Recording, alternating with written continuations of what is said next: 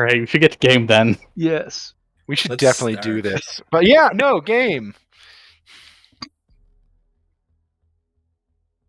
Thank you, Nix, for the drug trip. I will hate you later, I suppose. Yeah, you're Yeah. high. You're high and slightly drunk as balls. Yeah, You're I like, also "Whoa." have lightweight, so it's I've been told the Hangover is going to be legendary. Yeah. Here in 4 hours, log into this stream. is it a stream of us? No, it's a stream of the Grandmasters Oh, they're on doing their it. Right. on their regretful hangovers. It's going to be a bunch of grandmasters chatting about Taoism while hungover as fuck. Oh, they're still going to be high at that point. Are Yep. they? Oh yeah. Yeah, it's going to be the stoned, regretful tangents for the ages. Cool. I'll be right back. I'm gonna go pick up an energy container and go find the most delicious sun. Scoop it up, put lid on container, and come back for the stream. God damn. That's He's going to be ready. Joke's on you. He is going to be ready. He's got the munchies. I need to talk to Gordon Rampage about his food nanites. I mean, that's currently where Nyx is hanging. What, Gordon Rampage? After his beat fest in the meetings, he went and sat at Gordon Rampage's desk with the vice base commander and Crazy. is currently devouring his way through it. Like I'm how good. everyone in the group went phrasing. I don't know if anybody else is. I know I did. That's not everybody then. That was just us. We're the sad losers, man. Okay. I didn't jokes have aside. to because you did it. That's fair. That is fair.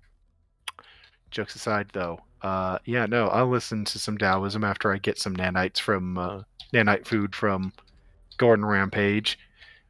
Also, see if he would allow me to recreate them for him. He gets to program them himself, of course. I'll just give him blank ones. But I would like to be able to taste food again. He'll shrug. He'll give you some. Great, Matt. That's going right into the Tesseract. Delicious.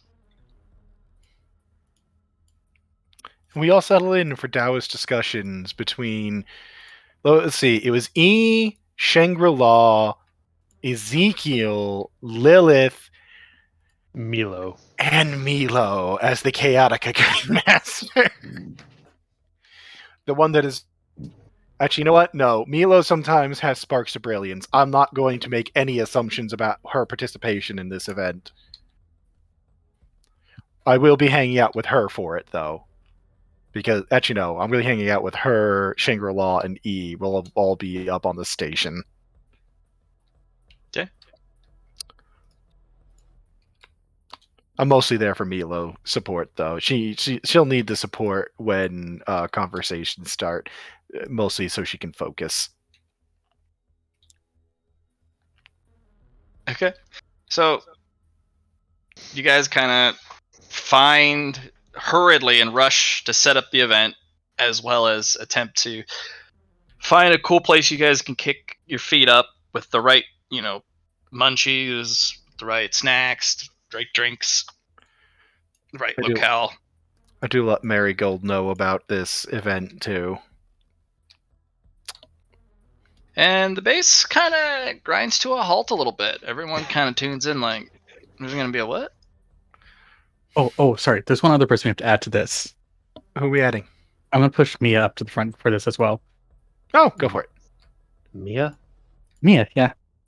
One of my girls. She's a She'll shake her spiritualist. head. I don't think I fit well into this. Neither says...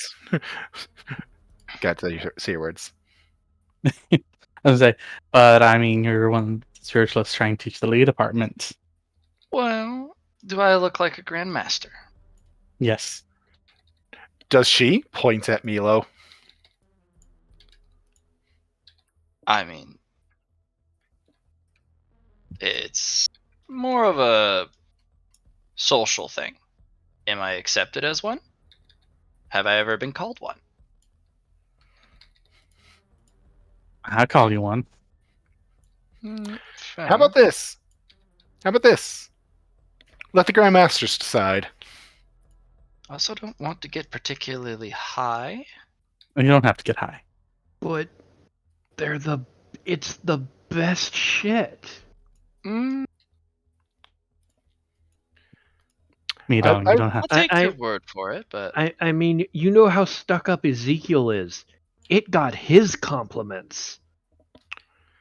We're well, not peer pressuring people to do drugs with us. fortunately for me, I could care less what Ezekiel thinks. I mean, that's fair. It's just rare to get anything even resembling a compliment out of him. He's very proud right now. I am. But Oh. no, I think you provide excellent stimulus to the discussion. I repeat, Hmm. let the Grandmasters themselves decide if they want to invite her. How about that? This is their Yes. event. Well, it looks like everyone is getting inebriated for it, and I'd rather not. Okay. That's our choice. I don't really want to just randomly start talking about the mysteries of the universe and then look like a fool because I don't particularly. Maybe I didn't know what I was talking about. I think you do. But Maybe. I'm a little shy. Come on. I know. You know, my opinion of you is high. Higher than most of those grandmasters. Well, I would hope so, dearest. Mm-hmm. Well, you go discuss. I'll be watching.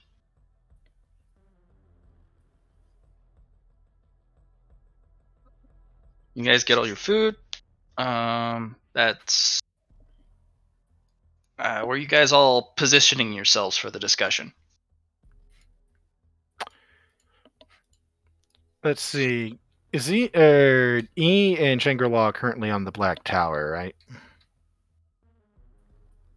Yes. I'm gonna hang out with them for it.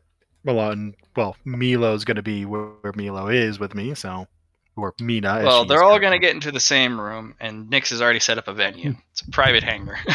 Yep. It is a private hangar. I've got guards keeping everybody well away from it. Yep. But there's just Our one own big safety. round table in the middle of the hangar. I'm mostly here to make sure Mina version 2 doesn't Seizure out. basically yes. We don't need her to have a flashback in the middle of this and not have her support Mina around for it. She could actually hurt the other Grandmasters. So the main venue is set, and Lilith will appear at your door. Like, what is this about? A Tao discussion? Who? Yep. At You. my door? You're the ones with the juice. Yeah, no, it's just like, yeah, I made the new elixir, and all the grandmasters have taken it, gotten all their blessings and compliments, and yeah. And Did you want some? you said all, and that's not correct. I Sounds like you're making shit up.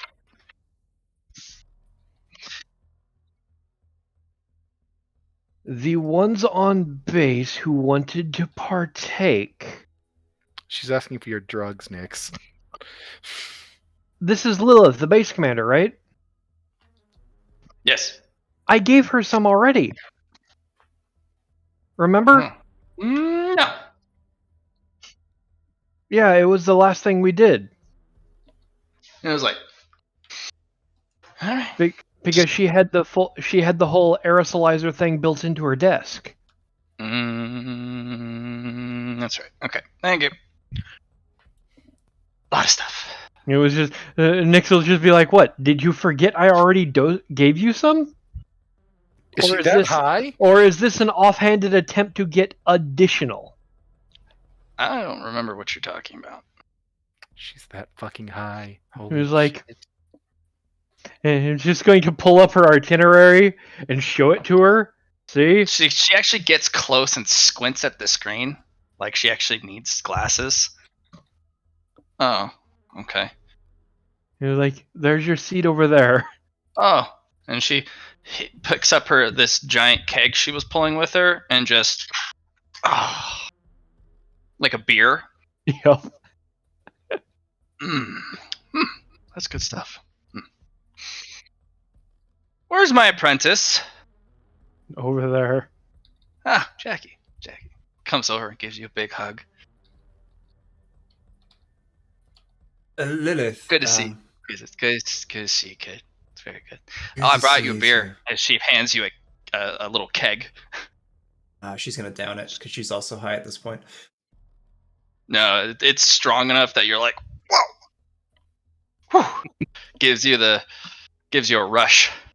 He's like, I actually put old jet fuel in that.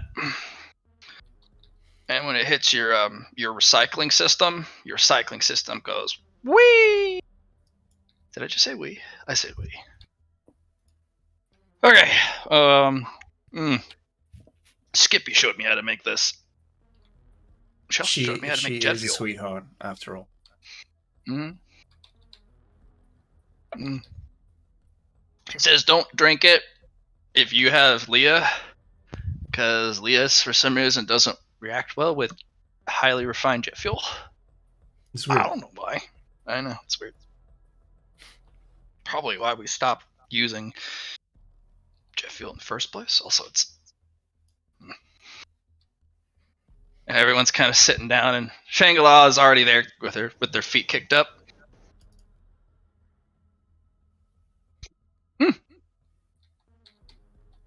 But you all get to sit, and people start filing in, getting there, and then Ezekiel kicks open the door. I am here, your God. Praise be me. You may start worshiping.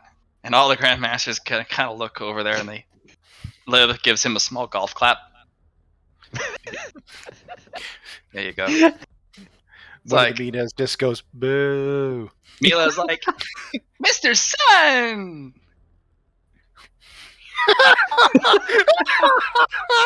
Oh, no, Is that Milo. you? Milo. No. Wrong one, Mister. Wrong one, Milo. Oh. That one's Ezekiel. That version of him. I know So there's Mr. not much. Sun met Mark II. That's the one. Number 2! So much worse. He's just like, kind of squints at Milo. You know what?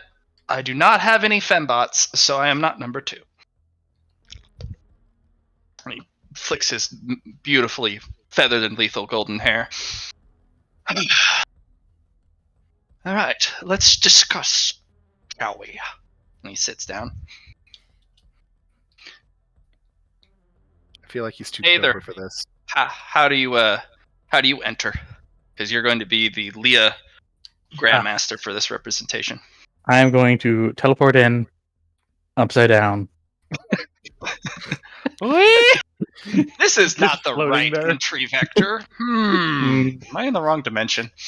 Have some look around. Hey, Aether. Didn't your Yes. mother ever teach you not to teleport while drunk? No. I guess that's nothing mothers teach us, is it? No. We should add that to the mother curriculum. Actually, Zishi did tell you to not teleport while you were inebriated. Yes. That is Zishi something is she not- definitely told you. But Zishi's not my mother. Yeah, she basically is. Because Aether's going to go off Cody's parents Mm. as a technicality. That's technicality. But Zishi is technically your ethereal parents. Yes. Ethereal parent. Actually, parents. Because Zishiwen is technically genderless due to being etheric Yeah. energy. So your mother father figure, your parental figure. Mummy, Dad. Yeah. I'm gonna then orient myself by just Slowly moving my turning the world and the universe around you, not the other way around. Or at least that's the way it feels. essentially, yes. To everyone else, he just writes himself. But to him, he turned the whole universe on its axis. And I'm gonna hold on to the bottle or the entry container. Now, you are actually performing Lick the Battery. Actively where people can see it. Yes, Yeah, and like occasionally, I'll just manifest a tongue just to lick it. you're gonna get so many people killed again. This is solar energy. Thank you very much. It'll still kill them. Yes. There was another individual who stalks in, and they'll actually approach you because you're kind of at the door. I'm here for the Tao discussion. You would be. Well, since the joke's already been made, technically I just go by 2. But if you have to, I'll just give you my serial code. It does start with 3 2s at the front. I'm sorry, who is this? No, just some guy that was like, we're having a Tao discussion among inebriated grandmasters. If you're a grandmaster, And Show. are inebriated by this particular brew. well, Show up. No, they're like, well, I gotta go find the guy who has it to get inebriated. But if I show up at the door, She's like, did you bring the your necessary equipment? don't need it. I already got it. And he kind of punches the air, but the top of the forearm cracks open as a prosthetic. Mm-hmm. And you actually see Chemtech equipment in there. So The joke was made about 2. I'll just hand him a dose. Yeah, he'll slide it into the canister deposit, and he snaps the forearm closed, and he wrenches his wrist 90 degrees to the right, and you actually see the Chemtech flow up the arm through the shoulder into the chest, up the neck.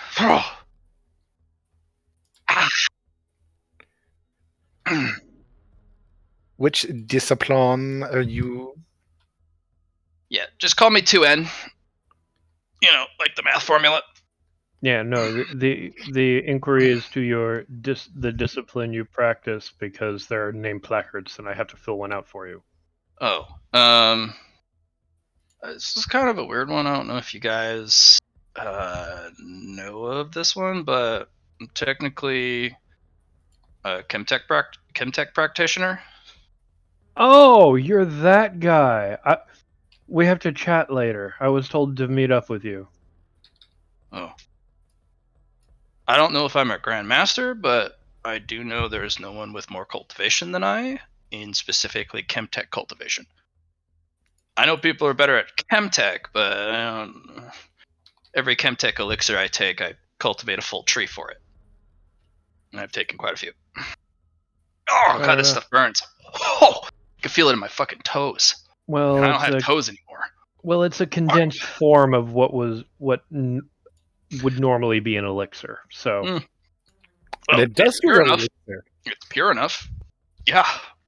I'm gonna give you my thumbs up if it matters. all the blessings matter to me, but we should chat later. Sure. He'll just fill out a placard that says 2 and Chemtech 2N. practitioner. Yeah, 2N Chemtech practitioner, and he'll guide him in. Grandmaster, question mark. Yeah. And it's just guides him into a chair, puts the placard down, and offers him a seat. One more person, unknown, shows up because he shows up last. There's a guy in a Brightest Star uniform who shows up. Would I be permitted, sir, to join this conversation? I am. Oh my god. It's The Brightest Star Grandmasters? One of them, yeah. I remember Yeah, running into 3 of them, right? Wait, Yeah. hold on. What are you a grandmaster of? Dimensional energy, spatial folding, Mhm. temporal and space techniques specifically. I'm able to alter the reality around me and control. Let's just call me a spectrum grandmaster. I think that would be better.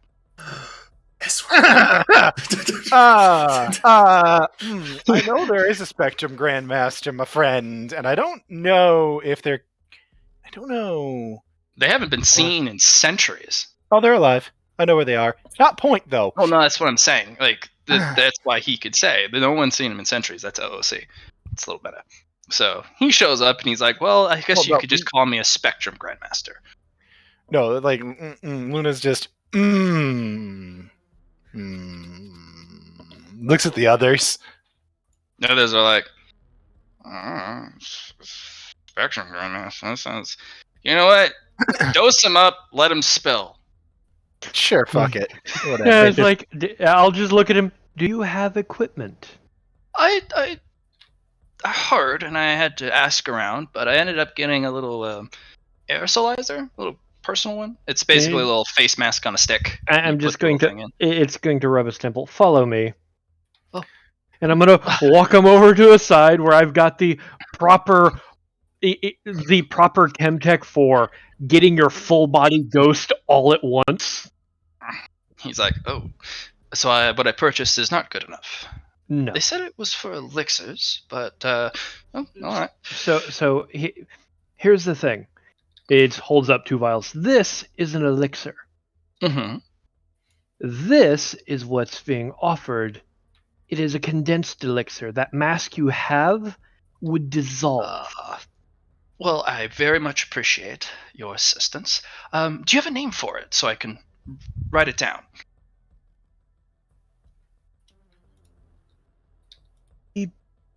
Thinking to myself, any recommended names, people? I mean, this elixir was originally one that had a name, but it was like a This very was the military industrial grade version of it. You make Yeah, large batch. it was an Well- industrial blend of an elixir that had been made, and it was still in trials. Nyx perfected it, so he gets to rename it.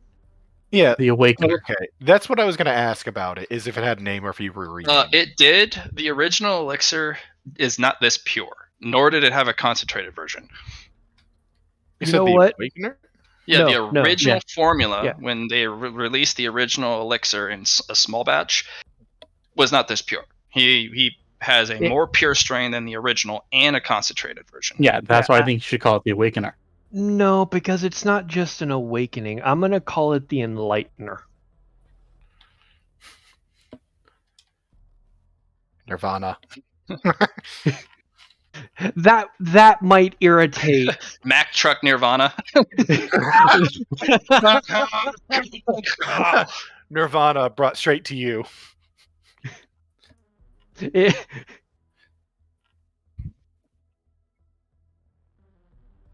Oh God, I like Name it the too rock much. and rolla. After the nickname rock and rolla back in the 80s, where it wasn't just being a rock and roller and living the lifestyle, is also dealing with the drugs and. I'll bounce around between a bit. What do y'all think of Nirvana Magnitude? I like that. I would call it the Magnus Opus of Nirvana. I like the one you said. It's your creation. I think you have the final say on. And this isn't my magnum opus. He's gonna make a better one. This is just a step on the path. So we'll call it Nirvana's Magnitude. I like Cool. that one. He writes it down. All right. He starts writing it down, actually on a physical notepad, and he writes very quickly, flips a sheet, writes really quickly, and flips a sheet. Anything I could know about it before I take it? Any recommendations? Mm, We didn't get any recommendations prior. It's just Nix rubs his chin. You're in peak physical health. Mm-hmm. Any pronounced illnesses, genetic diseases, anything like that? Nothing from this dimension. Make sure when you're focusing on adapting this to your physiology that you make sure to lock those away, as it may have unforeseen consequences exasperating them. Or I could use it to burn them out. No, it does not burn things out. It improves upon what it has access to. Ah. So I could manipulate it in a potential way that would be highly beneficial. I see. If you are capable of controlling this. Well, the Tao will most likely give me all the answers I need. Good luck. Thank you. Okay. And I'll strap him in and dose him. He'll take off his uniform shirt. And basically, he takes off any of this stuff because they wear stark white uniforms. Mm-hmm. So they take off the clothes for it, and you dose him and puts it back on. Well, you are correct. Oh, gosh, I gotta rein in the dimensional site. Alright. Why was my first instinct to get some, like, black ink on his uniform? Why was that my first instinct? Oh, he's not going to be clean when he leaves here. He's in a drunken party with grandmasters. Well, he might do dimensional shit to avoid it. I could do dimensional shit to avoid it. Man, that's entirely possible, but I'm an amateur at it right now. Yep. I will escort him in and give him a seat. His name is Reginald Gregorian. Makes a note of it and puts it on a placard for him. The last one that comes in that has to literally stoop, almost bent in half, and almost crawl through the door frame to the hangar is E. And she's dragging what looks supposed to be a big-ass container, but it's small in their hand. And as they approach the table, they're about the size of a medium mech, but every step they get smaller, and they kind of contort themselves into a much smaller frame, and eventually they sit at the table, still with that big, heavy breather on their face. And when they breathe out, plumes of this pink smoke comes out. You say it was Reginald Lehman? Reginald Gregorian. He's just going to be like, seeing that, Nix is just going to set orders for a full replacement of the scrubbers in this room afterwards. Mm-hmm. It's lock down the air transit from this room, because with E blowing that out, this is quickly going to become a hot box. Yeah. Gorisart either would float over to Reginald and go, Reginald Gregorian. Where's this voice coming from? Which dimensional entity are you? I am known as Aether. Is that the dimension you're from? No. Aether dimension? No. Oh. I am from the Leah dimension. Oh, I know that one. I know it pretty well. I've visited. I mean, I had a special suit, but yes. Interesting. I've heard a lot about. As he looks around and you're just kind of floating above him. He doesn't even look up. He's like, "Where are you? Are you in the Leah dimension? No, look up. I don't see you in the Leah dimension."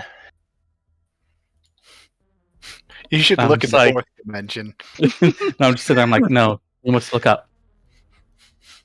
But if I look up, I see a different dimension. Oh, you are there. Oh, my goodness. That's like a different dimension on itself. It's the third dimension. It is very common here. Oh, my goodness. Oh, you're right. Forgot about the first three. Well, I was more concentrating on the fourth and beyond. Ugh. It is. It is a pleasure to finally meet you. I read a lot about you.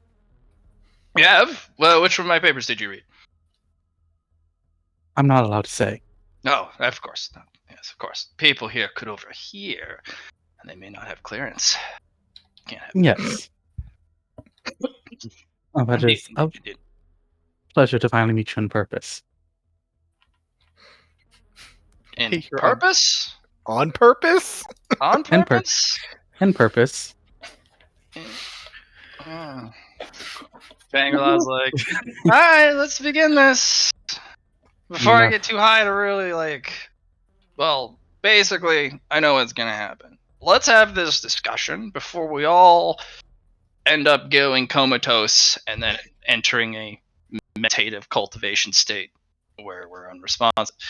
So, each of the hangar bays here in the hangar all have your name tags on it. When you're ready, go in to one of the hangar bays, and that's where you can pass out. Or cultivate. I don't know what you're gonna do. Yeah. Anyways, welcome to our discussion. We're gonna talk about cultivation stuff. They're like, well, you know everything, don't you? Grandmaster of Grandmasters, the first cultivator. Yeah, I know some stuff. That's a fight me look. Why are you? This is discussion? Oh, discussion over moves. I mean, we can say Shangri-La definitely is the Grandmaster of Grandmasters. But we have Ezekiel here. And I am a god. A prodigy. So, we've already established the hierarchy. We have the god, the devil, and you assholes. So, I want to be clear. Are you referring to E or Shangri-La here? Obviously, E is the only devil here. That's rude. I very much like E's company, and their insights they bring when I ask questions. Yes, you should have brought your questions to me. I would have been far more a benevolent individual in regards to your actions. She probably stripped years off your life just without you knowing. She doesn't do that usually. I do that. Usually. I do that. No, it's true. Shh. Shh. I take a little bit off the top. E, let me defend you. What? Let me defend I'm Mina. It's Oh, not yeah. safe here. you. And of course, we have Mina, well, if this was a court, I would say the gesture. Hey. Do do do do do do do do do do do. And she And does then- great card tricks. And then the main theme song of Mulder starts playing from a music box in her chest. I'm going to immediately stop that. I was like, She's gonna slap you away like. no, you're gonna trigger Lilith. I can only Lilith is already triggered.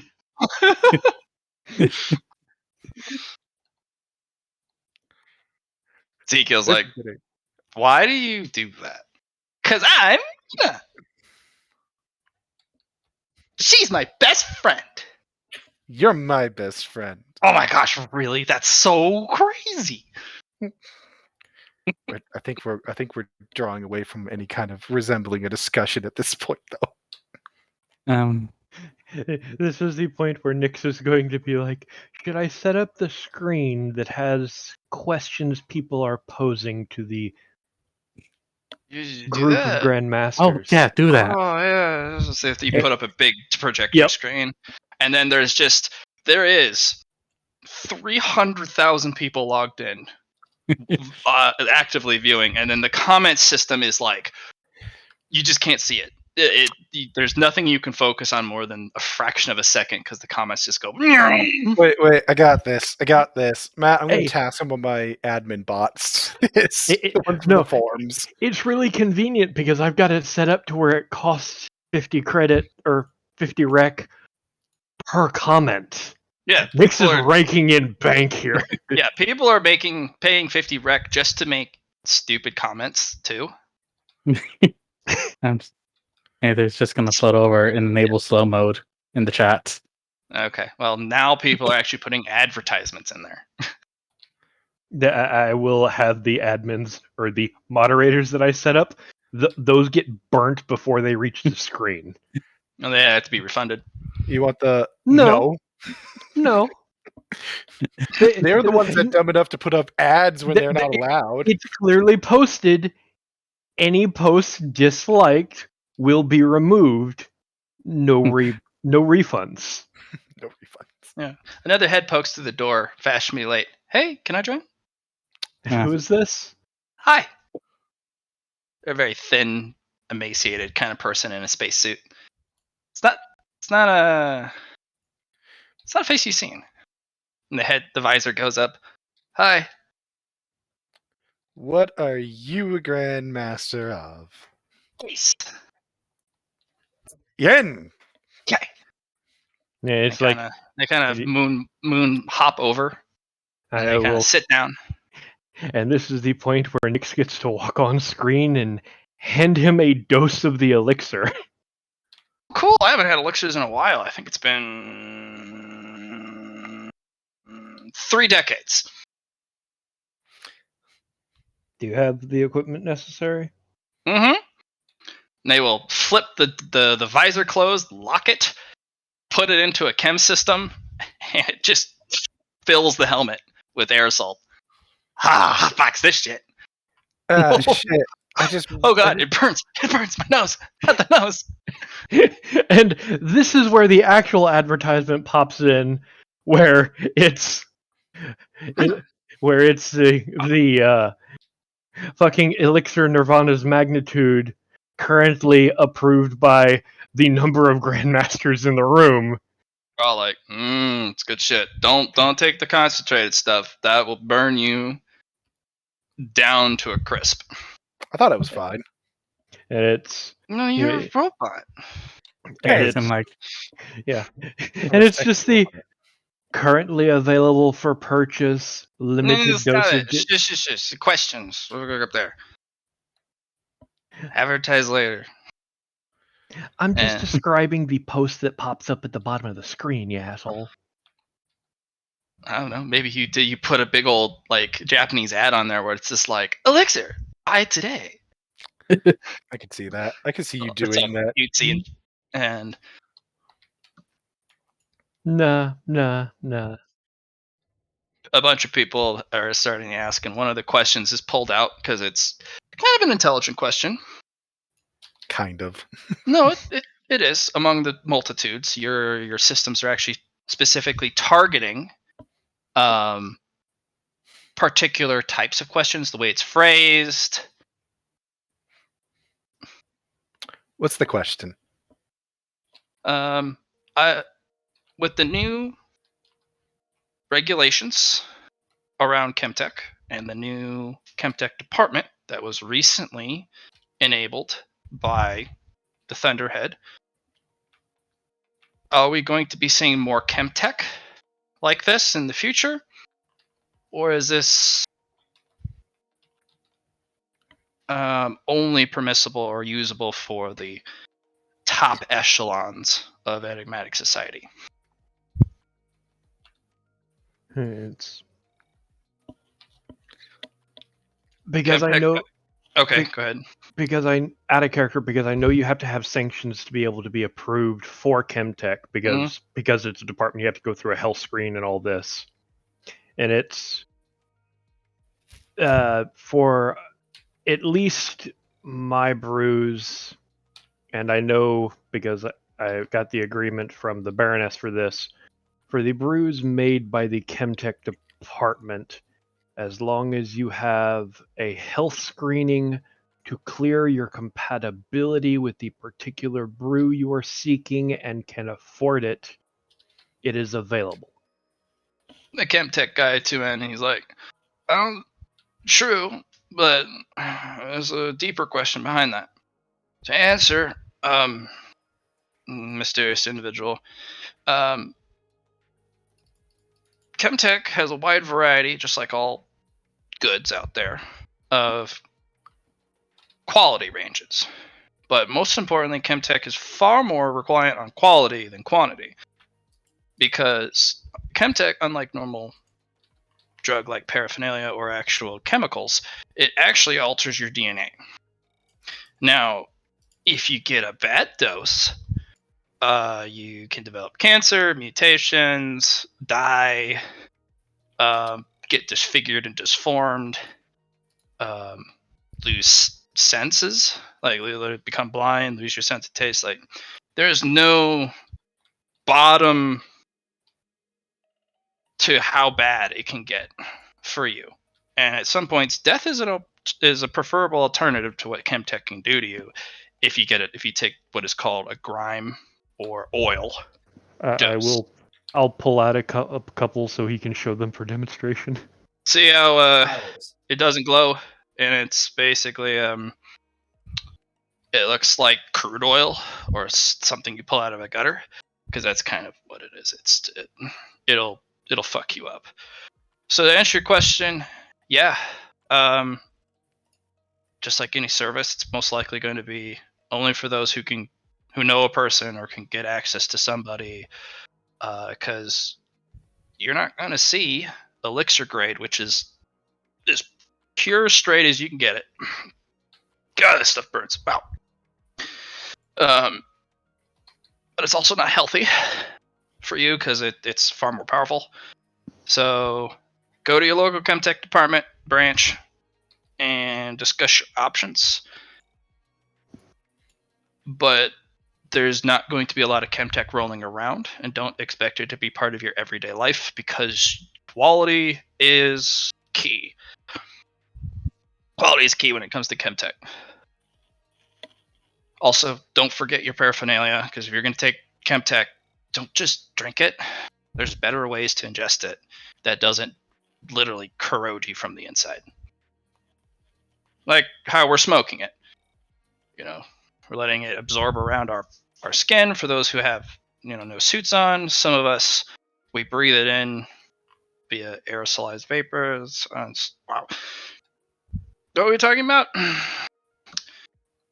All right, a question. Aether's gonna point directly to the camera and like, do drugs responsibly. That one. Next question. A lot of people are like, who the hell is that? And they're pointing at E. And it's like, he just kind of looks over at the camera. Classified. He just kind of looks in the camera. I'm the devil, don't you know?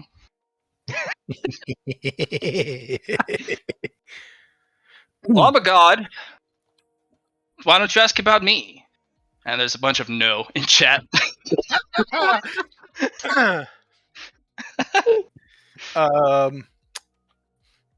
Yeah, I'm just gonna be like, she's the devil. Don't worry about it.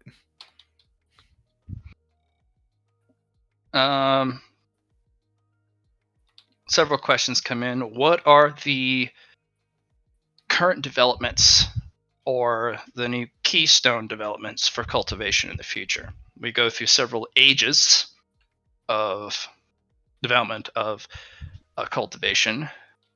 What do you think will be the next milestone for us?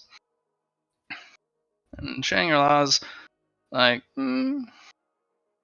well, we're kind of broadening our collective horizon.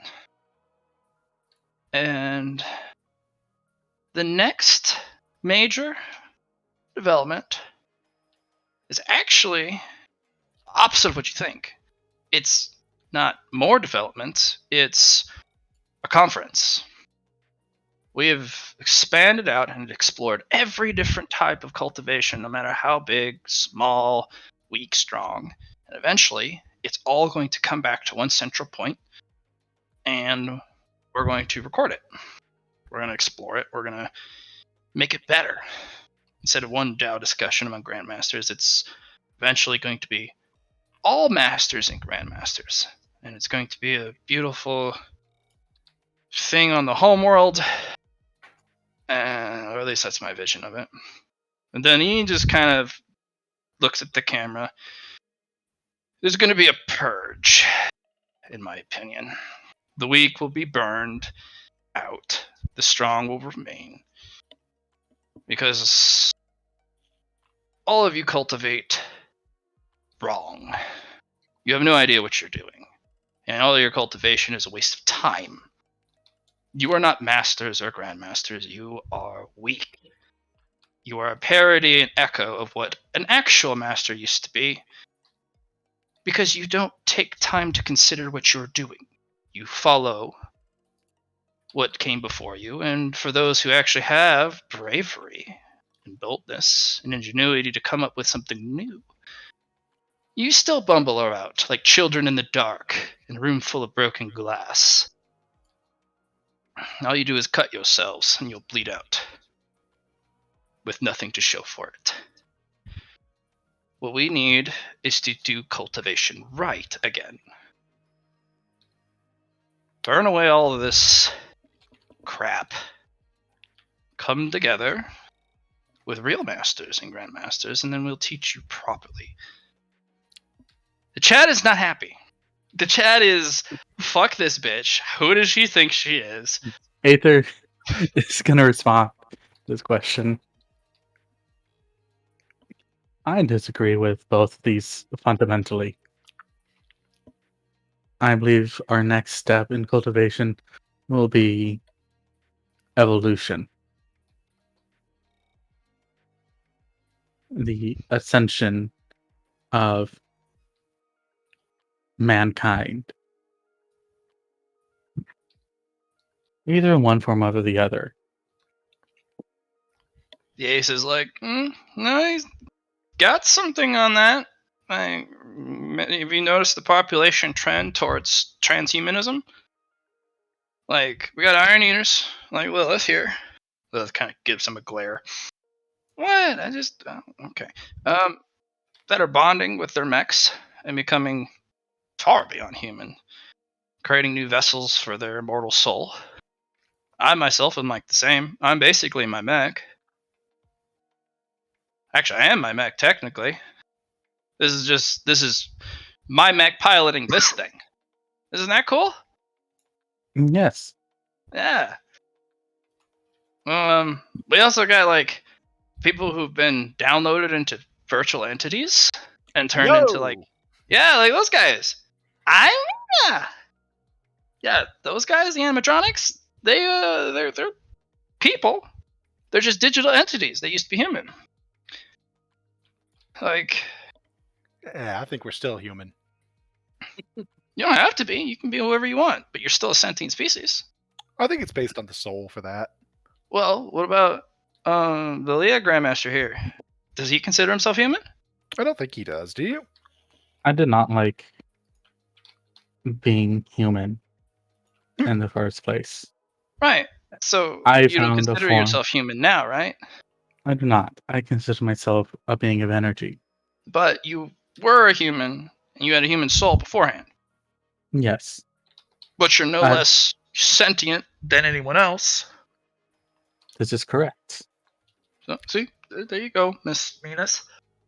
You don't You know, have that to. just starts wandering us into conversations about sentience and the validity of them, and I think that's a conversation that does need to happen in the future, though. That's empirically important. Oh, it absolutely does. But I'm actively blocking us from being blocked from several locations right now. Lilith just kind of slams a forearm and fist on the table. Don't speak for us, Ace.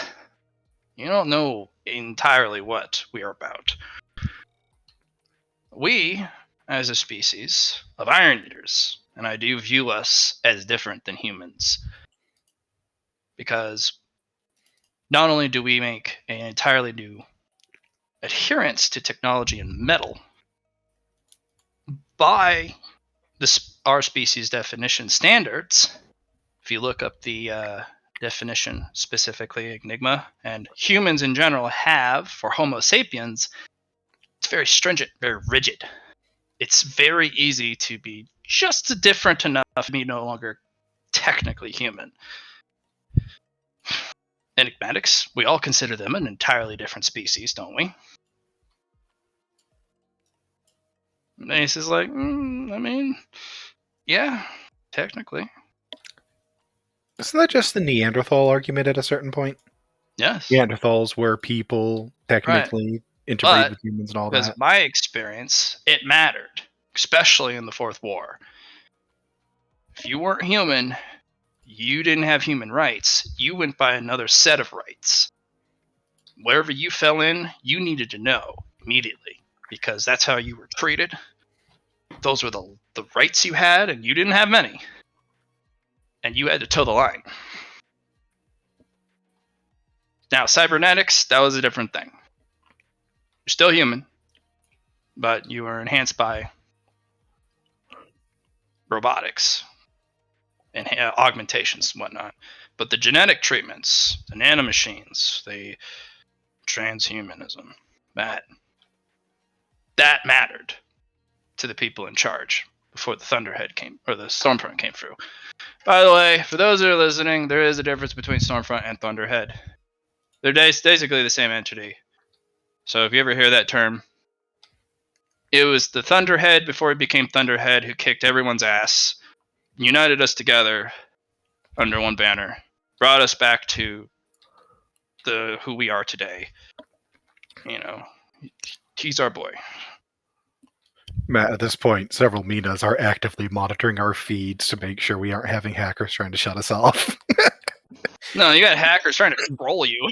I'll handle that Shut this too. off? Are you kidding? I'm going to look. I think the big thing we should probably discuss, though, is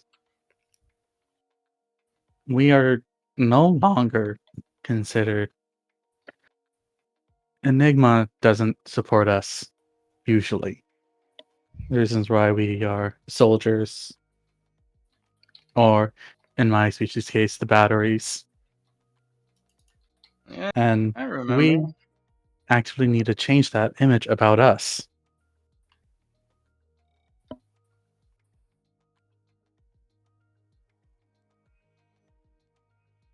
More than a weapon or an object. Well, Changelar kind of pauses. That's a good point, Aether. But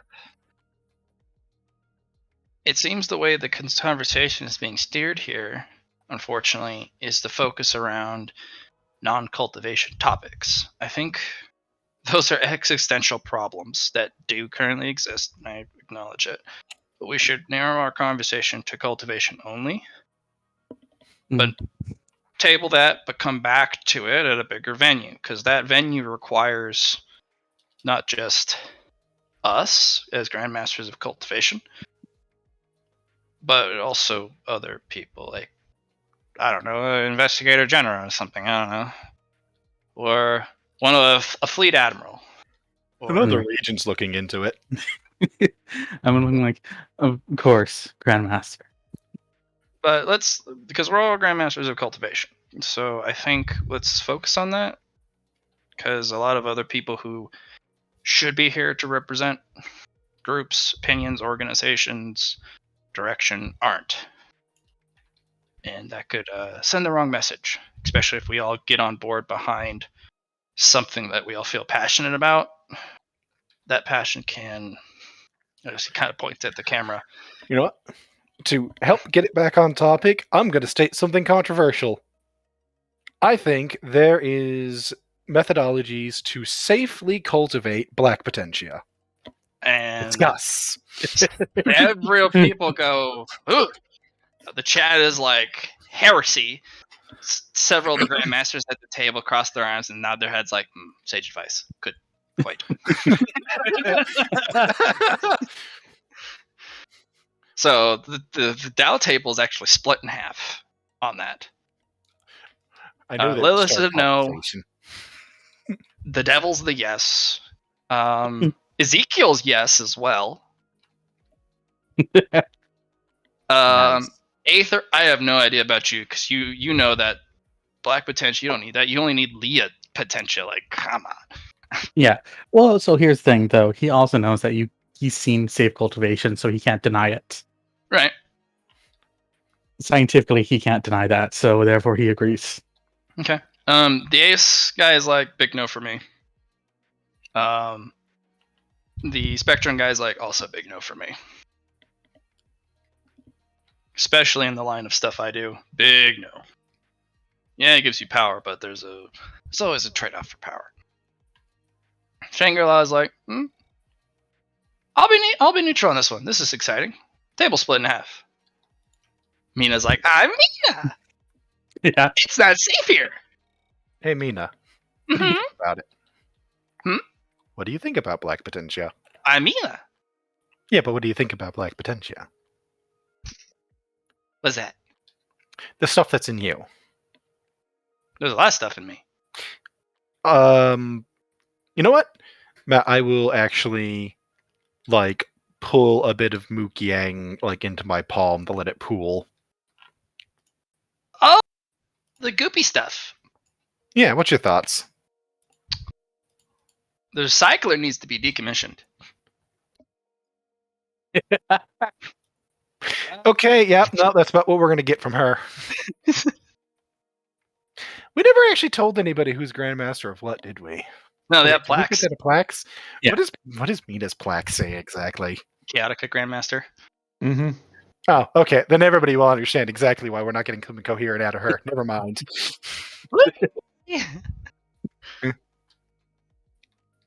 Whenever Mina speaks, the chat is filled with Chaotica replies that are just like, "Woo! Do tell him? Let's go! Represent, represent." I'm gonna look at that and I'm like, I feel insulted here. I'm a Chaotica practitioner. You're not the Grandmaster. You're I also know. coherent. I know. I'm just like, You're not gonna trying deal with. hard enough. I don't know. I'm just like, As you're coherent, your arm starts to be like, "I'm gonna go over there," Yeah. and you're like, "Huh? No, come back. Stay there." no, you stay. And I'm gonna lick my battery a bit. No. You get a brilliant moment of clarity before it all becomes googly. Okay, I'm just gonna say I feel as though everybody has walked the same Potentia paths for so long. Everybody's walked the same paths for so long, and we keep seeing the same results from them. Reliability might have an appeal to the masses and for safety reasons, sure, but that stops you from exploring an entire half of Potentia that everybody is so terrified of that they haven't even considered that they can get things from it that White Potentia simply doesn't offer, because White Potentia, by its very nature, has a distinct path that it wants to follow. I think that's a very interesting fact, but there's also the matter of those that border on white potentia. And considering, well, let's say Chaotica, for example. I know many practitioners will say that it borders on what is considered white potentia. No, you're talking about the gray stuff. Technically, very few practitioners actually can cultivate gray potentia. And this is the ace speaking. It's usually just white, but people call it gray because it gets close to what is called taboo. Now, I don't particularly like having people label it as gray, but I guess it's a societal warning. Like, hey, that's gray. Maybe you should not do that, or back up, or pull, dial it back, or slow down, something. But I've only seen one practitioner actually produce gray potentia, and it's neither black nor white. It operates completely differently. It's weird. So, for those watching, gray potentia exists as a unique potentia type, not as a form of white potentia, because it's not. It's just white potentia labeled as something close to, what everyone doesn't like. Did I explain that right, or am I just rambling? No, that sounds No. right. Okay. Yeah. I do agree, though. I think most people are scared to cultivate, to expand their bounds. But that's also why people are given the title of Grandmaster. Those who are Well, not afraid to expand, explore, and he kind delve of into leans forward, secrets. kind of looks at everyone. He's kind of gotten a little bigger again. About 3 times the size of a person. About. Hey, you're breaking the chair. She just grabs the crumpled chair and pushes it off to the side and just kind of sits On the leaning up floor. against one of the hangers. The reason why none of you can cultivate black potential safely is because your cultivation on the white end is too weak. It's ephemeral. It's like gossamer. That's why you can't do it. The white potentia, while it's not able to compete with black potentia, so to speak. And for those watching, I am a black potentia grandmaster. I don't know if it's been labeled on my little card. I don't care. It has. Oh, she turns it around. Ah, there it goes. And everyone's like, "Oh my lord, heresy burning at the stake. Who is this bitch? Can they fight her?" Like, there's a whole slew of comments. Hey, I would suggest you guys chill because she can kill you through the screen. Mm. There are many ways to fill a man with death, and I know quite a few of them. So, the reason why you can't cultivate it and why if you ever get a black potentia, it runs rampant because black potentia and its nature, even a single one of it, is pure. The white potentia you cultivate is based off of your worldly experience, your patience, your understanding of Tao, and your spiritualism. And if you are immature in any of these categories, what cultivates out of you is literal gossamer potentia, a fraction of power that you tried to put together. It doesn't operate right. It's too weak to be called something good. And only when you stack multiple layers of gossamer on top of it that it actually starts to look like something. But then it's still shit. That's why you can't cultivate black potentia, because you have nothing to hold it back. Isn't that what refinement techniques can be used for as well? Refinement is taboo, oh great ethereal aether. Refinement, there's 3 proper methods of refinement. Soul forging, which I don't think anyone here besides Ezekiel and myself honestly practice. Soul ignition, yeah, that one. Everyone's like, soul ignition in the chat? You let your soul on fire Everyone's like, why the fuck would you do that? because you can make it come out stronger. It's like forging a blade. Yeah, I got that right? Oh, look at these like E. I got that right? Technically, yes. So imagine the cultivation that you built is raw ore. You cultivated it, and the representation of that is you dug it out of the mountain. You got it in front of you. But you think you're done with it. You got the ore, but it's also filled with rock, other substrates, other parts that are not pure. And you forget to refine it. Normally, if you're really good at cultivation, like a proper cultivator, cultivating a single potentia is extraction, refinement, and then completion. But many of you settle for the ore in your hands, the raw stuff. Soul ignition basically lets you go, oh, I've already cultivated this. Let's burn it to the ground, take the ashes, and actually make it better. Now, if you do that, you can either burn that out of your soul completely if you fuck up, or you can make it better. But if you do that, you will experience pain in a way that is not comprehensible with words or thought.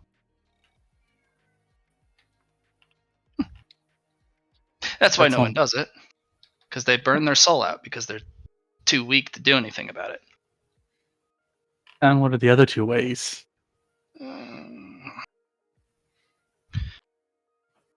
Banishment. Take that cultivation that you work so hard for and completely remove it from your body as it never happened, all the way to the roots. You rip out the roots, you redo the soil, you throw it in the trash, and start over. 100%. Say you have 3 branches in your tree, remove it. Rip it out. But if you don't rip it out properly, other things come with it because all the roots in a cultivator's soul are all interlinked like a forest. And if you don't surgically pull it out, well, you're pulling out other cultivation with it. In fact, if you're really shit, like most of the practitioners out there, they'll yank their whole soul out and they'll die. It's also why people don't do it. It's not a quick death either. It's Mhm. long, slow, prolonged. Yes. You start having You organs start fail. getting cold first. It starts at the fingertips and toes. They start to shiver. And the third. And do what Ezekiel does. Have someone do it for you. They reach into your soul and fix it for you. They're called a mechanic. I'm gonna try and look at Ezekiel. I'm a god, not a feeble mortal mechanic. Please, oh devil mine. Respect my title and abilities. You're not a god. I could eat you. Everyone's like, eat? The fuck? Weird. Awkward. It's in the chat. Hey, you know Hashtag. Ada's gonna use some of his energy manipulation to put in hashtag Ezekiel X E fanfic. I'm just going to be like, hey, don't ask about black potential techniques unless you want to know about black potential techniques. Hey. I'm just gonna I don't know. I think I am going to research a different refinement process, a better one. Sure. It'll probably be half-assed, and it won't do it Oh. right. You know, I I will actually make sure it does it right. completely support your idea, Ether. Yes. I think that we need to start developing our own new techniques for not only refinement but also just cultivation in general. You're a little robot-y. But Am I- I got all of that. Yeah. But you're just a little robot-y. I believe internet. I'm gonna look at her. I think maybe a refinement process that acts more like what the Earth does for diamonds. Hmm. Pressurize it, Better than him. crystallize it. Well, that's more like a mechanic's job. I don't think anyone's going to be able to do that themselves. They'll require somebody who knows what the hell they're doing to use a potential technique on them to help them provide the pressure. Hmm. I mean, it's doable. It'd be Yes. actually quite simple if you had an external helper, but then you are reliant on external help.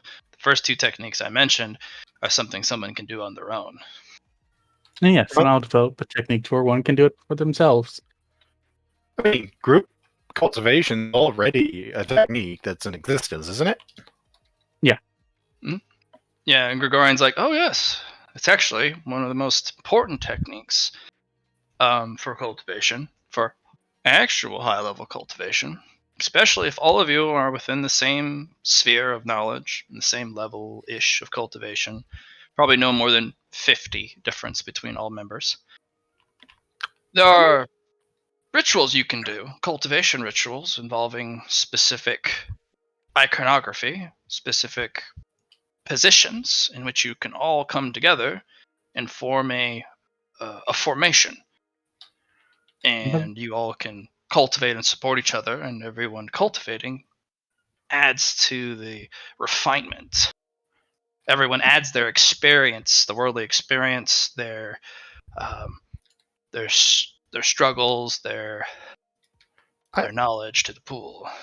I will say, I don't think I would say it is the most important thing you could do for high level techniques, because I also strongly believe that how you cultivate needs to be based off of your personal experiences, because cultivation itself is a very personal thing. It is you shaping your soul and how it's going to be formed, and that is largely based on your past experiences. And even if you have people with similar experiences, nobody experiences things in the same way in their own mind.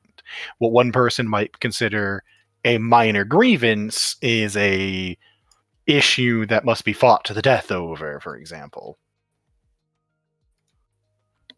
Ezekiel's like, yes, I don't tolerate insubordination and disrespect. I'm a god after all. I'm Mina! Yes, I I understand. mean, except by your own students, of course. Oh, I beat him within an inch of his life. But he should thank me. I'm mechanicking him. That's such a stupid term. I'm bestowing him godlike knowledge. I'm just saying, I don't think that it's something you should rely on for your entire cultivation process. But I do believe that group cultivation is already something that can ease new members of cultivation in a bit more easily. I'm just saying. Lilith leans back. Well, here's an observation. We're all trying to cultivate. And you'll notice that most everyone at this table isn't human. Even a little. Not even half an excuse to a human. I'm gonna look shocked at Lilith and like, excuse me, I have supple, fleshy skin. I've got more supple skin than you do. And mine's made in nanites. Look, my apprentice here, Jackie, she is the future of cultivation. She's built herself a vessel. And she's cultivating 2 techniques from 2 masters. We just need to stop hoarding shit. That's the problem. That's actually the real progress forward. We have too many powerful clans with too much knowledge, abilities, talents, methods, and pride. I was definitely one of those. But I've been working with one of my most mortal enemies, Ezekiel here, and we've been co-cultivating Jackie. Jackie, come on up. Johnny! Johnny! Where are you muted? Don't be muted. You're here. We wish to bring you into the chat. I just realized we have been kind of just talking back and forth for a bit, haven't we? Yes. Johnny, where be you or where beeth the? No, it's thine booty. Well, I wasn't talking about the booty. I was specifically focusing We on. are. Just because you're not doesn't mean our priorities aren't different. Well, she'll look around. Oh, right. I left her in charge of the base. She'll be here in a moment or so. I'm like, I also cultivate Leah and Chaotica, and I know my master's out there watching, and I want to pull out the little Jack in the Box. Right.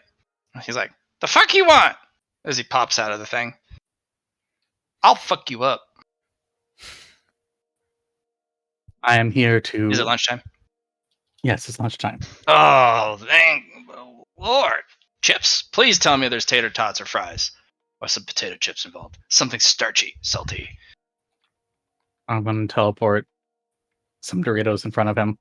Oh, fuck yeah. You know how to treat your homie right. Everyone's like, what the fuck is that? On the chat. Have you never seen a Jack in the Box?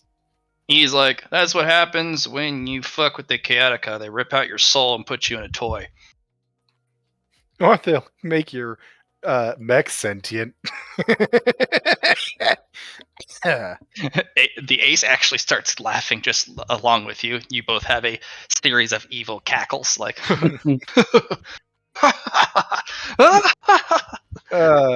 Mina's is a bit more mad than it used to be, I think.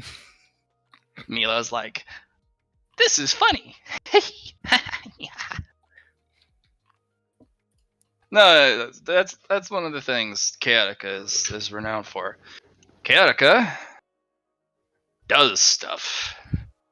And then he's like, that's the best description I have of Chaotica. And I think the one thing that people underestimate about the Chaotica is the fact that their techniques just do stuff. I think they're Work. a great amplifier for all techniques out there.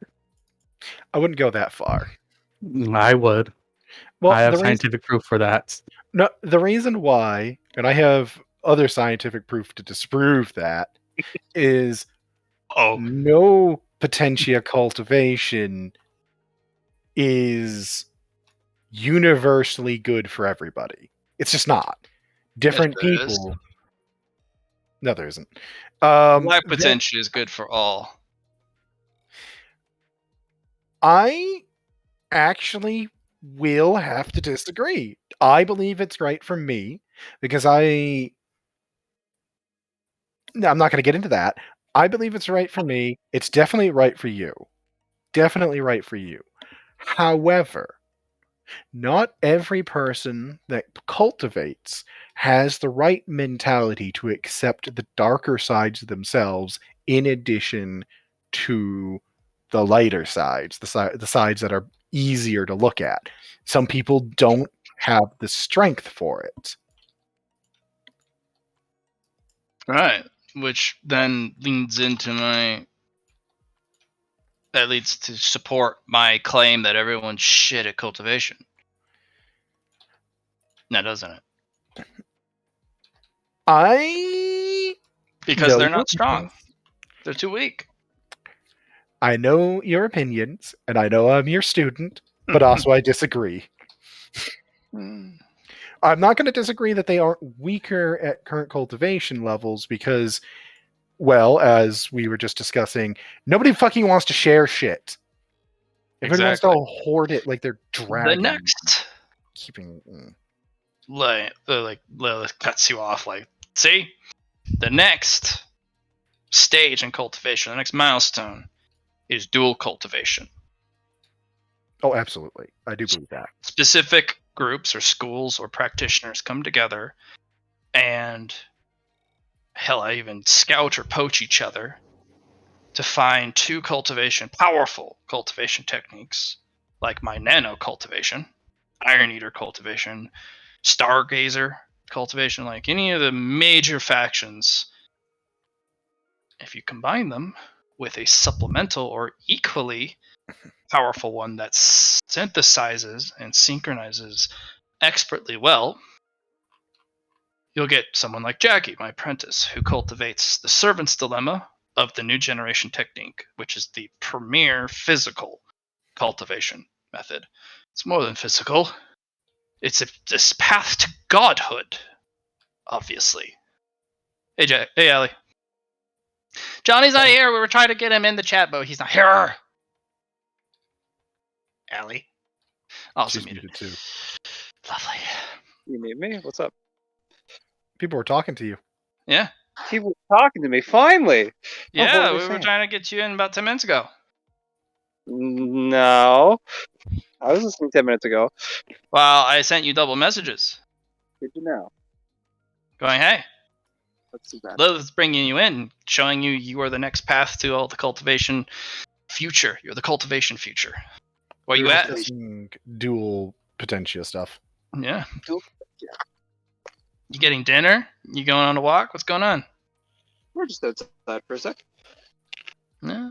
Being with Luna, Take the little doggo, the little pupper. Oh yeah. Well, when you get back, we're gonna have you walk in on the scene. Okay. Continue. But yeah. It's on my account. Okay. See you in a bit. Yeah. That's the next step. Now, I understand there's others out there like, well, if we can't combine 2 or 3 different types of cultivation, wouldn't that be the way to go? Sure. Maybe. But first steps first. Dual cultivation, I think, is going to be the next path. And there's a lot of like, I already dual cultivate. I'm already on this. You should call me a grandmaster. And it's kind of like, for those on this channel making fun remarks, I will hold an open competition You can fight my apprentice. And if you beat them, I'll call you Grandmaster. How about that? I mean, that is one of the oldest ways to earn the title of Grandmaster. Indeed. Fight Jackie. We'll schedule it coming up. If you think you have what it takes to be called a Grandmaster, go for it. And I'll call you Grandmaster. The others here might as well. But if you lose, don't call yourself a master at all, let alone a Grandmaster. My apprentice started cultivating less than a month ago, and this person can bend starship plating with their bare hands and take hits from mechs and get back up. So if you think you can fight her toe to toe, I'm open gonna. challenge all next week. It's gonna raise a hand. Mm, I think this would be even more fun if there was an Iron Oath involved. What do you think? an Iron Oath? Yes, what you made me do. Yeah. All right. What type of Iron Oath did you have in mind, Grandmaster Aether? I would say if any of them beat Jackie under the Iron Oath, that they can call themselves a Grandmaster, as per the Iron Oath. Should they lose, they don't get to call themselves a master at all, ever. That's what I just Enforced said. by the, but it's enforced by the Iron Oath. Oh, so what I said, but enforce it. Okay. Mm-hmm. Well, there you go. Also, if you lose,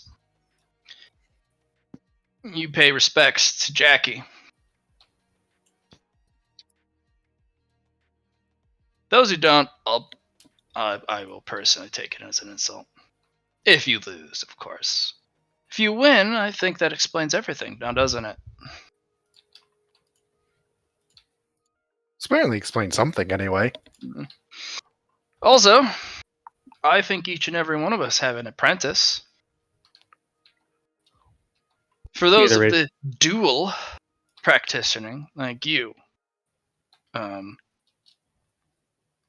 Mina, are you also Nina now, or are you Luna? Mina? Yeah, I'm Mina. We're All right. Mina. Right, Mina? I'm Mina. It's not safe here. You're my best friend. You're my best friend. Please continue your thought, though.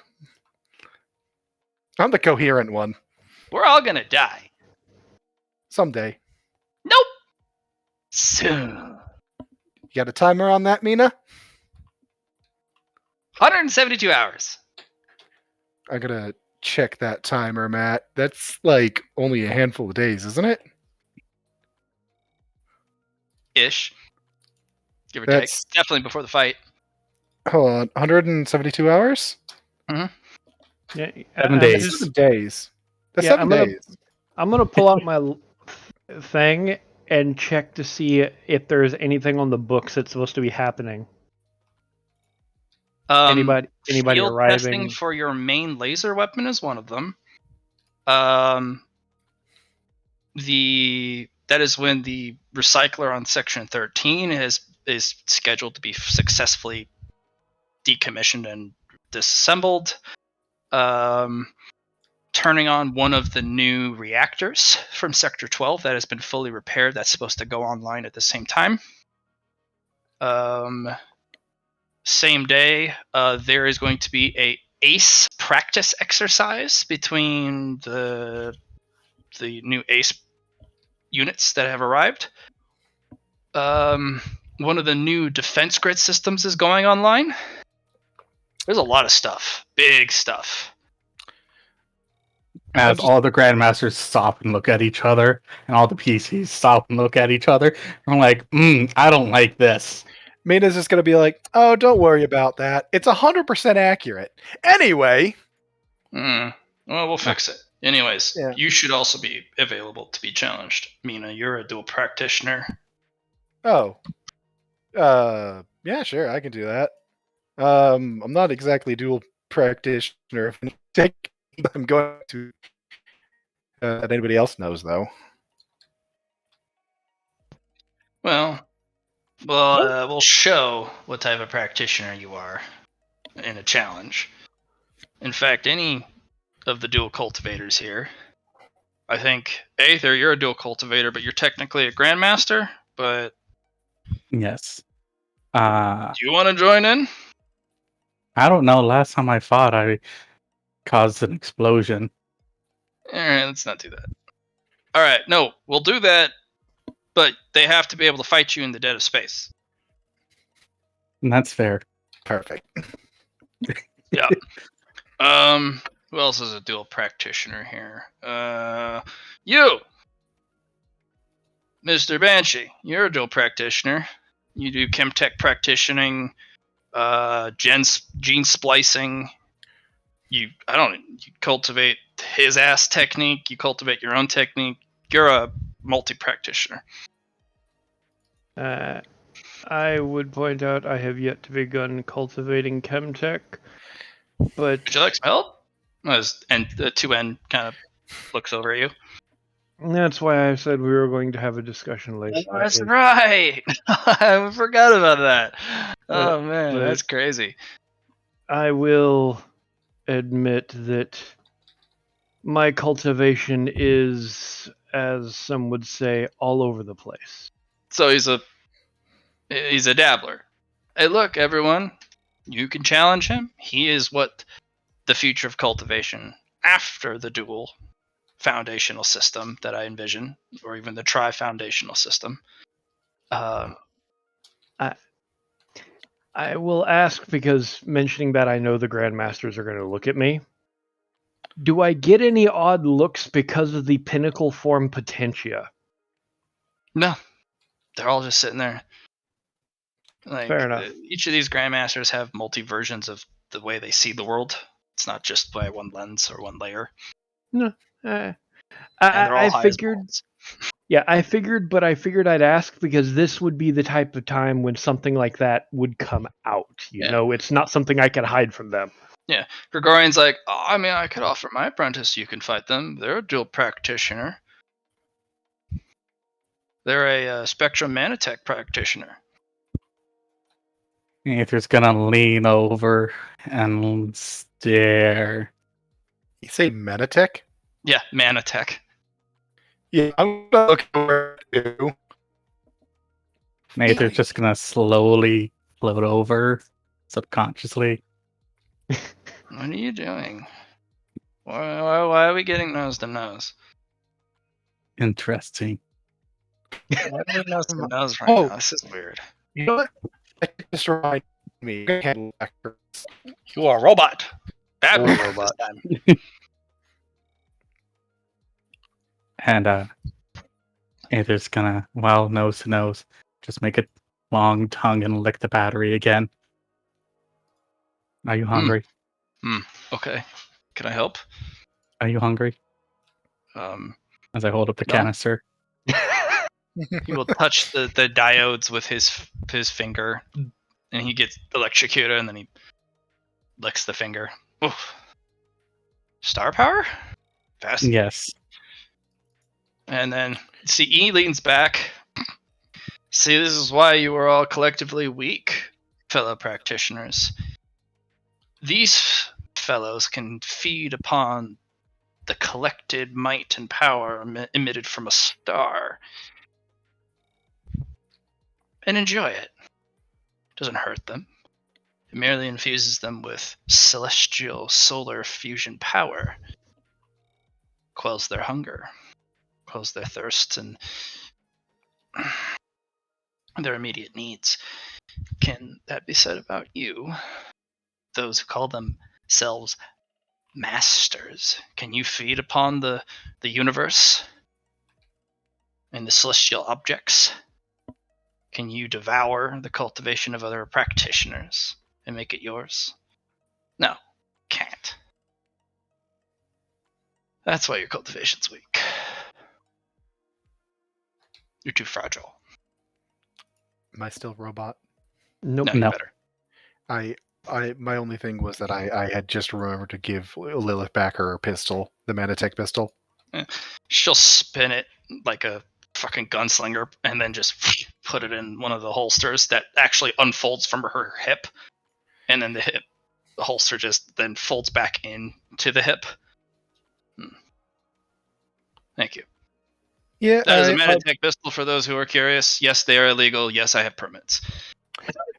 that does remind. I will be asking to borrow that later when I have a better facility for. If you wouldn't mind. Yeah, for those who need to be in the know, mana is not permitted in this dimension because it'll corrode it and collapse it into the mana dimension. I have videos of what it does to people. Yeah, don't do that. The reason I have it is I know how to handle mana contamination and get rid of it. It also is a very good weapon in hand-to-hand, close-quarter combat in case, well, the aliens get into our tunnels again. Mana does happen to bypass all psionics, energy barriers, abilities of the more powerful Xeno. But also, every time you fire it, you have to destroy all the mana particles. Otherwise, it destroys this dimension, little bits at a time. That's why I prefer Ruination rounds. Do you know how hard it is to print those, or make those, or get those? Yeah, seriously. I can print them. I figured out how hard it is. See, this is another type of practitioning. This is why all of you are weak, and they are not. They can literally print extinct ammunition because of nanotech. You're not a nano practitioner, but you're just a nano expert, right? Or do you also cultivate the art of nano? I'm working on that. That was on the next on my to-do list. Currently, I am just officially a master of nano. Actually, no, I think I have a new perspective of stance of what is a proper cultivator and what is not. It's simple. Anything put ahead of you is not an impediment. It is something that you can integrate into your current cultivation, no matter what it is, no matter how difficult, no matter how estranged, no matter how twisted and complicated or complex. If you're a real practitioner, any technique put in front of you, you should be able to cultivate it. That's a real practitioner. And Gregorian's like, well, yes, but also no. Because that also forces individuals in their particular case to give up their mortal vessel. Which is also another reason why I think your view on cultivation may be a little skewed. Because everything you say is about advancing cultivation, and sometimes you have to alter your vessel, alter your way of thinking, alter who you are, and become an entirely different person entirely to be a master cultivator to your to your expectations. A lot of these people, they cultivate just for better lives, even if it's just a little bit better. I have a question for you. E or Gregorian? Gregorian. Would you say you're the same person you were when you were 10? No. Not even close. Then what's the difference between that and growing as a person via potentia? Well, that's fine. That's totally fine. It's still approaching issues and not looking at them as issues, and instead looking at them as opportunities. Sure. Same thing with normal life. Well, if somebody is willing to change and alter their vessel, that's their decision, but it's not necessary. But the majority of the population wants to keep their body. Yeah, they don't want the cultivation. No, what I'm saying is that's not actually necessary for potential cultivation. In any way, shape, or form. But we're not a collective group of individuals who can say for a fact that to reach our level, you can stay human. The only person here who can qualify as 100% human, Shangri-La. You are an animatronic. I am not human anymore, even close to standards. I may look it, but I'm not. The Ace is a mech piloting a cybernetic body, which is weird. Lilith, you are nano entirely. Same with your apprentice. E can't. The devil can't be human at all. Ezekiel, you are nothing close to human. He's like, I think it'd be an I'm insult a god to of humans, actually. No, if something's twisted about your dimensional state, you are nothing human. You are a something else piloting a human body. So don't get me that. Hey, So the not only one, calling each other out here. well, that's what I'm just saying. The only person here who can actually call themselves human is Shangri-La, and I don't know if that counts. Are you human? About as human as I was the moment I started practicing the art of cultivation. But he's right. Well, I would also say, though, that does bring up the fact that you talked about earlier when you said that cultivation leads to evolution, and how I believe the next step in our cultivation route is ascension. I would even say Shangri-La here is an ascended. I like to call myself human, but I have reached the 3 pinnacle transcendences that mankind can achieve. In fact, any sentient race can achieve. Real quick, I do know that, at least I heard that Nix had a comment earlier, and I kind of maybe stepped on him a little bit. What were you trying to say, Nix? I don't remember anything. It was to the comment about becoming human or becoming non-human to advance our potentia. If that helps. If it's not, then we'll just keep going. But I wanted to address that. I apologize for that. I did not mean to interrupt you. I didn't really have anything. I think I was snickering or something. There is a path for humans to cultivate and become, I suppose, like me. It is not a path I see many being able to do, if any. I hate to say I'm one of a kind, but I kind of am. But it comes down to something very simple. And many people have found alternatives to cultivation. Oh, private comment, one moment. Johnny, you here yet? Yeah, I'm here. Oh, thank God. Okay. That is your master Lilith called you in to the room Yes. to kind of show you off, and I thought we were there the whole time. Or right, people just but been... you weren't there for me to answer, so she was basically like, you're handling administration stuff Okay. in my stead. It was the equivalent of a problem came up and required somebody to go out and handle it, and you weren't here, so you went out and handled it real fast. Yeah. I handled my and you're problem. coming back, It's true. and you kind of run back in, and he's like, Shangri-La, hold on to that. My apprentice is here. I Jackie. agree. I'm also Jackie, high. come here. Working on the job. Come here, Jackie. Don't. Come here. Jackie, come here. All right. Yes.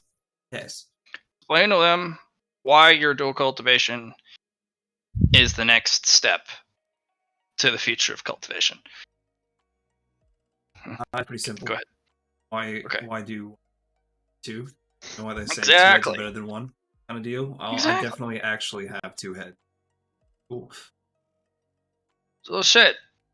Does everyone need 2 heads? I don't think everyone needs 2 heads. They I can don't just think do everyone needs 2 heads, but I feel like bonds and being able to work off each other are definitely a cultivator should look for. do an exercise. We're all here. We have a whole bunch of knowledge out there. Mhm. Everyone here, even those without the cool name tag. Think of 2 techniques that you've come across or know of, even if it's not a complete knowledge of it. 2 cultivations, or if you're really good, 3. For the dual cultivation compatibility. Something that can make a Jackie, but in a different form.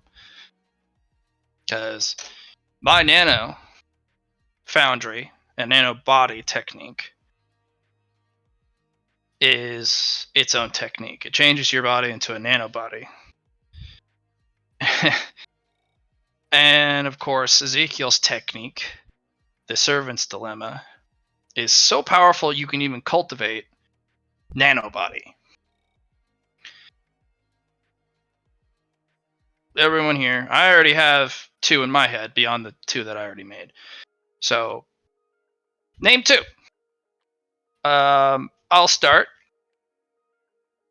The Leosol technique is a major technique that we haven't really put together, but if you combine it with the Stargazer technique, you no longer need to utilize Lea's soul generators in a vessel, because if your captain is a Lea's soul practitioner using the Lea's soul technique and the Stargazer technique, which bonds you to a ship, it gives you a physical vessel like you would when you had your original human body. And it gives you a vessel for your energy soul, an energy body, and you can utilize the technology and the calculations needed to warp ships, especially with the new technology out. You don't need generators anymore. You just need a power core for the ship, and that power core can then be cultivated and tapped into to feed. It's like a second heart. That's my dual technique.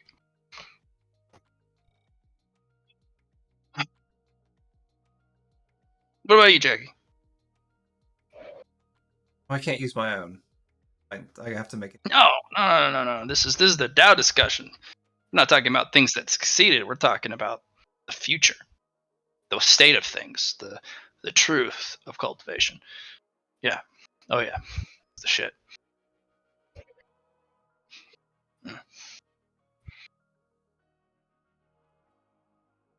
Well, I see great potential with the Aegis technique, and adding that.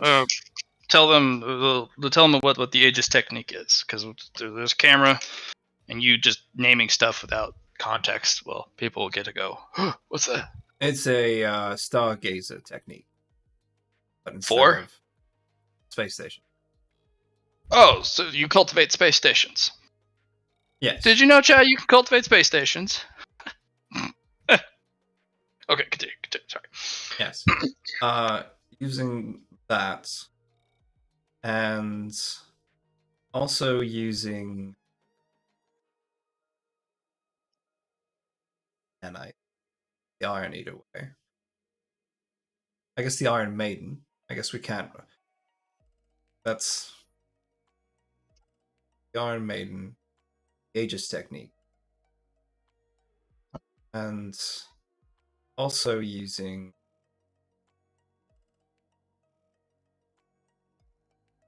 I guess the something else, extra ingredient that celestial objects have. I don't know if there is a word. What would you call it? A school for that kind of thing. What about celestial objects? I don't think we have any practitioners of, let's say, the Earth. Like cultivating like whole planets and moons? It's their own world, I suppose. Yeah, they're called Dominion cultivators. Indian gold. They're extremely rare, and they're kind of dicks. No, They've I'm been sure. kind of exiled to the outer and frontier rings, because if you cultivate the planet, you have full control over the said planet, and they don't want you to do that. That must be hard, given that Earth grounds out Potentia. Yes. Oh, yes. Well, the thing is that they spend probably 50 to 500 years, depending on the size of the celestial object. Setting up the cultivation formation and injection points for Potentia. And they conduct one giant ritual, and then the object's theirs. An extension of themselves. I don't know. That's all I know. That they cultivate celestial objects from meteorites to comets to stars to planets. No, stars are somebody else. Stars? Oh wait, somebody else does stars? Yes. People make Dyson Apparently. spheres. I'm sure an Aegis and a Dyson sphere might be an interesting combination. Given the Well, harvester star itself. Who the heck who cultivates stars exclusively? Is that your people? No, Hmm. that is classified list. Fine.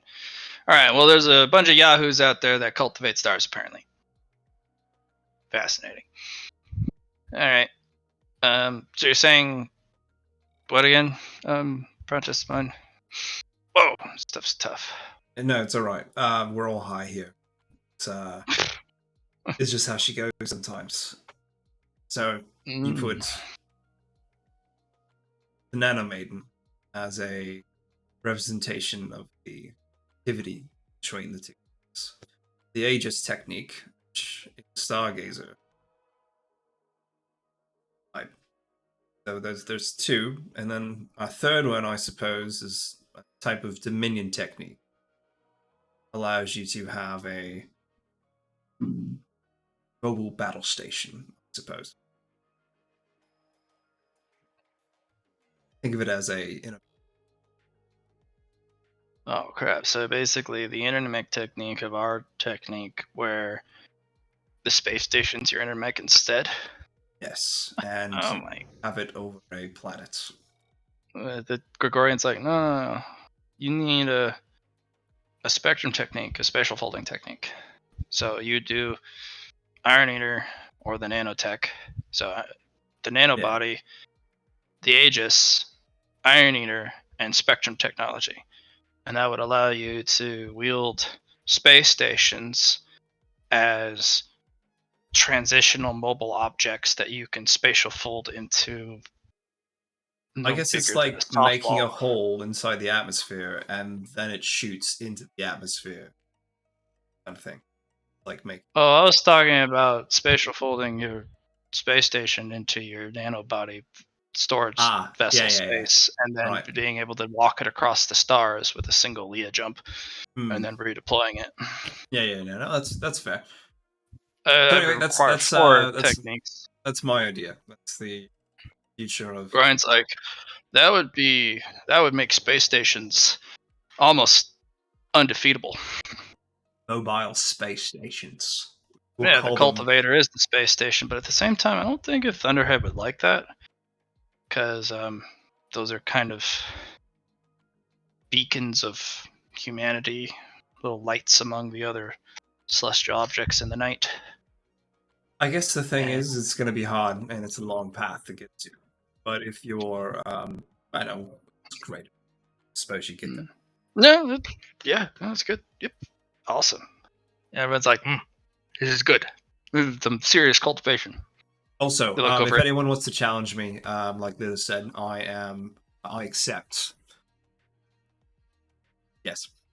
Yeah, just know, Apprentice, it'll be under Iron Oath. So if you win, well, they can no longer call themselves Master until they get your approval.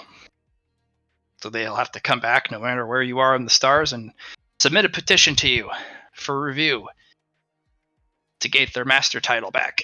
And if you don't approve, of course, they'll have to challenge you again under judges. But if you and the judges don't approve, then they can't be a Master ever again. But if you lose,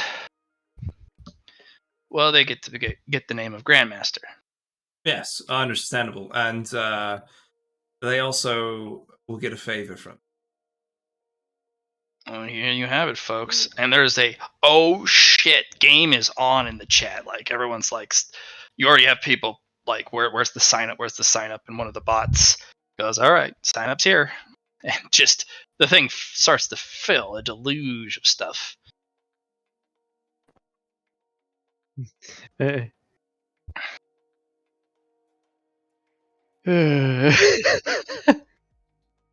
look over to you, Nix. This is Banshee. What is your dual cultivation thing? As I have stated, my cultivation is a bit all over the place, but I have Uh-huh. a This is a suggestion of a strong cultivation thing, not necessarily your own, by the way. Yeah. Yeah. Well, that's the problem. Nix hasn't studied any other cultivation techniques. He only has his own.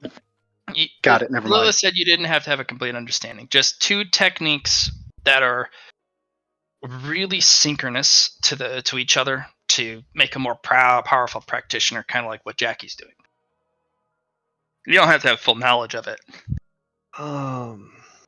Yeah, it's my brain is focusing, and it's like it is going to go. Surprisingly, I believe Lilith's nano technique, combined with one that I have personally developed, would be interesting together due to the unique capabilities of the nano cultivator's ability to condense. And what's the coupling? A technique I have developed that allows me to cultivate external energies into internal, no matter what they may be. He just kind of sits back. I approve of the technique. It's something even I would say is something worth practicing. I have developed a way to where, say, the Grandmasters here were to begin cultivating, I could consume the energy that's radiated off of you in the process of your own internal cultivation to cultivate myself. You devour the ambient energies that roil off the person, reach a maelstrom from the conflicting energy types in a confined space, and then It allows up of its power. it strengthens the energies themselves through the maelstrom, and I can draw upon the core of that to sup upon the strongest of the energies. He nods. Let's see. Combined that with the nanopotentia's ability to condense energies to strengthen them, learning to condense this maelstrom could bring about an even more powerful form of potentia than we currently know.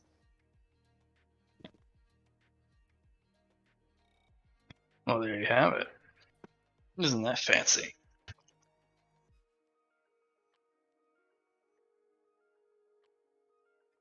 What about you, Aether? Aether's just gonna smile. Leah, Spectrum, and those who deal with stars. So, the mysterious star people. Yes, to create something that, how do we say, will get the attention of certain individuals. Heaven forbid we do that with all the Grand Masters here. No, worse than Grandmasters here. Bureaucrats. Even worse. We're Politicians. talking about the creation of black holes. Oh, those guys? The Greys? You get a chat full of the fuck is a gray? You know, they make black holes. Black holes are man-made? Well, alien-made? No. And yes. No and yes. We can't. There is a reason there are orders if you come across them to leave. And I'm just going to look up like, but yes, no, that would be Mila's my like, they're a bunch of trifecta. meanie heads. And of course, because of my personal beliefs, both mix a bit of chaotica in there to spice it up. Chaotica's like, whoa! like Shia LaBeouf, like they're memeing the chat with all sorts of stuff. Chaotica represent. You get a lot of like Laura, pulling a bow, firing it, and it's like right on target. 360 no scope. Uh, You get a lot of my brother. and I'm just like, but yes, that would be my trifecta, quadfacta of techniques. Yeah. The ace leans back. I guess it's my turn. Well, I mean, there's a couple techniques. Best combination. Well, we'll use my original technique, the fusion of mind and soul, which is basically a shedding of the physical body and taking the metaphorical and metaphysical parts of yourself and putting it into a new vessel. And then I would take probably... I don't want to say any of the Stargazer or Aegis techniques because there are other techniques out there.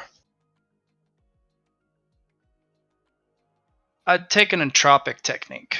There's a couple on the frontier that are extremely dangerous, but there's a couple, if you take one, introduce it into the main core technique, make it a metaphorical cultivation tree, infuse it into a physical object, such as an instrument or a tool, a machine, so to speak. And then I would probably combine it with an actualization technique, which makes metaphysical topics something non-tangible tangible.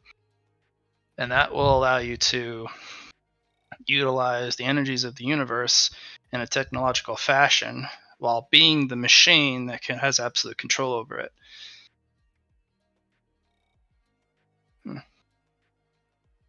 That's what I would think. There's not a lot of actualization techniques out there. And then Who told you about my evil plans? Yeah. Who told you about my evil plans? The devil. The devil squints like, did I? I don't think I did that. Betrayal. Yeah. Betrayal. I don't know. The Dark of Space told me. He actually nods at that. It does speak back to you sometimes. Gregorian kind of sits back. I would actually have nothing to do with the core techniques that I practice. They're unforgiving and they very much distort who you are. If I were to build a human-friendly technique, something that people in general could cultivate, a dual technique that would make everyone stronger, it would actually be pretty simple. There is a body technique and a mind technique that you can put together. There's the unorthodox technique from the core world, Enigma, called Eye of the Needle.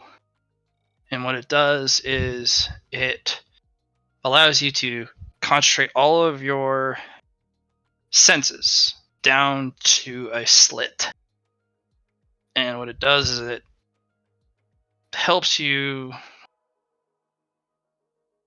train your senses, 6, 7 senses, well, to such an extent that you are more universally aware once you've trained it enough. As you undo the tunnel vision, your awareness of the world spikes, grows, and your experience, you gain multitudes of it.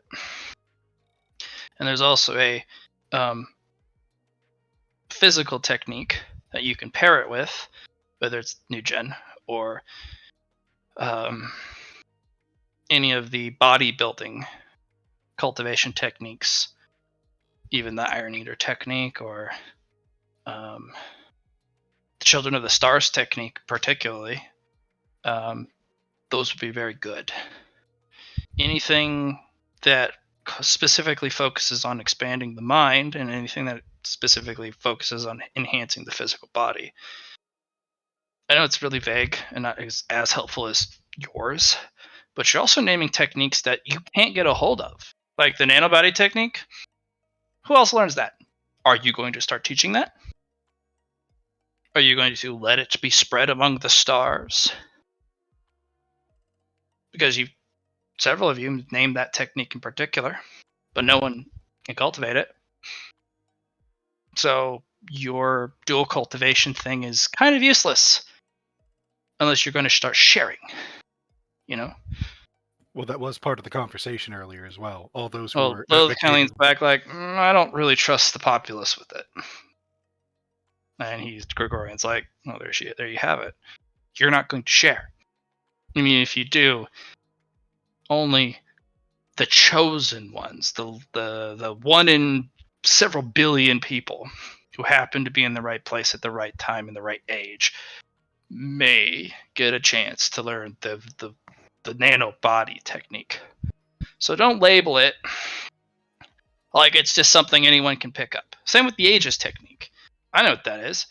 Do you know how many people have the Aegis technique? Less than 50. So no, take that out of the equation. The spectrum technique, again, less than 100. So all the techniques you've named, unless you're going to go out into the stars and cultivate it with those people out there, it's not helpful.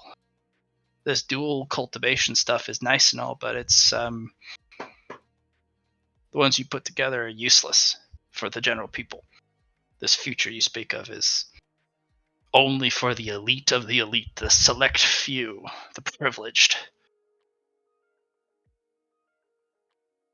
My say for dual cultivation, find a mind technique that enhances a physical technique, and a physical technique that enhances a mind technique. Now, there are plenty. I will literally put a list in after this discussion of some of the permissible permutations, and well, you guys, it'll just be a post. It'll take me 24 hours probably to put it together, but I'll do it. I can Okay. see ahead. I have an extensive list of common techniques. What about I don't know. What about you, God? Oh, you're correct. I actually like that little outburst. I was about to gripe myself, potentially, to condemn the short-sightedness of the fellows across the table. For only a god can understand truly what you're going to need. Now, I will be releasing the first half of the Servant's Dilemma.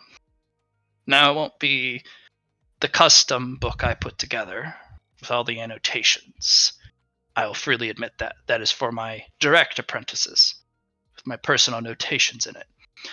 But I'll put out 100 books for you Only to all 100. fight over, because that's the point. Or share of the first half of the Servant's Dilemma technique for anyone who can learn it. Those who have successfully learned the first half can come to the Thunderhead to redeem the second half if you prove that you have mastered the first.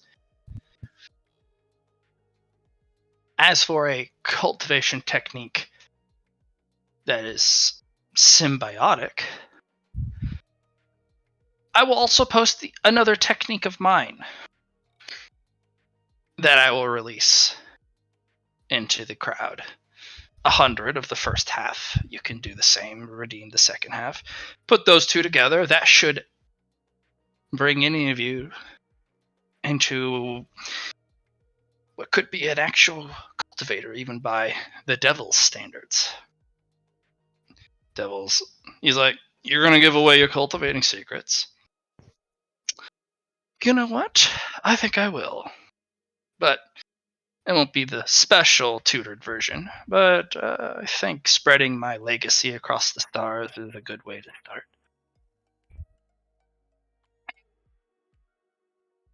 Second technique is a mind technique. That's completely separate from the servant's dilemma. The servant's dilemma is a training of the mind, body, and soul, but physically is the most important. The second one is the conditioning of the mind. Simple title. A godly title. It allows you to condition your mental and spiritual outlook so that you have a better chance of cultivating whatever the fuck you want. It's a little tough, but it teaches you how to condense your will and use it, which I think a lot of our people lack. Force of will, conviction, when put in front of maybe not a mortal enemy, but when put in front of ourselves. It's one of our greatest enemies, the enemy called I, myself, me. And if you can conquer yourself, then there's nothing you can't do. That's my answer. What about you, Minas?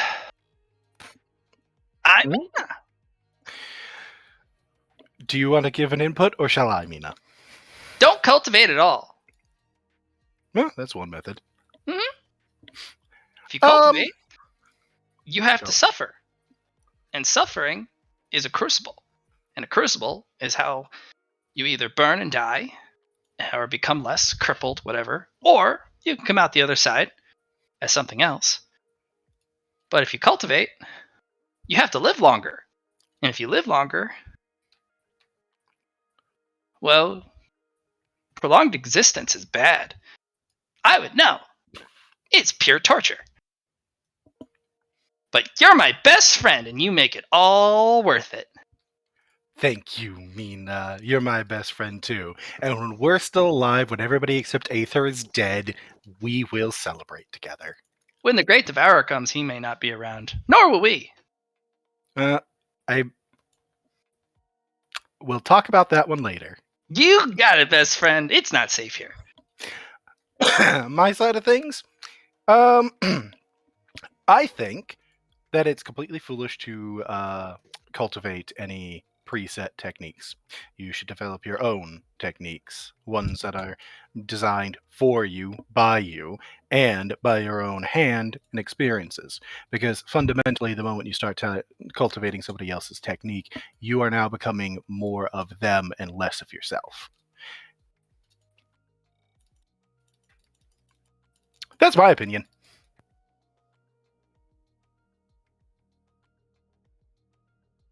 Love kind of leans back.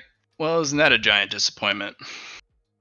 Well, if you want like a very powerful technique combination, I thought of soul forging, biohacking, black spectrum, and nano. There's a few very powerful combinations like that. But for one that's actually accessible to the whole community, as our friend Kagori here stated, forming your own would be better. Because at the end of the day, it will be more powerful than you than any technique you could possibly learn from a grandmaster. Because it will make you into your own master. He's like, oh, sure. But come on, apprentice. If you're going to lecture the crowd, and she kind of points at the screen, and it's just a bunch of what a hack. Yeah, I could come up with that on my own. I'm already cultivating my own technique. You know, Yeah. it's kind of like it's a cop-out. Sure, you're right. If you know what the hell you're doing. The only person I've seen who cultivated their own technique that succeeded, even by my standards, are sitting at the fucking table. Or hovering around the table.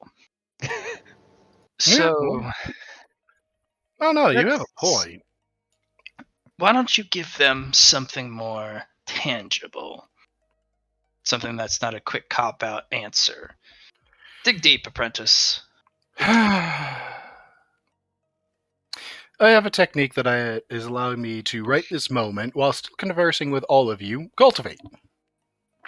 I could do it every day, all day.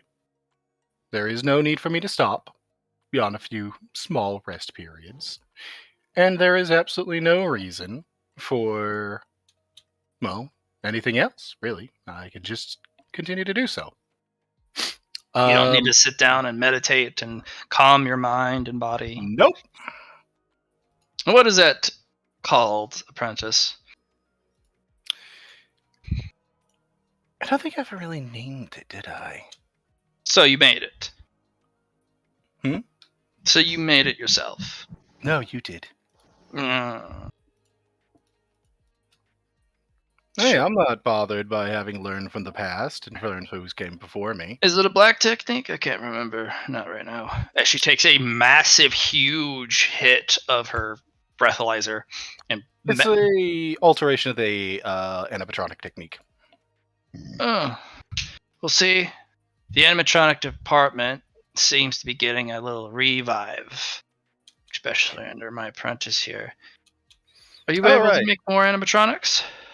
Absolutely. That reminds me, there is a clinic on Enigma. If anybody is suffering from any sort of ailments that they cannot find themselves overcoming via physical means, that is a last available technique for you to live new and healthy lives. There is only volunteers allowed to the process.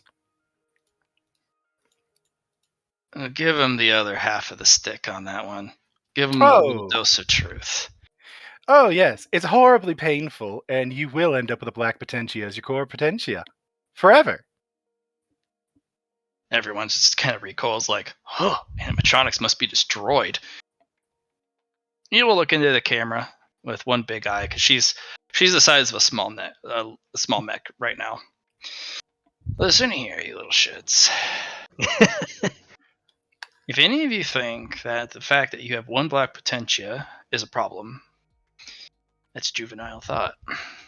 Black potentia is part of you. Any of you can cultivate it at any time. It's part of your soul. Humans are equally bright as they are dark. They cast their own shadow from their own source of light. As So, an interesting note, the vast majority of frontline troops have one black potentia. Sometimes more. Sometimes, well, no, not usually less. But the vast majority of frontline cultivators do, in fact, have a black potentia, at least one. It is a necessary parameter of their survival. Ace is like, I do have one as well. I've sealed it away, but I don't cultivate it. It was unfortunately what happens when you do download yourself as a digital entity. It is traumatic. It is something that scars you. But that doesn't mean you have to cultivate it. It's just there. It sits there, and you can. There's techniques to seal it away, so that it can never be touched. It can never grow. It doesn't affect you, right? Well, you can do that. From what I understand, most frontline troopers do cultivate it, though. I At wish least they some wouldn't. degree. Well, that's the thing. It's mitigation. They do it they do it to an extent that they can handle it. Groin's like, no, Anyway. the statistics show that when it gets bad, it gets out of hand. It can, yes. Hmm. Anyway, to not go on that tangent again, if you really wanted my recommendations, Black Spectrum, Nano, and then the animatronic technique, that would be my combination. Gregorian's like, well, that's that nanotechnique that Or is soul not gonna be hacking, or soul forging and biohacking. Those are both fascinating ones for a nice little combo as well. The others kind of look amongst each other. E kind of is like, biohacking is a black potentia technique, soul forging is a taboo technique, and your custom animatronic technique, which we built, which is a black potentia technique, even though it doesn't build black potentia. Not So on its own, OOC, anyway. I thought it was dimensional cultivation. Oh Yes. no! Not the one that I'm talking about that I'm cultivating with currently. Oh, so I not cultivate. your hacking computer programming one. I do have dimensional. I have a lot of different kinds of potentia. Yeah. But this does cultivate all types of potentia, not a single individual type of potentia. Gotcha. It is just a genuine, actual how you cultivate technique rather than just a technique produced by cultivation.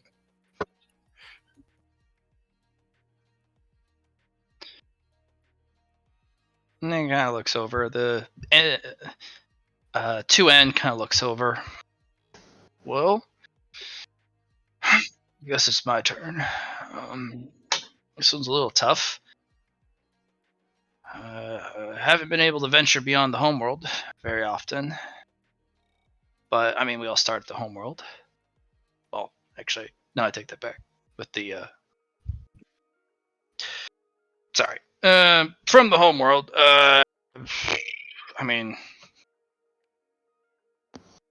since Chemtech is so rare, let's take Gregorian some example and not do that. On the homeworld, within my experience, there is a technique, not the Servant's Dilemma, but there's another technique called the Warrior's Path. Ezekiel just like, one of my pathetic students. You know what? I forgot I need to kill him. He's a complete idiot. Oh, he's not that much of an idiot. He learned from you, and he took all of your best teachings, and he said he perfected them. He did. He said, what? Perfect my ass. Well, that's what he said. Alright, you take the Warrior's Path, and you can combine it with the Wanderer's Way. The Wanderer's Way is a strange form of looking at the world, an unorthodox technique with a hint of teachings from the old gen technique. It allows you to see the world unburdened by hate and love.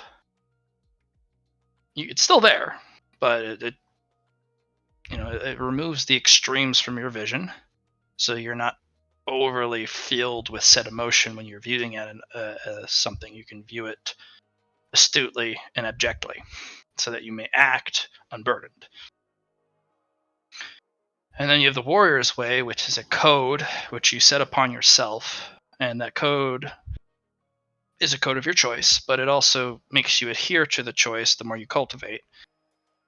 And as long as you adhere to the choice of your code, you grow exponentially.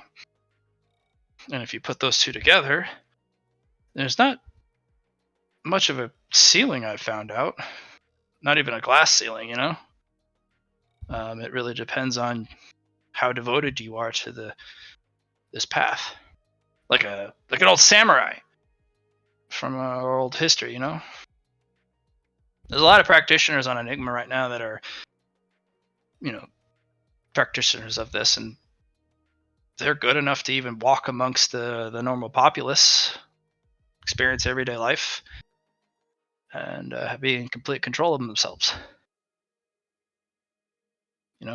and their surroundings. It's actually kind of hard to tell if someone is practicing it or not, and not because they're weak, but they have a lot of self-control. They can kind of hide or dim down how much power they wield in their body so they don't hurt others around them in their environment. Or you can go the opposite path and just dose the fuck up with some Chemtech, boy. Get some Chemtech augments, get some Chemtech prosthetics, juice yourself, and take the Warrior's Path and just be jacked as fuck. No one can challenge you. Ezekiel leans over the table. Is that so? Why haven't I seen you on Enigma? He's like, well, aren't you a god or something? I said, you said anyone. Well, I didn't say any god, I just said anyone. He leans back mollified. That is good. Yes, you're right.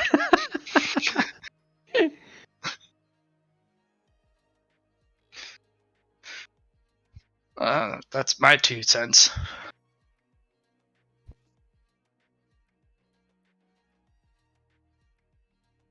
And finally, I get over to Shangri-La. It's like, go ahead and say it. I can literally see you writhing in your seat. Good. Fine.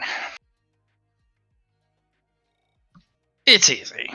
Cultivation is not supposed to be divided so equally and so transcendentally. The only dual cultivation you need is black and white potentia techniques. For every 1 black potentia, you need 10 perfect white potentia. How do you do that? You don't cultivate like a dumbass. You do it right. You build it up, it solidify it. It takes a lot longer. It takes a lot more patience. It takes a lot more thought when you put a potentia together. If you can't do it right, it's a 20 to 1. 20 white potentia for 1 black. That'll stabilize you out. It doesn't matter what you practice on the white side. The black is there and subdued. You cultivate up to 9, no more than 10 black potentia, and you have between 100 and 500 white potentia. You'll be far stronger than anyone in your weight class. That you, if you do cultivate that, I'll call you a grandmaster myself. 100 to 1. That was your recommendation to me originally. Right, but if you have a perfectly weighted, No, that was your original recommendation to me. right? For a poorly weighted one. Yes, 100 to 1, but a perfectly weighted, perfectly cultivated white potentia is worth 10 poorly cultivated white potentia. So it technically is 100 to 1.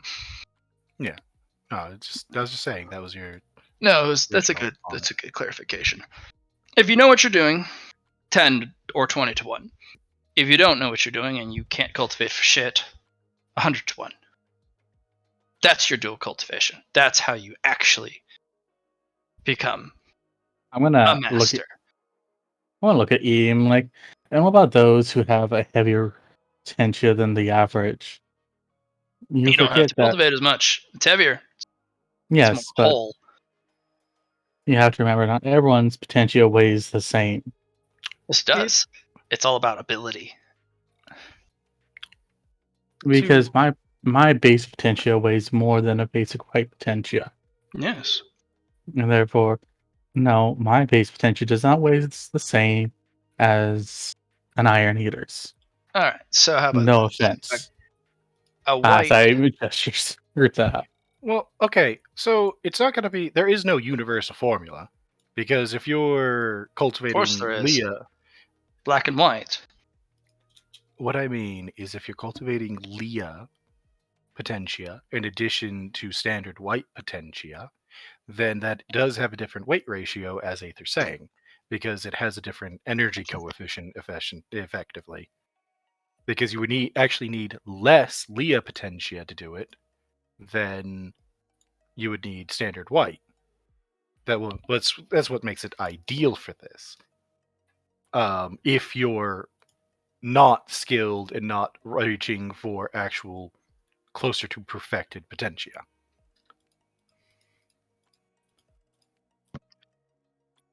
Fingerler kind of nods their head. Passing out. Mm. I was going to say, passing out advice like this without consulting the individual is completely problematic. Pointless, really. That's why I said it didn't. That's why, even though I got booed for it, I said cultivate your own goddamn potentia techniques. Stop trying to follow somebody's universal advice. There is no fucking universal advice. There is universal advice. Would you like some? Go for it. Well, I mean, I did take you as master, so I guess I should listen. And then argue. You know, it's kind of interesting. This grand discussion, I think, of all the things that are and the things that will be. Past, present, future, all coming together in one conflux. It's this singularity point. I'll tell you one truth. Everyone is wrong. There is one single path to cultivation. And yes, it is subject to individual. It is subject to experience. But there are one path. And it has nothing to do with what you're cultivating, how you're cultivating, or what species you are, or will become. There are 3 gates everyone must transfer themselves through. 3 gates: body, mind, and soul. And if you cannot make yourself a path to find the gate, let alone enter through said gates, then you are in the wrong. No matter what you cultivate, how you cultivate it. That's just it. The cultivation gates are simple. The body one, everyone knows this one, or should, in rumor. When you reach 1,000 potentia, the sheer weight of it transforms your body into a perfect vessel for who you are, what you cultivate. But that's not true. That is how I figured it out, and people have tried to emulate it. There are multiple ways to find the gate, and you need not more than 10 to find it. But where do you look? That's where the personal part comes in. That's where experience comes in. The first gate, since I was the first to discover them, I'll give them the little names. And you can all use them, or just call it the perfection of body. From my experiences, I merely called it Return to Origin, Ascendant Beyond Planes. Oh, sorry. No, that's the third one. I'm very high. Holy cow. Trample the earth, ascend to heaven. That's the one. That's the body one. Healer's gonna hand Shangri-La his container. Nah. Dips a finger in the diode. Oh, yes. Sorry.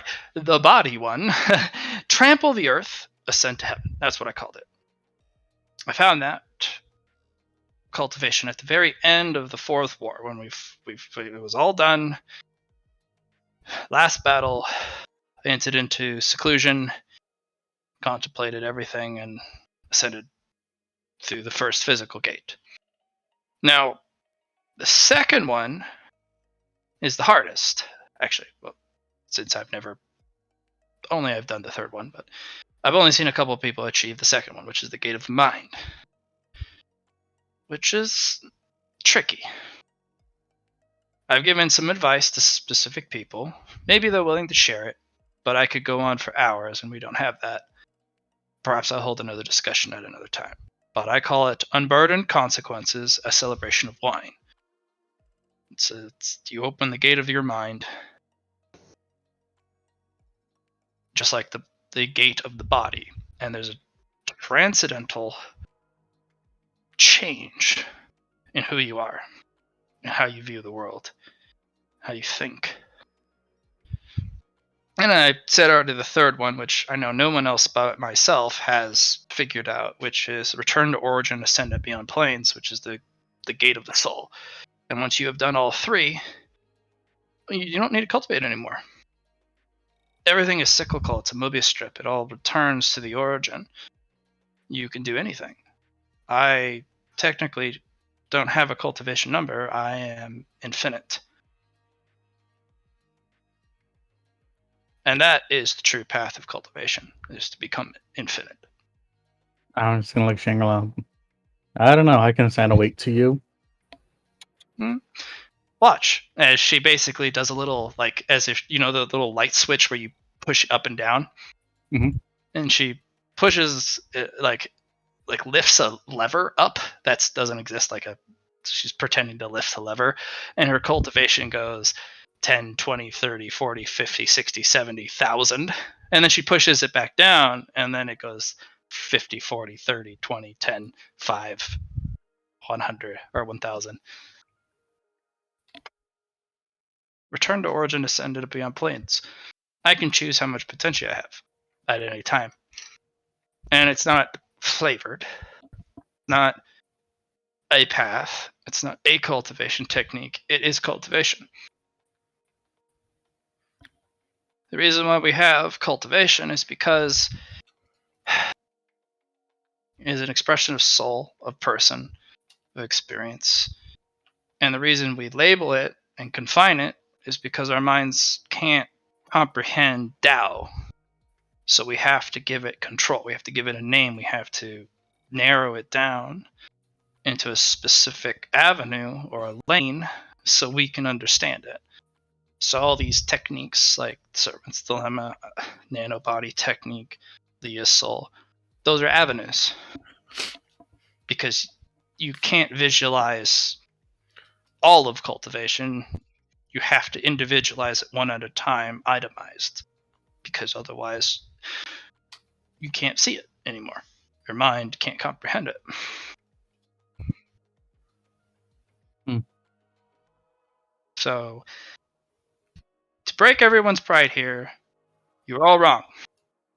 But you are also correct, because there is no wrong other than the overview of what is cultivation. You're all on the right path, but you're also incorrect in your overall assessment of what is potentia and how to get there of cultivation. Oh yes, when I say Mhm. build your own path, I get ridiculed. Shangri-La says it. Everyone's just like, the fuck is this bullshit?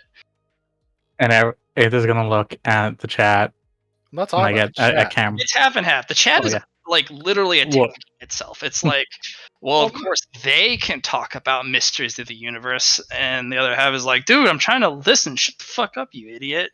It's like, Like, I'm I not talking.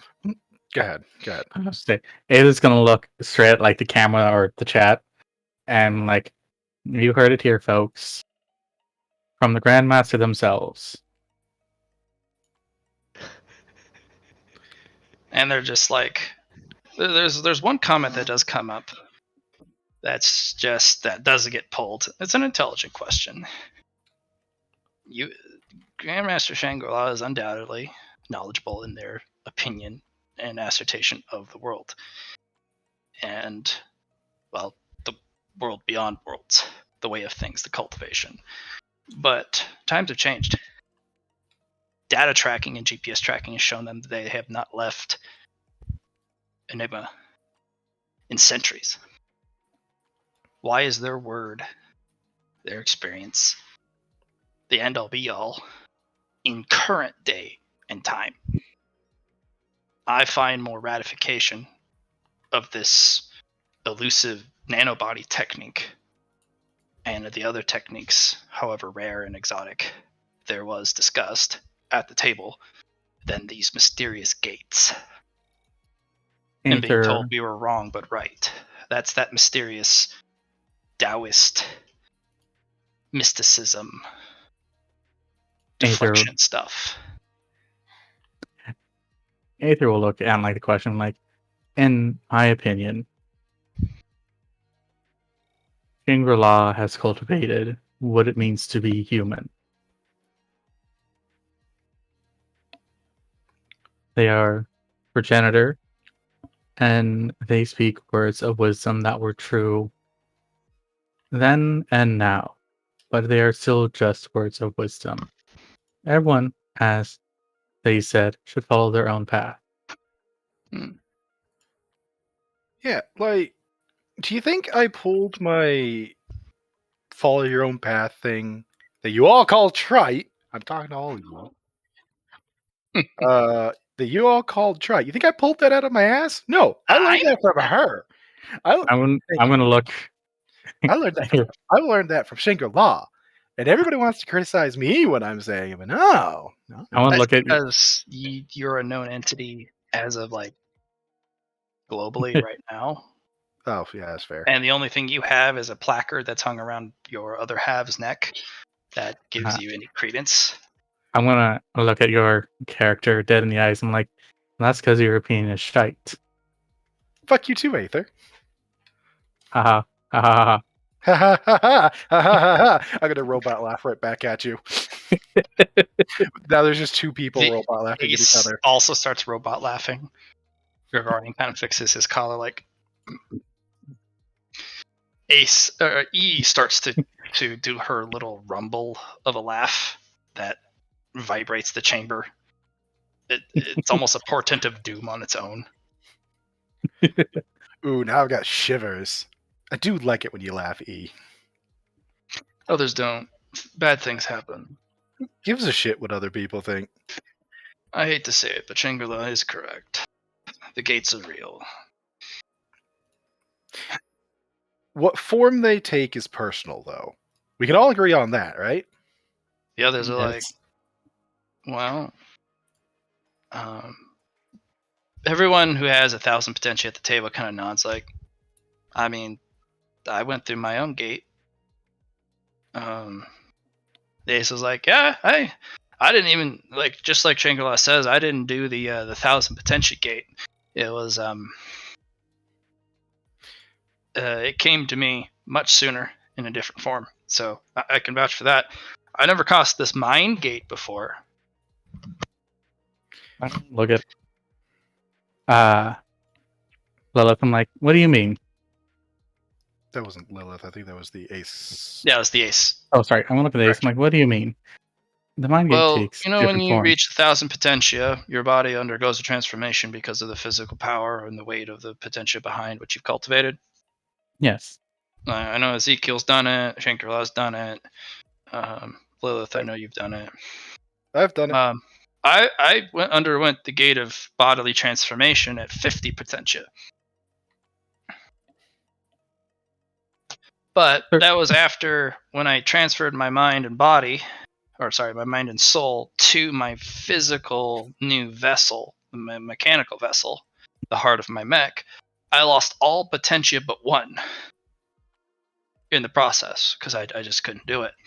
And every potentia after that was such a unburdened, uncomplicated method because the cultivation that I was cultivating was that of a human body and was related to the cultivation of all aspects of human, of the physical body. And since I didn't have one anymore, if you try and cultivate techniques revolving that of having a body that is human, it becomes out gossamer, like the devil says. It comes out with no substance. I got rid of all of my potentia except for the one technique that I built with one potentia in it to help me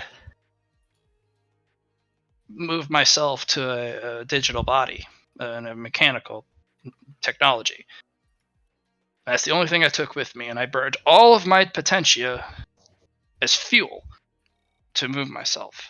And when I started over, when I got to 50, I went through the gate of the body gate.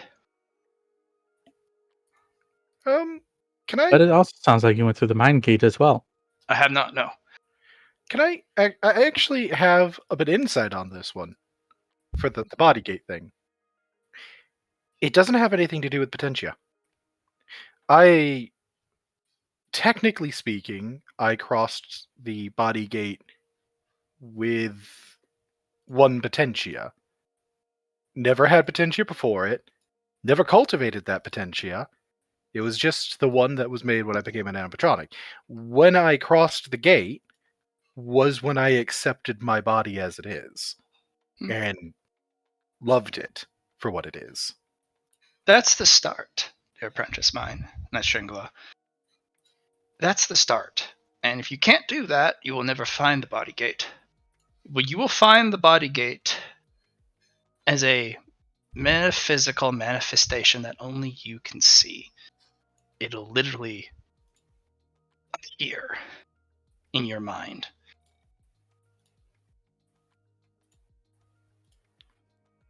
Don't know anything about the mind one yet, though.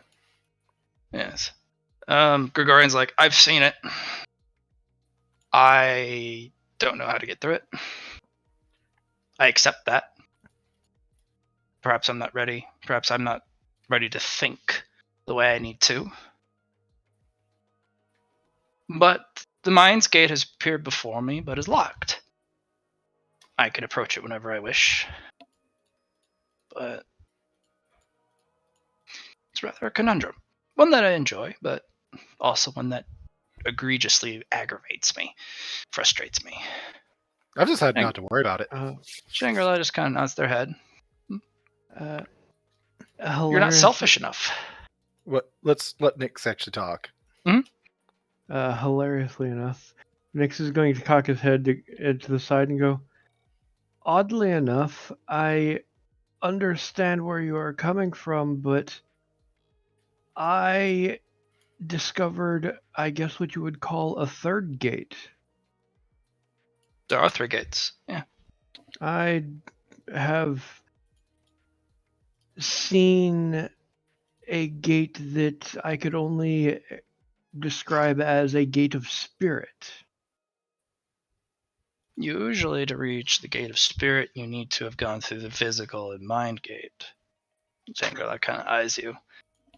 To do it out of order would strengthen your soul to the point where your physical vessel can't handle you, and you would have to shed your physical body and leave your mental memories and experiences behind because they have no weight. There's a reason why it was done in order, but tell me about this, what you speak of. It was when I truly came to realize my capabilities with what has been referred to as my mech-based shamanic spirit. I discovered that attempting to cultivate it a certain way forced me to approach this gate. Was it a physical object that appeared before you? A gate? An actual door? No, it was more of an arch urging me forward. But Ah, I had the feeling that there was a warning feeling that I was not yet prepared. that is a spiritual guidance of Tao. Not a gate, but a rumbling of it. A murmuring of the gate. Very good. It's actually pretty simple. Many people here have not experienced trample the heaven or trample the earth ascend to heaven yet. A lot of the apprentices. For you, Jackie, yours is very straightforward and simple. Once you have harnessed your inner mech, the gate should appear before you. That is, if you fully are in tuned and are in acceptance with your new state of being, this nano body.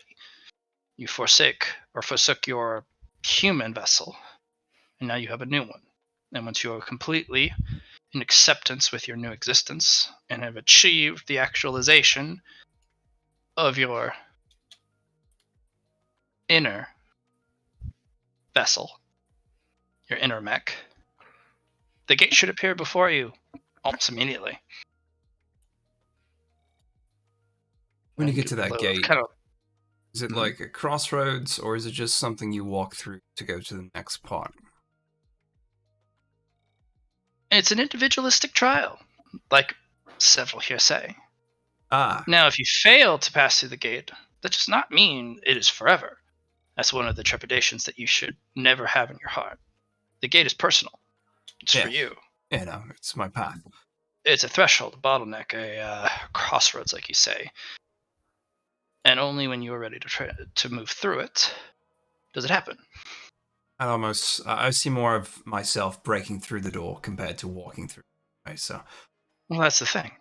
Perhaps that is the way through for you. As it's all personal. Maybe the door is there to be kicked down and for you to trot upon the fallen doors that have been felled by your might. Maybe that's your path forward. It's all individual. That's why Mr. Gregorian here can't get through his mind's gate. Although I have a sinking suspicion I know the heart of why. We'll talk after, Mr. Gregorian. I actually very much appreciate that. For Minas, your gate, your physical body gate, actually comes from a confrontation. I've had several. No, it's a critical confrontation. It is when you are not many but one and survive an ordeal where it matters.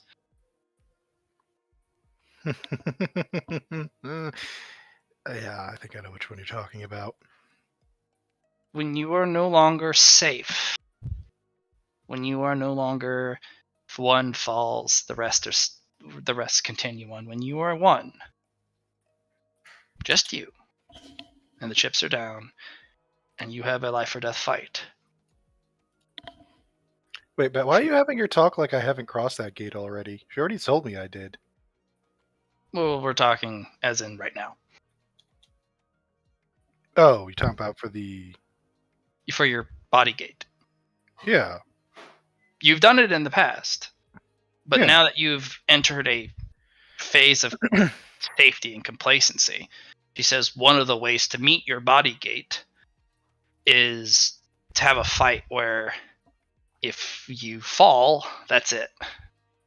That's one of the ways. She says that's not the only way. You mean like going face first into the fucking recycler, Moldreds? Sure. But that's, now that you have the cube, everything changed. Now that you have a first gen body, it's all changed. You experiment with, hey, hit me! I'll get back up. And because of that mindset, it's Yeah, that was immediately shown to be not completely true. So I'm learning a new body. It's fine. It's whatever. Never mind. it's one of the ways. Either to meet your physical gate. Yours is a little tougher to ascertain. Fortunately, it doesn't have anything to do with, say, gaining your human side again. That will actually be more towards your mind's gate. Your physical gate's actually pretty simple, although a little odd.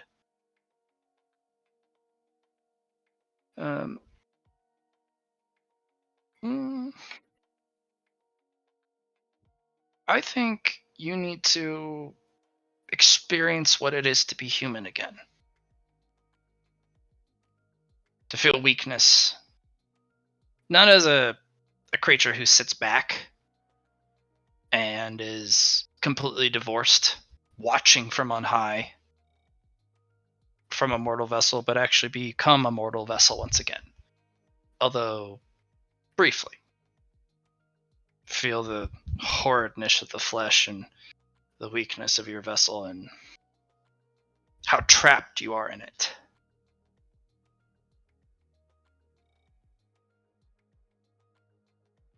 I want to look at her. I'm like, I've already done that. How? How should I say? I'm going to turn into Gabriel.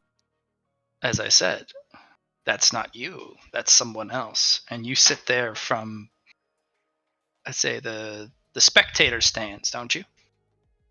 I'm going Like to turn it's back. more like player one kind of deal. Yes, but that does not mean I don't suffer pain or agony. But you are safe in knowing that you can always change back. Yes. You're making the assumption any of us think we're safe. Sure, the dangers of the universe are always present, but it's not the dangers of your surroundings, your environments that I'm talking about. You think I need to face the dangers of mortality? Yes, if you visit mortality again after you have achieved ascendance, the gate might appear before you. I have seen my mortality, and I fear it. Confronting that fear will most likely find you said gate, or it won't. Again, this is me high and trying to help speculate how to not have to cultivate to 1,000 to achieve a personalized version of your cultivation, and that's just me, I don't know, shooting the shit. You're right, it's all personalized. All cultivation is for you and you alone and shouldn't be affected by anyone. And yeah, and I know none of you like to hear it. Sure, I talk a lot, blah blah blah, but I think I'm gonna go cultivate the rest of this thing through me and go about my day. So, if you'll excuse me. Shangri-La will get up and sit down in their little hangar wing and meditate. Aether will also float up and float out and cultivate. Yeah. The chat is filled with, what the fuck is this shit? You just abandoned the conversation? Weak. Quitter. All right, I got business. Got lots of business. As most of the masters begin to stand up and walk out. Gregorian will stay for a bit longer, about 30 more minutes. The Ace will stay for another hour. 2N stays and cultivates a little bit, but then comes back out and then sits back at the table and talks with E and Ezekiel. Eventually, Gregorian does leave that group, and then it's just those three. And eventually, E kind of pulls off the mask, like, well, I'm out of the good shit. I'm hungry, and if either you don't want to be my meal, I'll excuse myself. Ezekiel is just with 2N, and they converse well into the night. Yeah, as E leaves, it's like, I'll let you know when I make the next batch. It needs to be a different elixir type. I recommend you look into a green elixir. Will do. You maybe call me mad, but I don't think anybody was. If you consult your people, they would recommend if you start with a pink elixir, you go to a purple one next, or something of the reddish, bluish hue. That would be their recommendation, not going to the other side of the Chemtech spectrum. I just like the burn.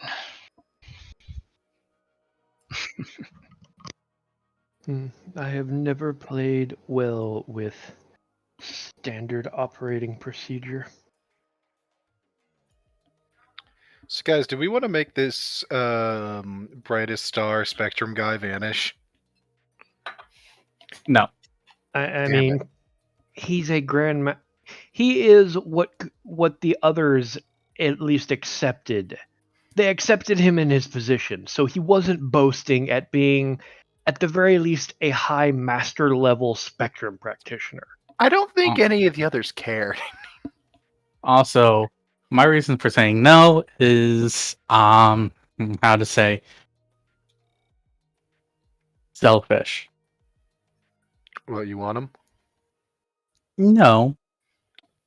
Add a character. I'm pretty sure this is Sadako's Grandmaster. No. Well, I wasn't arguing with it one way or the other. I was just going to be like, yeah, right, fine. Yeah, it's just, I feel like it would be better for us to not right now. He hasn't done anything against us. I'm not arguing. You're good. You don't need to keep explaining. I wasn't arguing. Like, genuinely, like, it was a question. I got an answer. It's cool. But yeah. All right. DAO discussion is pretty important. Everyone will be receiving a pinnacle cultivation point for participating in the DAO discussion. What that does is, if you go to cultivate something, you will gain 10 ranks in that potentia at perfect status. Cool. Nix, you've already gotten one of these. You've already used it. This is another one. Oh. Everyone who participated in listening to the DAO discussion, all NPCs, all 300,000 plus, are going to be getting the same. Well, so that just going to be a revolution of the cultivating world. It really is. You're going to have people coming up going, I'm going to fuck you up. And they're like, excuse me? And they're going to absolutely beat somebody's face off. And It's the all equivalent I, of earning 100 white potentia, the weak stuff, because each potentia is worth 10 white potentia, because it's that compact, that perfect. Okay. If you guys want to use it on an already existing cultivation stack, it'll perfect the ones you've already cultivated and move it all the way to 10. It does not work for black, but it Shame. does get you some black potentia. It'll get you up to 4 ranks in black potentia.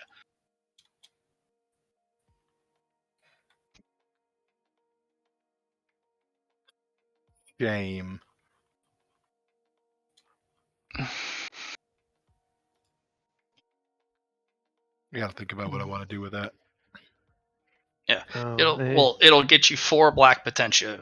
You know, Yeah, I got. that's a I lot. Got that. I got that. Black potentially doesn't cultivate slower, but I gotcha. yeah. It's Oh, it just, doesn't, but it's these don't- are Don't worry about it. okay. Cool.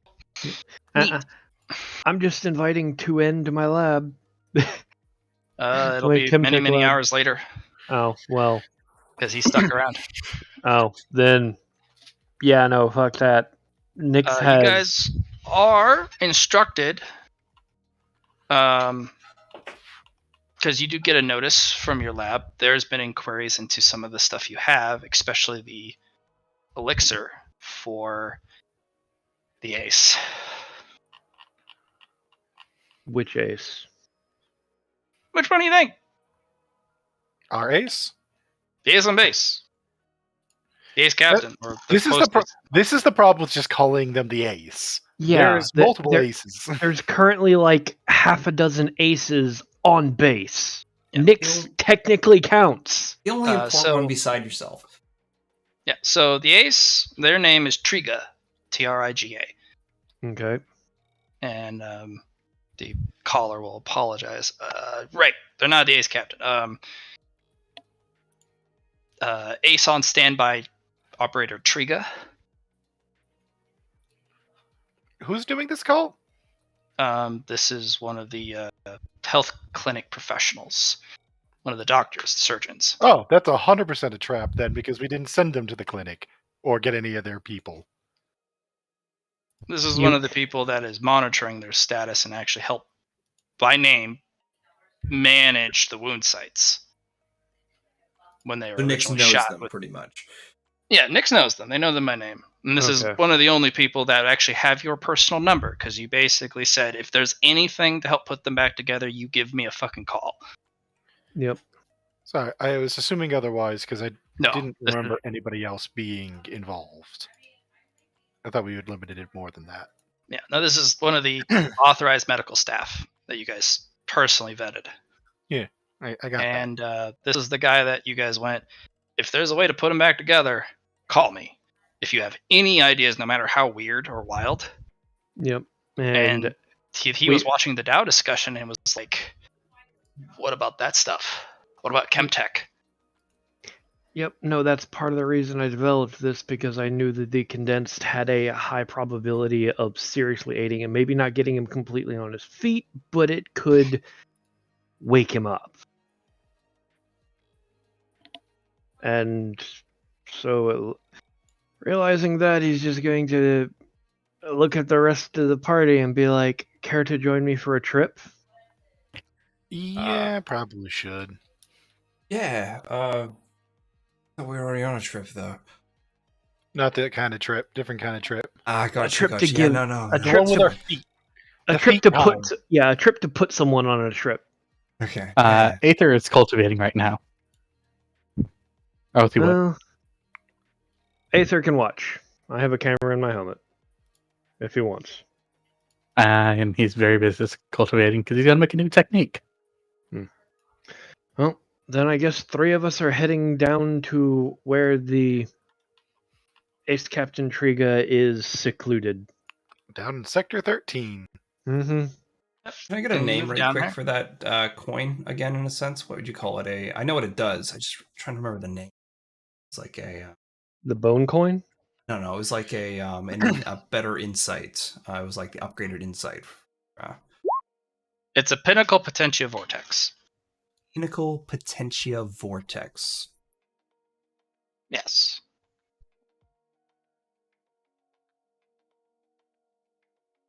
Thank you. So, down to the table with the ace captain. Yeah, the ace captain still has the gunshot wounds, but they've actually gotten a little bit worse. You can actually see a lot of necrosis starting to kick in, and the Mhm. doctor's like, unless we do something pretty drastic, I mean, I could keep them on stasis, but I'm gonna No, look at Jack. You don't have a solution to this yourself? Jack's like, Guys, look, whatever No, they it's built, fine. I was more asking out of curiosity of the strain used. Yes, I think you should still use the thing. no, no, it's actually pretty interesting. So the Well, he's biohacker. he was going to talk. Oh, What are you going to say sorry. next? I've actually got a version of the condensed elixir that was specially designed for this. Because I had an extra one, and me and Blatt agreed early on that if I got only one dose of the condensed shit, it was going to be for this. So you said a biohacker worked on this product Yeah, no, otherwise? the biohacker round specifically, unfortunately, like the tech was solid, but it wasn't perfect. So whoever stole our research at the plant, well, they corrected it. They fixed it. They it works too good. So, but because it's too good, it only works on the singular individual with that unique genome that you designed the rounds for. So it's kind of just normal bullets otherwise with some sort of virulent toxin, but otherwise if it hits the intended target, they're fucked. So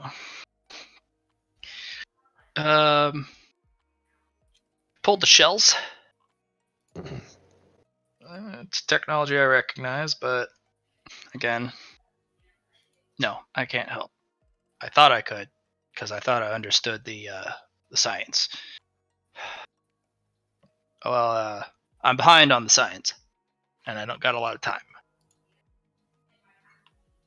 So I'm gonna be the first to say I'm sorry. No, I we'll need just get it help. handled. We'll just get it handled then, Nix. You made a thing. Do your thing. Yep, and Nix will pull out the specific shit that he built and designed for the ace captain. And he'll load up the specific condensed elixir for him.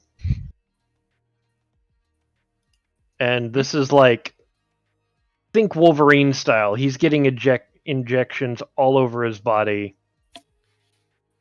near the Soft what's tissue. it near in the soft tissue and around the actual injury sites. Okay. Yeah. I'll make some rules for them. Should be pretty good on their end, unless something egregious happens. Ooh.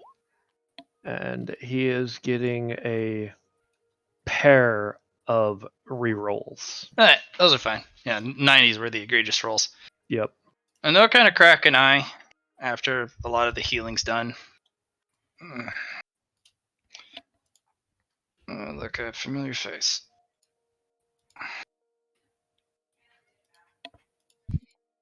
Hey, I kid. wonder which one he's referring to. Yeah, it's like, what's up?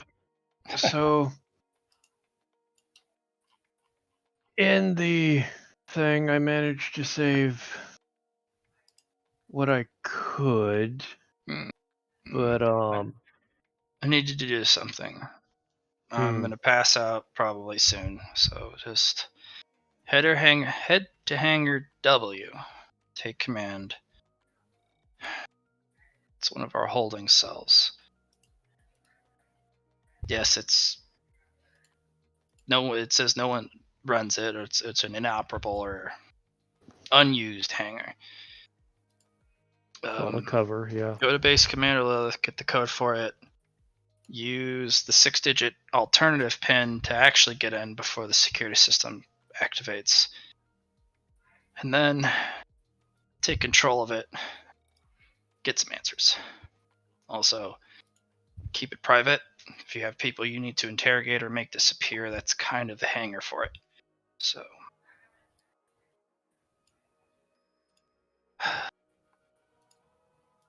Got things to do.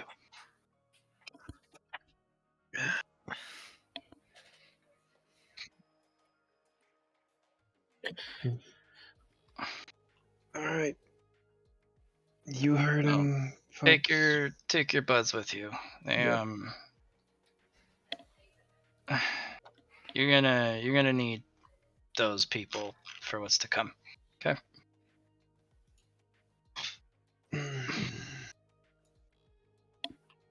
You know,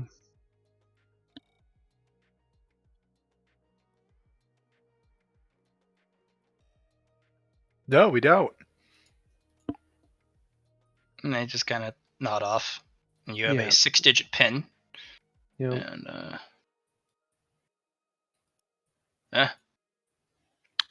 no, yeah. it's out of character irritation. Oh, Yeah. What's up, man? I cannot get any of my shit done because we keep having shit pop up. There's Yeah. there's no more downtime.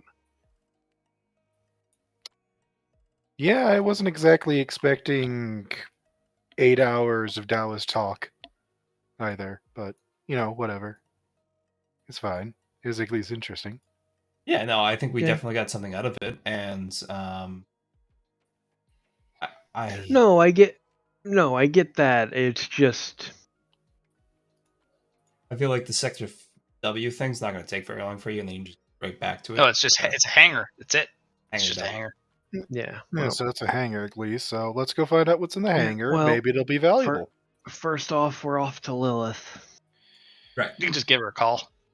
No, I'm doing this in person because I don't want to overcomms anybody to know that we had a discussion with somebody who's supposed to be dead. Yeah, there's a lot of people that can intercept comms. Yeah. Aether could apparently do it passively, without having Yep. to do anything. No rules, It's nothing. heading Yeah. up to Lilith's office. Lilith is just kind of pinching her brow aggressively, leaning on the couch, head hanged back. Is it urgent? Yes. Okay. And What is it? Nyx is gonna walk over and hit the buttons that he's seen her hit for the full lockdown on her desk. Am I that transparent? We've been here, and I think I've never had a meeting with you where we didn't have that active. Please make it quick. My head's pounding. Managed to wake up and get the ace captain on the mend. I need the authorizations and codes for Hangar W. It's the third drawer down on the right. I'll retrieve it. Should be a stick on there labeled W. Grabs it. Anything else? Nope. Okay, thank you. Just my Good. head hurts. No. Nick has something for this because he made it this way. He will go over, brew up one of those instant cups of coffee, hand it to her, drink this. Okay. All right. All right. Because I designed it to where coffee would be a remedy afterwards. Ain't that a kicker? Right? All right, let's roll Yep. on out Off, then. off to Hangar W. Can I get a cup of that coffee before this kicks in? I guess so. And he will pass the advice to the others who had it. All except for the brightest starfucker. Because he doesn't know how to contact him. Also, we didn't ask how to contact him. Yep. Also, we don't care how to Fuck that guy. We can find him if we want to. Yep. But and off we go to Hangar W, Blatt. Let's find out what this shit is. Mm-hmm. All right, who's going? Aether will go. You're gonna let your team disturb you? They can disturb me. We are disturbing. Yep. I assume Jackie's coming? Maybe? Possibly? I mean, I said yes at the very beginning. We're talking about the hangar, right? W thing. Yeah, Yep. yeah. Okay. Yeah, I just hadn't heard. That's all. Thought I said it. Yeah. You might have been muted. That's possible.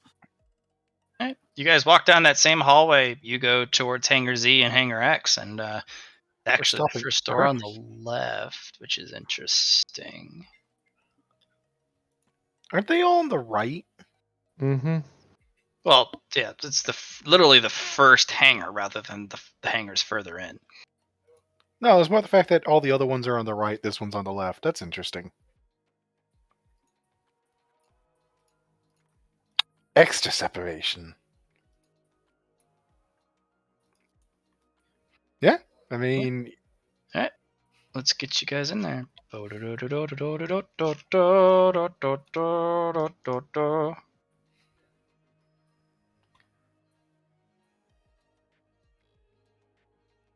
huh.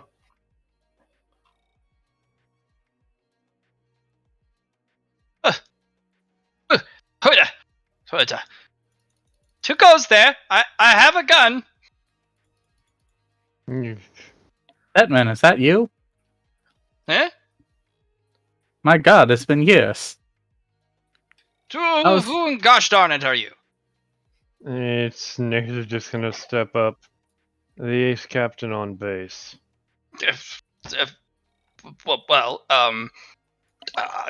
He reaches into his lab coat, pulls out a piece of paper and unfolds it. Beetle! It's I've got the piece of paper, so it pulls it out, responds with the proper thing. Tofu. Mona Lisa. Huh? Mona Lisa. Bitch. He checks the piece. Why the vulgarities? I don't understand this. This is such a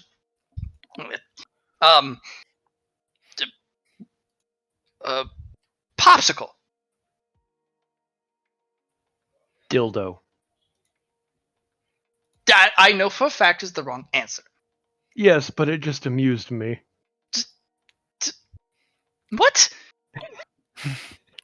Say the right one before we get shot by the security. He just looks at the paper. Android. Oh. Fine, last one. Sphinx. Egypt.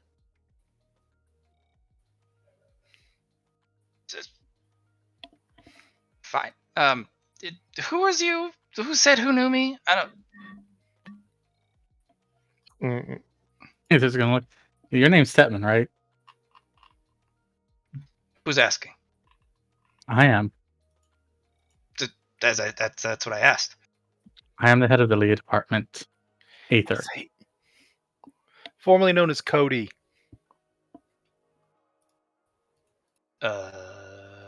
Maybe. He's just gonna be like, "Who are you?" Wouldn't you like to know, huh? That's typically why people ask your name. Oh, right. I may or may not be a Stutzman. Yes.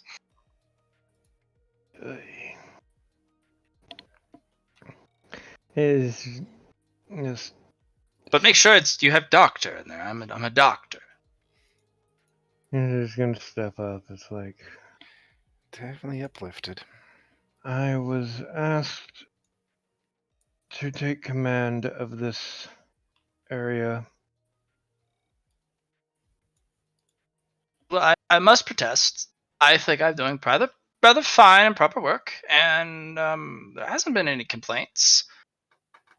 Also, I've stayed within budget, and I think everything is going quite well.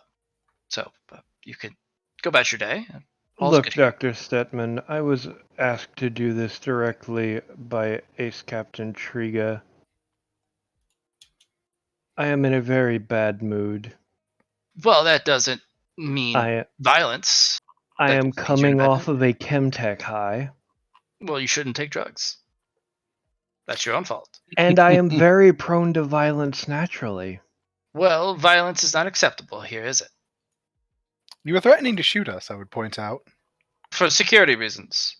That doesn't make it less of violence. Right, but I should know. I shoot a lot of people for security reasons.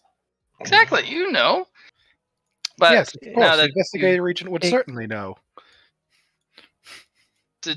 the name tag around your neck is Mina. Just tosses a badge at him. I'm looking through this. Please continue, Nix. Explain what is going on in here These quickly the and to the private point. interrogation cells for traitors and spies and saboteurs. And which individuals are in here currently? I squints at you.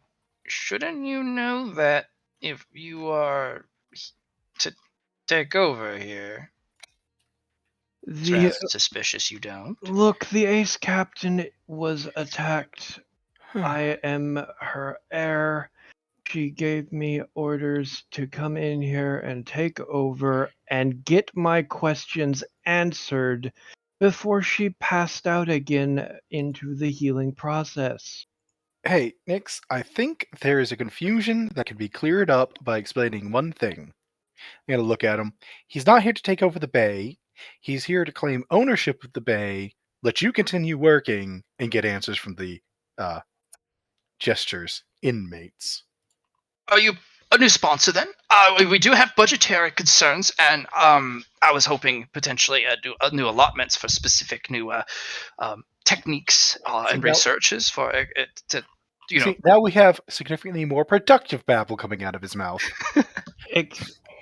Answer the questions and I will see what I can do. I do have means. Oh, that's well. If you've only said so earlier, come with me. Are your friends sitting in just gonna hang out in the doorway? Mm, Hello? Hey, they're just gonna teleport over here. Just going from like cell to cell, studying the people inside. Big lady in armor, are you coming in? Johnny! Johnny! He's gone. Apparently we've lost Johnny again.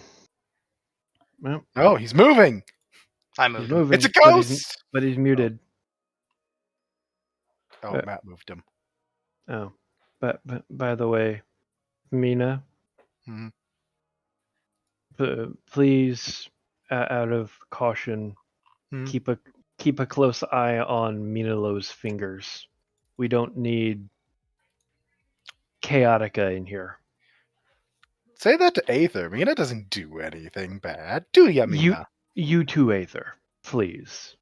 I'm just gonna turn and look at you, insulted.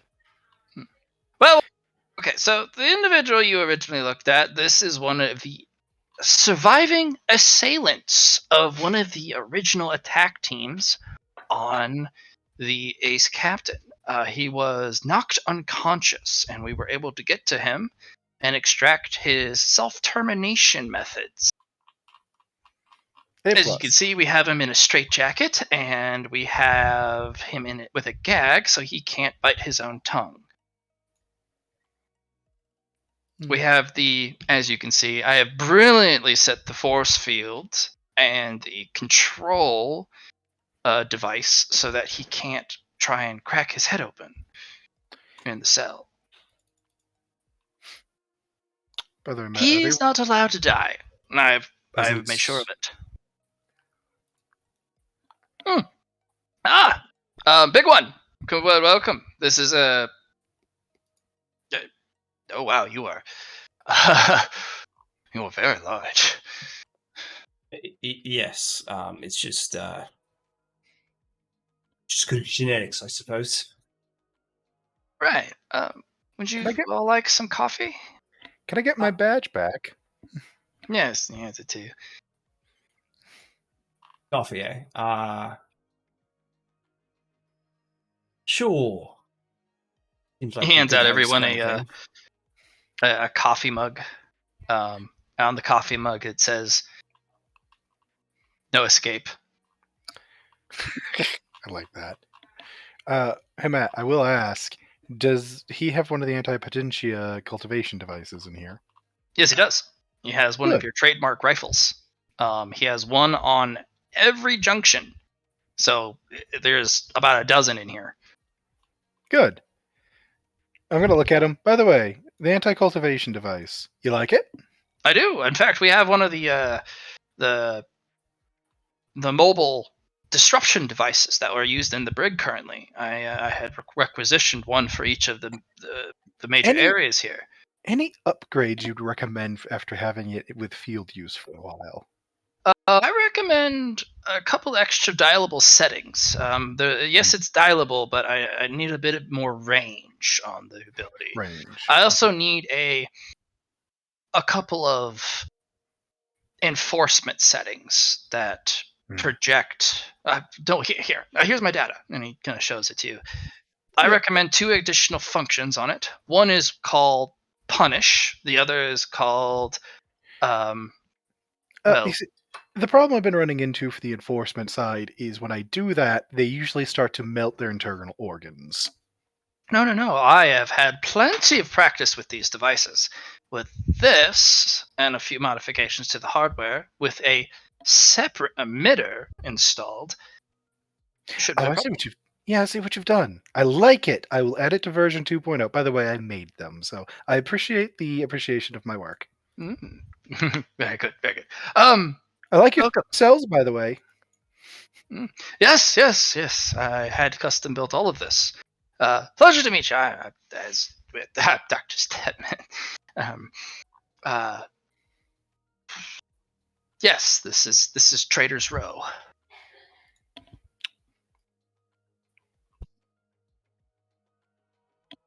Okay. Also known as Hangar W. Yeah. Pleasure to meet you. So the one in the middle, this was a chiropractor, or so that's what I was able to get out of them. They were stealing Thunderhead files and installing a program called Rolling Thunder. Still don't know what that means. Still working on it, but yes, this is they are a traitor. It belongs the Thunderhead to the existence of the program. Indeed, but they were turned over to me as a confirmed traitor. You can view their crimes against the Thunderhead and his people on their files. The individual you're looking at right now, well, not only is he a traitor to potential users at large, but also a traitor to the Thunderhead when he destroyed a Thunderhead server. He just kind of gives you a very calm look. It looks like he was thoroughly worked over recently. But he gives you kind of this calm, serene smile. 2-finger salute. Kind of gives you a nod. The individuals I have given more hospitable accommodations are individuals who have been cooperative.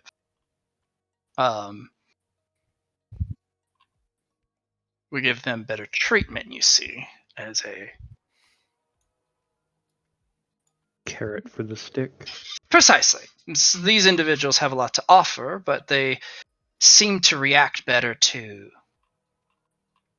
better treatment, you see, rather than the constant interrogation.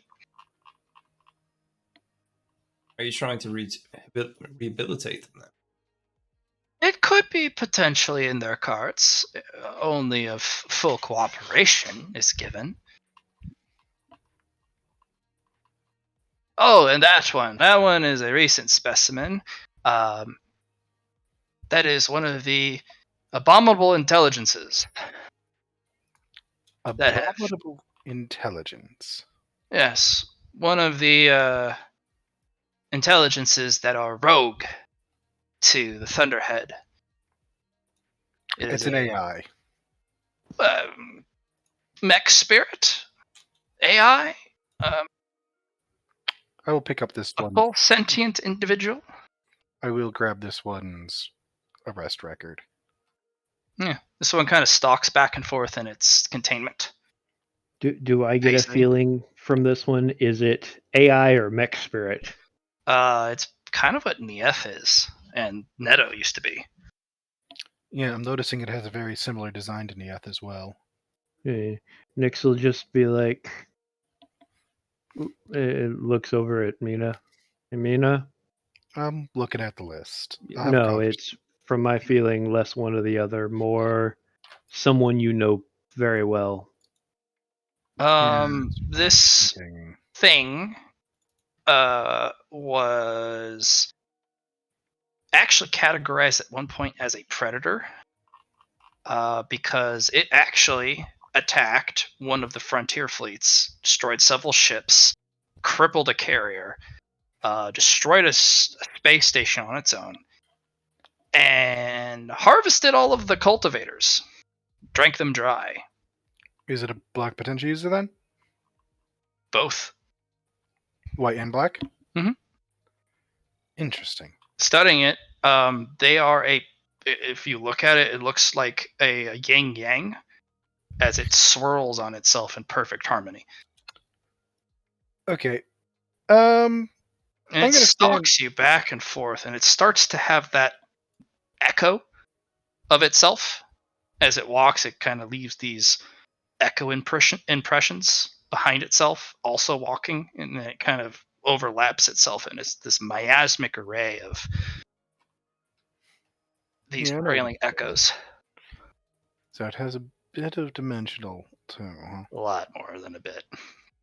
Well, go ahead and do Nix's thing. I'm gonna go use the bathroom, and that's just gonna be me studying this thing for a bit. Yeah, Nix, Jackie, you guys are together with Dr. Stetman.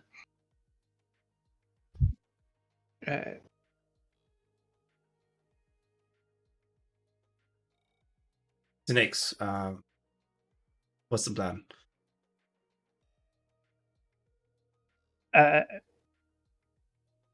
I don't know right now. Perhaps you have questions you need answered. These individuals, they have no citizenship, they have no rights. Yes, the only thing they have left as a sentient individual is free will, of course. They can be stubborn, but we also have means of getting answers. Jackie's gonna lean over. You already take control of this place? Did you say, like, here's my badge, I'm kind of taking it over? He's my new sponsor. Yes, he runs the hangar. Well, owns the hangar, but I run the hangar. I run Is this the only part of the hangar, or is there more to it? Well, the back area that leads to the tram system was welded shut and fused a long time ago. So it's just this area. This is where the traders that we need answers from, that we've captured, end up on base. Usually every base has one of these. And individuals here, of course, if they aren't fortuitous or forthcoming with their answers, well, we don't permit them to die, you see. They exist with rejuve and stim treatments until we get said answers. If this place becomes too full, which we are very much right now, they go into the cryotubes there in the corner. Or we send them out on a prison ship. Oh, so you have even more people. And I can wake any one of them up at your convenience. You see. But I mean, I could have a lot more cryo and stasis chambers if I had more budget. I mean, we could keep more on ice at your your pleasure. Yes, I will see about getting you some increased budget. Hands you a data production. slate with his recommended plan, like he's been waiting for it. Well, if you're so inclined, I have a bit of He just here. he just hangs it from his belt. I will look over it in a moment. He looks very crestfallen, like, of course, dear sponsor, of course. It's walks up, pats him on the shoulder. This one is. Do I need to activate something to be able to speak, or? No, it's a one-way glass. But do tap the field with your finger to deactivate the opacity, because they can't see out. It's a mirror on the inside. You can disable the opacity with a single tap. A double tap turns on the ability to communicate with them. It's without that hearing. Can anything be heard out here from within? No, not without your permission. And in fact, if you step away from the adjacency of the barricade, the partition, it automatically obfuscates with the opacity and turns off the listening ability. It's just I have a simple means of getting some information, but it is not for others to hear. Well, if you wanted to, you could enter the containment for a little bit of hands-on. We used to have a hands-on specialist, but he got a job offer that he didn't want to refuse. So it's just been me. He nods and is like, "I'm going." Also, if you triple click on it, it makes very interesting noises in the cells. Usually sound-oriented attacks. That's a fun fact. I'm just going to look at Jackie and Stetman. It's like, Jackie, I'm going to step inside. When I give a two-fingered wave, let me back out, please. Sure. And Nyx will step around so that he can go inside. Okay. You put in the code on the right. You pull the lever on the left. The door opens. You can step in. Yep. The guy's like, all right, yeah, let's get this over with. Like, I can see that look in your eye. Oh no, I'm not going to be physical with you. I'm going to do something that I recently dealt with. Mm-hmm. And if you want me to stop, simply tell me what you know. I've already And told the hack outside everything I know, but he's convinced I have still more to tell. I keep informing him that there's a hierarchy of information. oh no, I only know what I'm allowed to know. No, I fully understand that. I very much do, but first-hand accounts are different. I'm sure you can understand that. But Not as I said, really. I will not physically harm you. I'm just going to sing a little song. Okay. Do me a favor. Don't break. What is that supposed to mean? And Nyx is going to begin humming. All right. Go ahead and post the ability you're going to be using in chat for me. You told me not to. Oh. Because I'm Well. singing the song of crushing loneliness. Oh.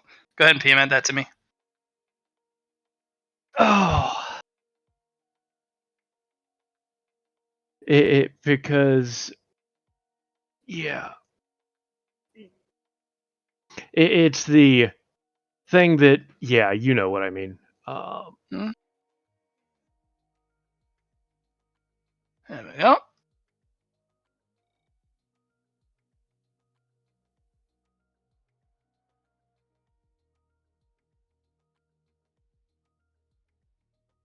All right.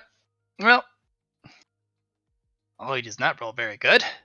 Well, let me roll my d10. Okay.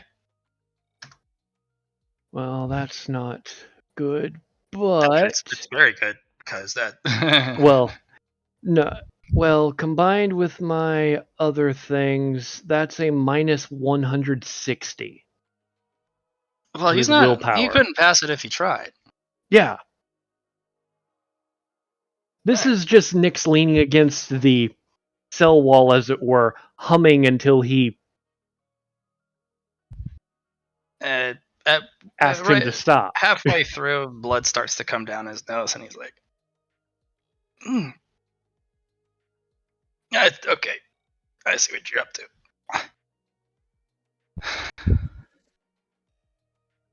And he does eventually cover his ears and kind of rolls in pain. And Jaggy, you get to watch. Nyx just kind of leans up against the barrier with arms crossed, and he's just kind of humming a tune. And this guy's basically writhing on the floor in pain, bleeding. Much. Yeah. And it's like the guy, he passes out. He is unconscious. I will stop, walk over, hit him with a shot of the regen stim. Ah. Ow. Oh. Look, I don't know anything more to tell you. Do you want me to run over what I already said and what I know? Please. Okay. They told us that. Okay, sorry. It's. Fuck. Ow, my head's ringing. So, I'm from the Outer Ring, Mm-hmm. and there are a lot of mercenary forces. I used to be a pilot. I quit because it's fucked out there. And in the Outer Ring, it's like kind of the worst place to be because they don't give any respects to mech pilots. It's all about fighter pilots out there. And even then, it's a poor, miserable existence. Regardless, I joined up as a mercenary in one of the mercenary guilds, the Razor Dogs. We got hired by a group, and the Razor Dogs, we do any type of work. I know that doesn't sound very good, but we do every type of work. Doesn't matter what it is. And one of the key things is we don't ask questions because we get paid extra not to ask questions. I know that it's not very healthy, but if you survive, from what I understand, the old timers say if you can live up to 4 different missions, you're set for life. You can quit, you don't have to come back because it's that type of payout. Understandable. But the veterans also jokingly say that it's a 50-50. It's a coin flip usually on the missions you get, survivability. And to get enough money to get out, you have to survive 4 coin flips. You see the probability? Mm-hmm. And that's if everything goes to plan. Obviously, this one didn't go to plan. We were hired by a group. We don't ask about them. We don't even meet them. Our superior meets them in a different room.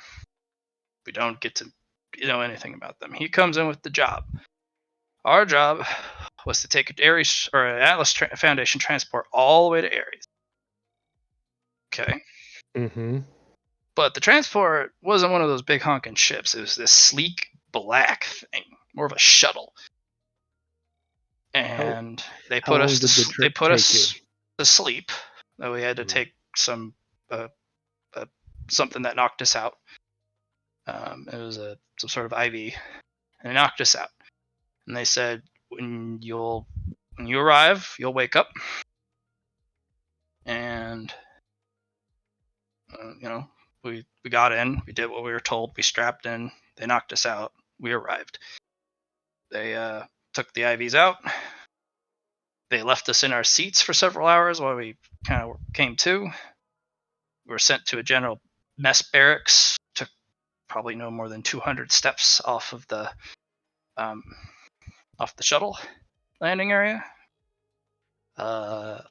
Description of the shuttle landing area was decrepit. It was unused. It was covered in dust, the floor, and all the other stuff.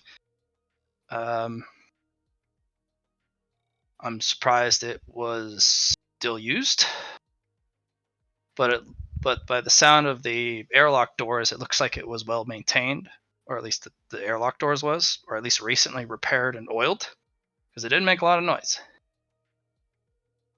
But the air was bad because I could taste it, so I put on my mask and used internal air. We got to a barracks. They fed us for 3 weeks, I think, because that was about 20 to 21 different days in which we just hung out, and that's the amount of times I took a nap, went to sleep.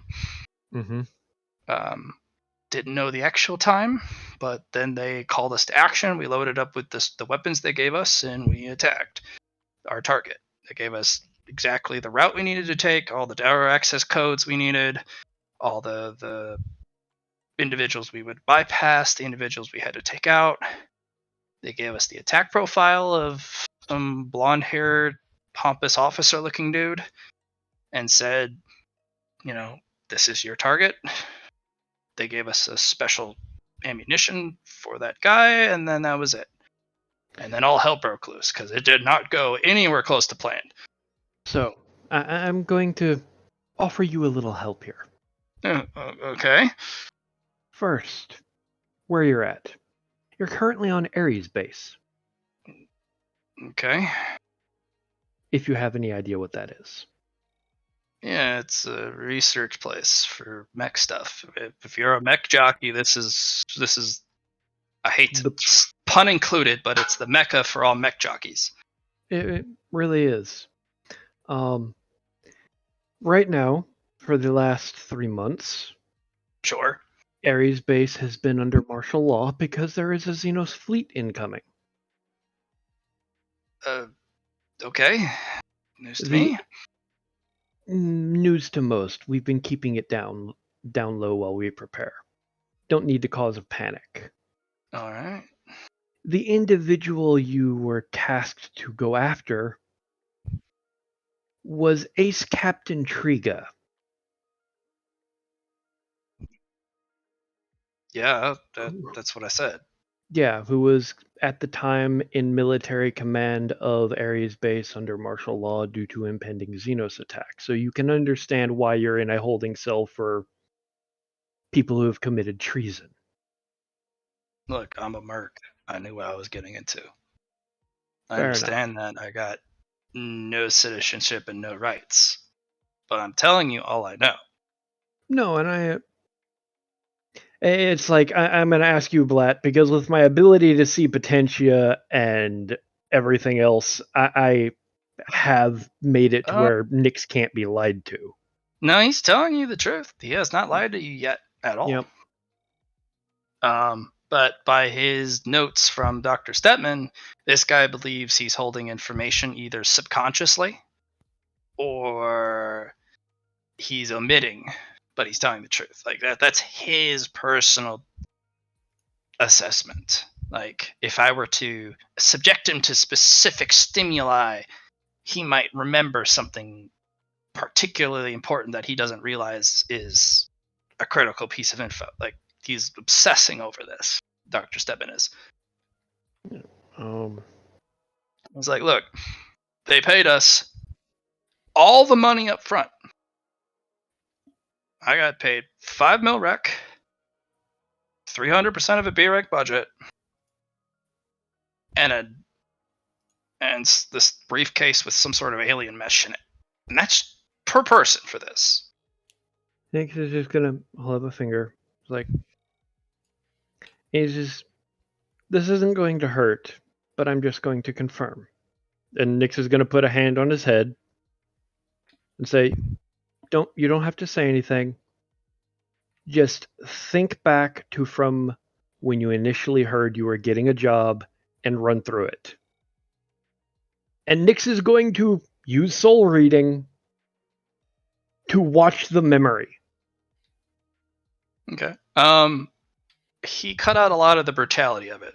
The Razor Dogs, they're a group for the desperate. The capable, but desperate. These guys, they force you to cultivate specific techniques. A lot of them are self-harming, but give you an immense amount of power short-term. Something that would let you fight above your weight class significantly. But drawback is it burns you out.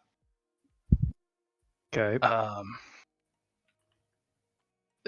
He wasn't joking. The veterans are guys who are on their 3rd or 4th mission.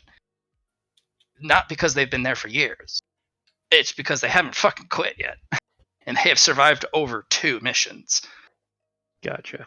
And they're all sitting there, kind of like, they all kind of sit at the adjoining tables. And it's kind of the place they go to in the middle main area. It's like a prison hall. You have the lower seats, and then you have the raised balcony pavilion where all the veterans sit. And the veterans all get to look down on the fresh meat, the pups. Mm-hmm. And it is a brutal initiation, a hazing, training, and these guys are put in their kennels, isolated from the rest when there is a potential mission or job to come. And if you're part of the group, you're isolated in your kennel with your pack and kept away from information. There's one single phrase that does come by that he couldn't possibly tell you that was important. But Dr. Stepman was right. There was one phrase that does kind of catch your attention. One of the high rollers has come in. We haven't had them in a while. They always pay big money. Big jobs. Probably should have the pups do it.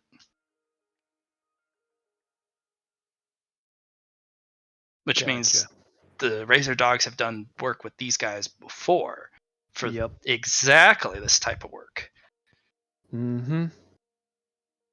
And the Razor Dogs are a licensed mercenary organization. Hard to kind of find, but if you know where to look, you can find their branches all across the outer ring on major space stations and transit hubs.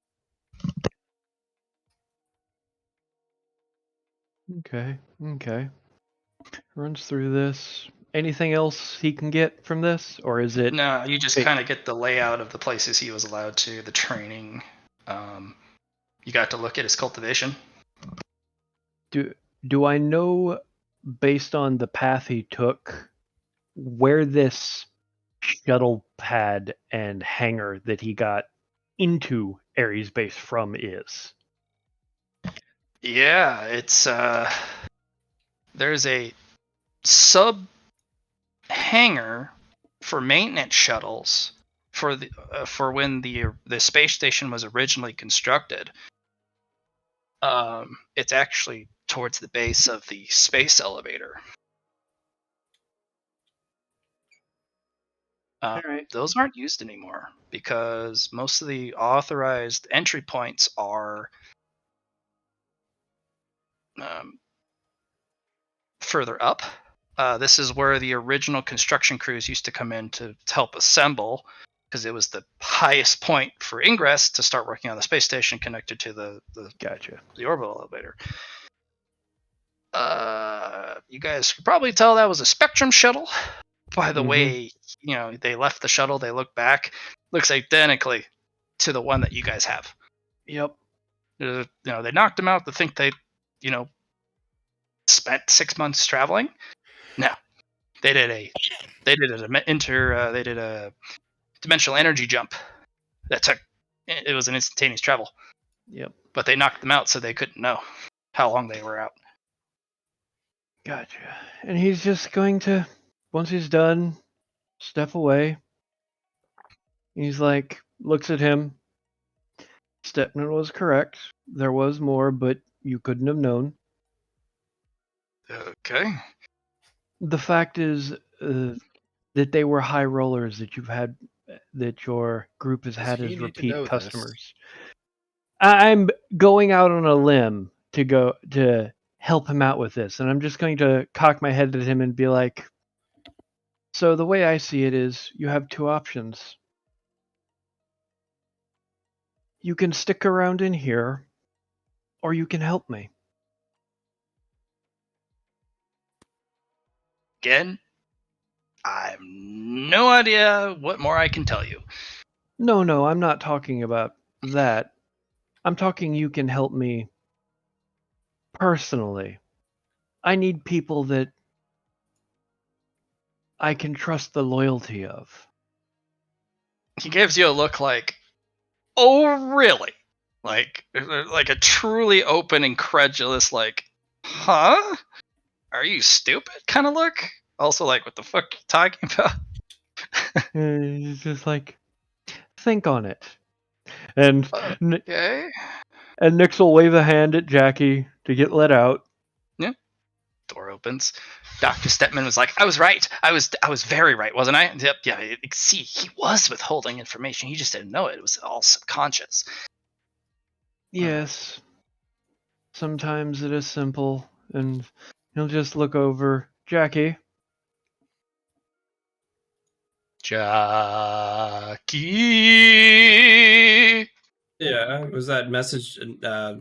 Yeah, he's talking to you. Sorry, I was talking to Allie at the time. Say it one more time for me.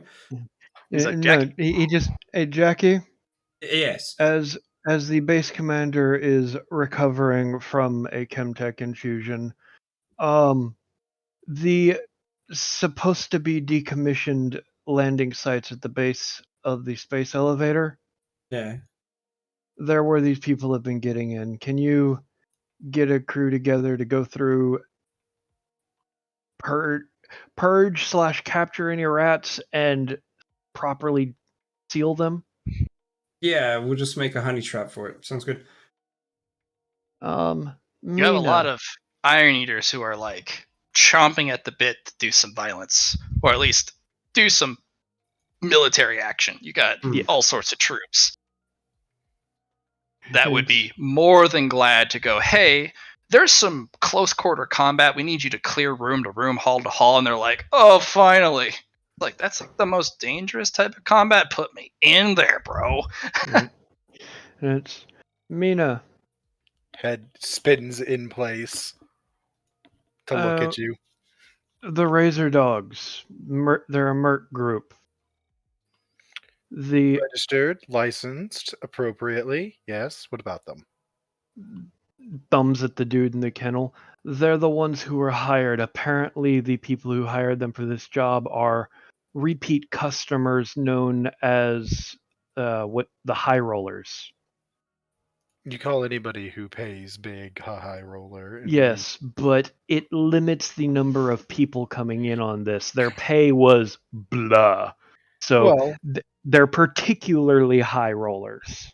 Well, the other thing for high rollers you always find out who they are as best you can, just in case you ever need to blackmail them. Exactly. So I'm requesting our resident cyber specialist to go digging. I'll do a lot more than just dig.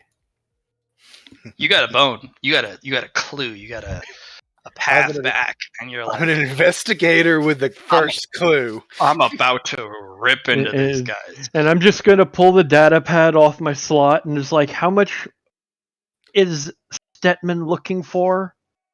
Each cryo only costs 10k rec, but he wants 20 more. That's just to buy them. And 2% of a C rank budget. But to maintain them, it costs 1,000 rec a week and 2% of a D rank budget to maintain each individual cryopod every day. He's just going to look over at Stetman at the file, plug in a thing, and then hand it to Stetman. Here's 5 million rec and 50% of a B class. Let me know when that starts running low. Oh, benefactor! Great benefactor! Oh, we could get all of the things we need to get all of the right answers for our great overlord Thunderhead. You see, his enemies, they're all very tight-lipped because they know if the Thunderhead devours and discovers their secrets, there's no hiding from his benevolent glory. It's thumbs at the dude in the kennel. I'd recommend putting him in one of the better cells. He was trying to help. I know. I was giving him a special shock treatment because I understood that in uncomfortable conditions such as thus, he would be very ponderous as to what he missed. But I didn't mistreat him. The others, on the other hand, these two, are actually troublemakers. They refuse to speak much about anything, especially the one on the end. It's just, I'm going to leave this one. Unless she's like particularly hiding or trying to get my attention. No, they can't see you on the other side. Oh. Luna actually uses this exact same model of force field. She's very familiar with it. You can't see out of them. You can't hear Yeah, out of them. This is a direct copy of the shit you use currently. Yeah, I know. I caught that. I'm flattered. Yeah. So this guy got some information about your current containment methods, which Thunderhead probably shared, and was like, "Let's get you a little upgraded. This seems to work really well." A fun thing about them, you can actually project stuff on the inside as well. Yes, so you if can. you wanted to change what they're looking at, you can actually even change the environment they're looking at. This is just going to be like, the chiropractor, I believe, would be best to leave to Miss Mina. Yes, I could have a chat with her. And this one, Oh, that one uses a lot of black potentia by the feel of it. does he? That's a Yeah, shot he's in got the some. No, it's because I can see potentia, you know? That's just a shot in the dark. I just assumed. He just steps up, taps on the glass once to be seen, you know? It's Kind of just, turns his head.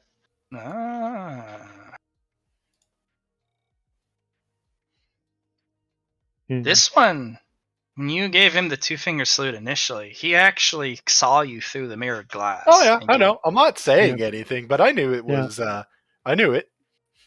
As soon Yeah. as you said that it was my, like, as soon as you started describing it, it was my cells. I'm like, oh, so you can see through it. Neat. My new questioner. Hello. Hmm. Who are you? Nix. And you would be? as we're apparently being civil. Well, since my citizenship has been revoked, I am merely known today as inmate 116498. It's just cocks his head. Your sheet says you destroyed a Thunderhead node. Many, many more transgressions, I have to admit. I'm just curious, why a Thunderhead node? Because why not? Is it just one of those progressively more difficult crimes type things? Oh no, I don't do anything without purpose. To wander and do without purpose is the chaoticus mode of seeing the world. Do upon a whim. Plan but don't plan. Act but don't act. No, everything I do has a method or reason. And not for the reason of because I could. So I will simply ask, would you tell me the reason? Because I could. He's just going to chuckle. As you said yourself, that's not the answer. And he kind of grits his teeth and then kind of pushes a tongue against one of his teeth, and he kind of pushes it back and forth, and he kind of reaches up as it kind of wiggles back and forth as he's pushing it, and he pulls out that tooth, and drops it in the drain. It's because I could.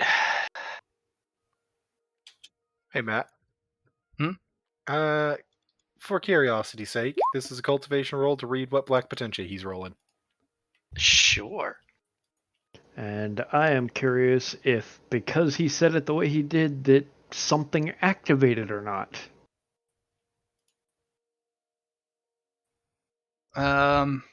As in, is there something preventing him from answering? No, he is purposely not answering. Hmm. As for the black potentia, this guy's got 13. I was asking the kind. The What kind flavor? control. It's a very Interesting. rare one. But you've seen control on both the black or the white and the gray scale, however rare the gray one is. This is an obsessive control over self in all aspects, control of your environment. It's like an OCD control type of thing. Mina is gonna say from the side, he did it to prove he could, to prove that he had the control, and that Thunderhead doesn't have control over him. Or is that wrong? Well, great questioner upon far, I can hear you. You wandered know you- away from the glass. I know you could see me too, even When you through. walked by close, yes. Hmm. You're not wrong. The Thunderhead is a being of control. And I don't like being controlled. You want to Being be in control. I do. Don't you? Oh yeah, I'm not judging you for that. You know, he says he is necessary for our people. Is he, though?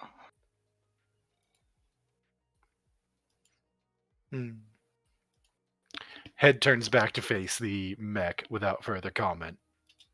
Nix just shrugs and is like, we'll have to have a discussion again later.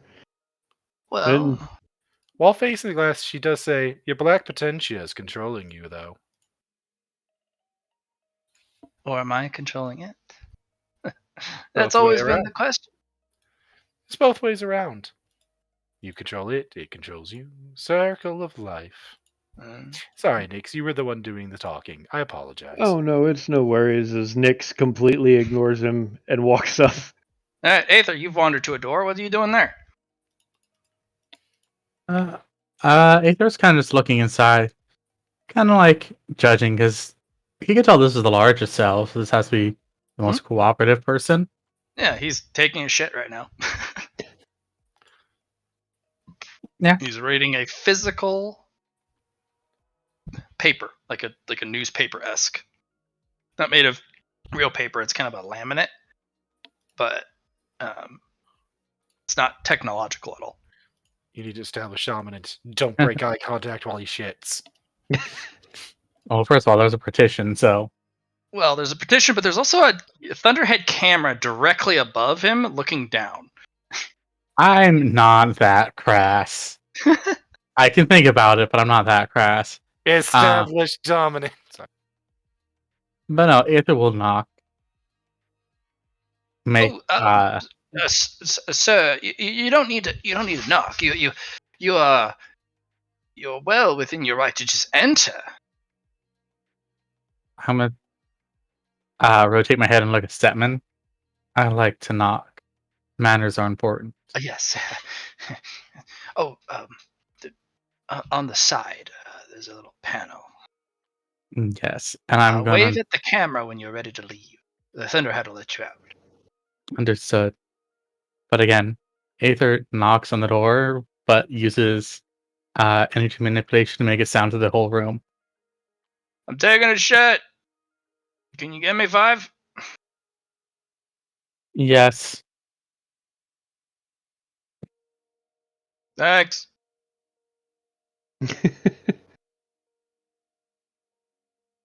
And Aether's gonna wait.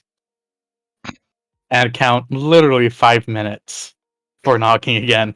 Jackie, Yes. what are you up to? What do you want to do? Where do you want to go? Who do you want to question? Questioning people. I feel like Jackie's just gonna go take care of lead the raid, the dimensional jump place. Okay. All right, Power. move yourself to the door, into the door area. Yeah. Good. As you trot out, 2 of Lilith's personal entourage shows up as squad leaders, and you have 2 heavy-duty groups of very purposed, very strong, very pissed off Iron Eaters. Two squads of 8. They all kind of pause and give you a look, and these guys they had grabbed all their gear. And the Iron Eater gear for veterans is a external power armor suit for their second skin that houses all of their big stuff. Nice. And it's a little superfluous, kind of like a Centurion suit in 40k without all the big armor, but it's just they get into a kind of a silo, and it grabs and holds them into place and adheres an external power armor suit to them, which is a little overkill. All right, boys and girls, let's go hunting, shall we? Yep, you give them the overlay, and one team is the encirclement, the other team is the knife. And you will actually spring in. Go ahead and make me 3 command rolls, please. Sure.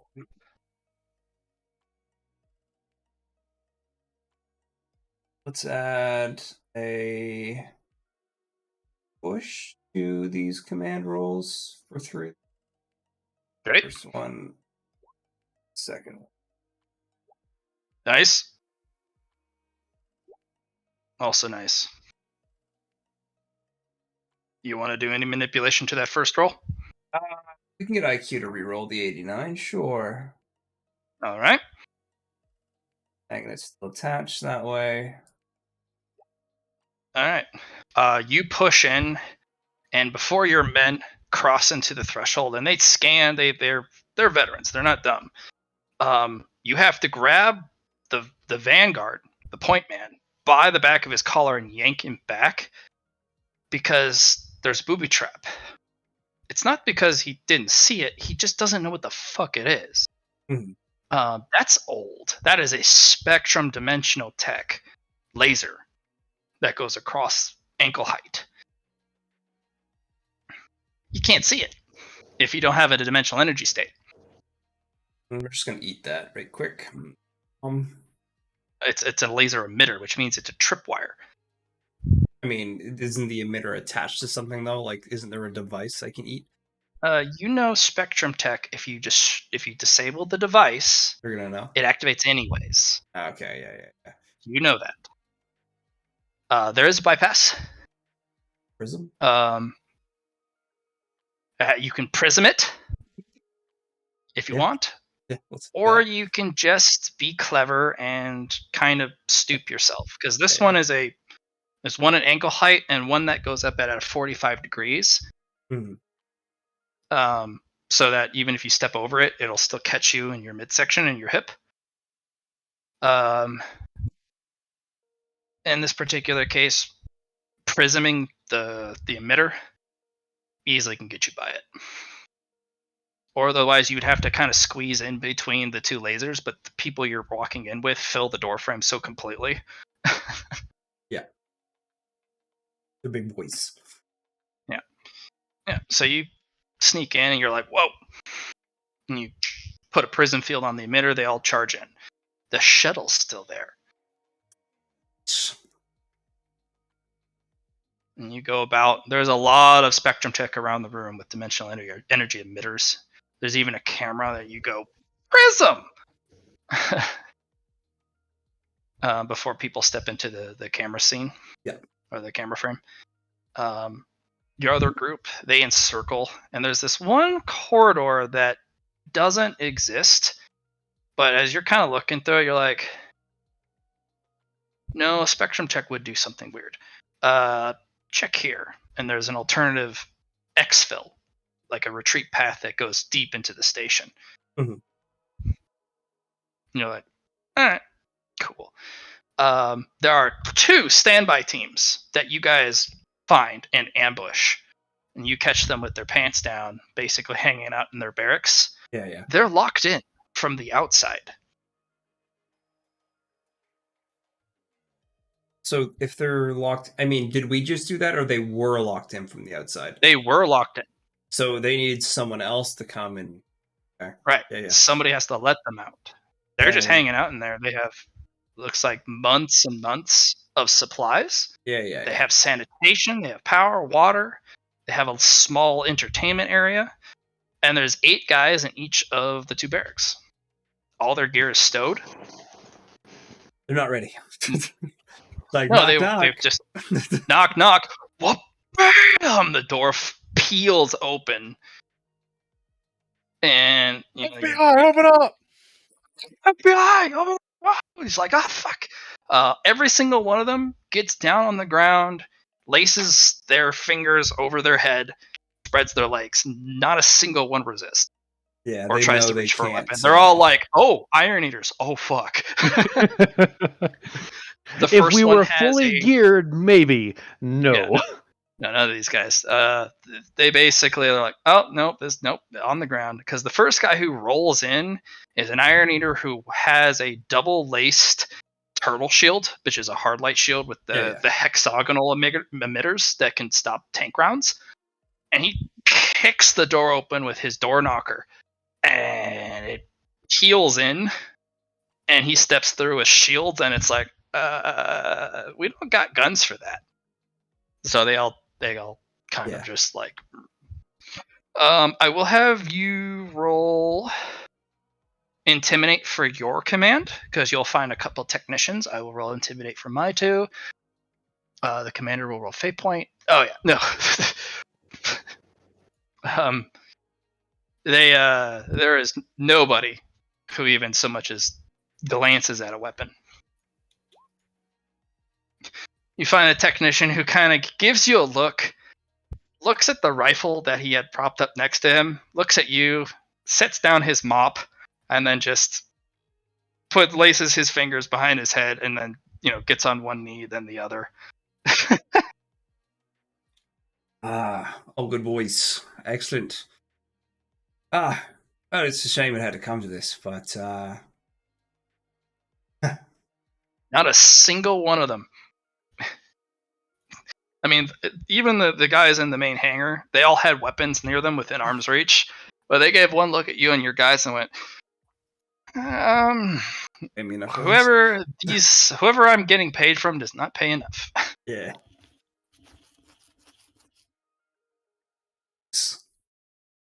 There are 8 Thunderhead cameras in here, but they are all disabled. Mm-hmm. Several of them look like they've been removed by a technician, which means they've been replaced from here and moved off and reinstalled somewhere else. I mean, There's that's one- fair. There's 2 cameras that were in here that cover all the angles in case somebody were to show up, but those have been grossly just destroyed and they haven't been replaced. That's treason. Do. Oh, it's very that's big treason. That's get your citizenship revoked treason, but you're not sure these guys did it. That damage is old, very old. No. Just taking maybe when the old people left during the queue. Not reporting it is also treason. Yes, it is. Well, they were locked in. They couldn't report it. Doesn't matter. Yeah, doesn't matter. There's one guy in the back though. Very armored guy wearing a set of power armor that is not familiar to any of you. Has a bunch of symbols, call signs, squad symbols as well. And he's kind of sitting at a table with a bunch of data pads. Old grizzled fucking looking guy. Same look as Duke when you first met him. Yeah. Old guard. Still in his power armor without the helmet. And as you guys kind of slam the door in, he kind of swivels in his chair, grabs the cigar. Huh. Look at you lot. Fancy. Nice Good to meet you. gear. Call me Graves. Graves, it's a shame we have to meet like this because I'm sure you're a nice chap. Nice about me, mate. Uh, You can come and find out. yeah, your gear kind of gives me a good idea about yourself, just outwardly at least. I don't know you. I don't know why you're here, but I know that the fact that you are here means I can deal with you, which is too bad. Too bad. That's rightly too bad. But if you sip in, we can have a right proper conversation, I think. But who's going to be asking the questions? That's up for debate. And there's a dangerous look on this guy's face.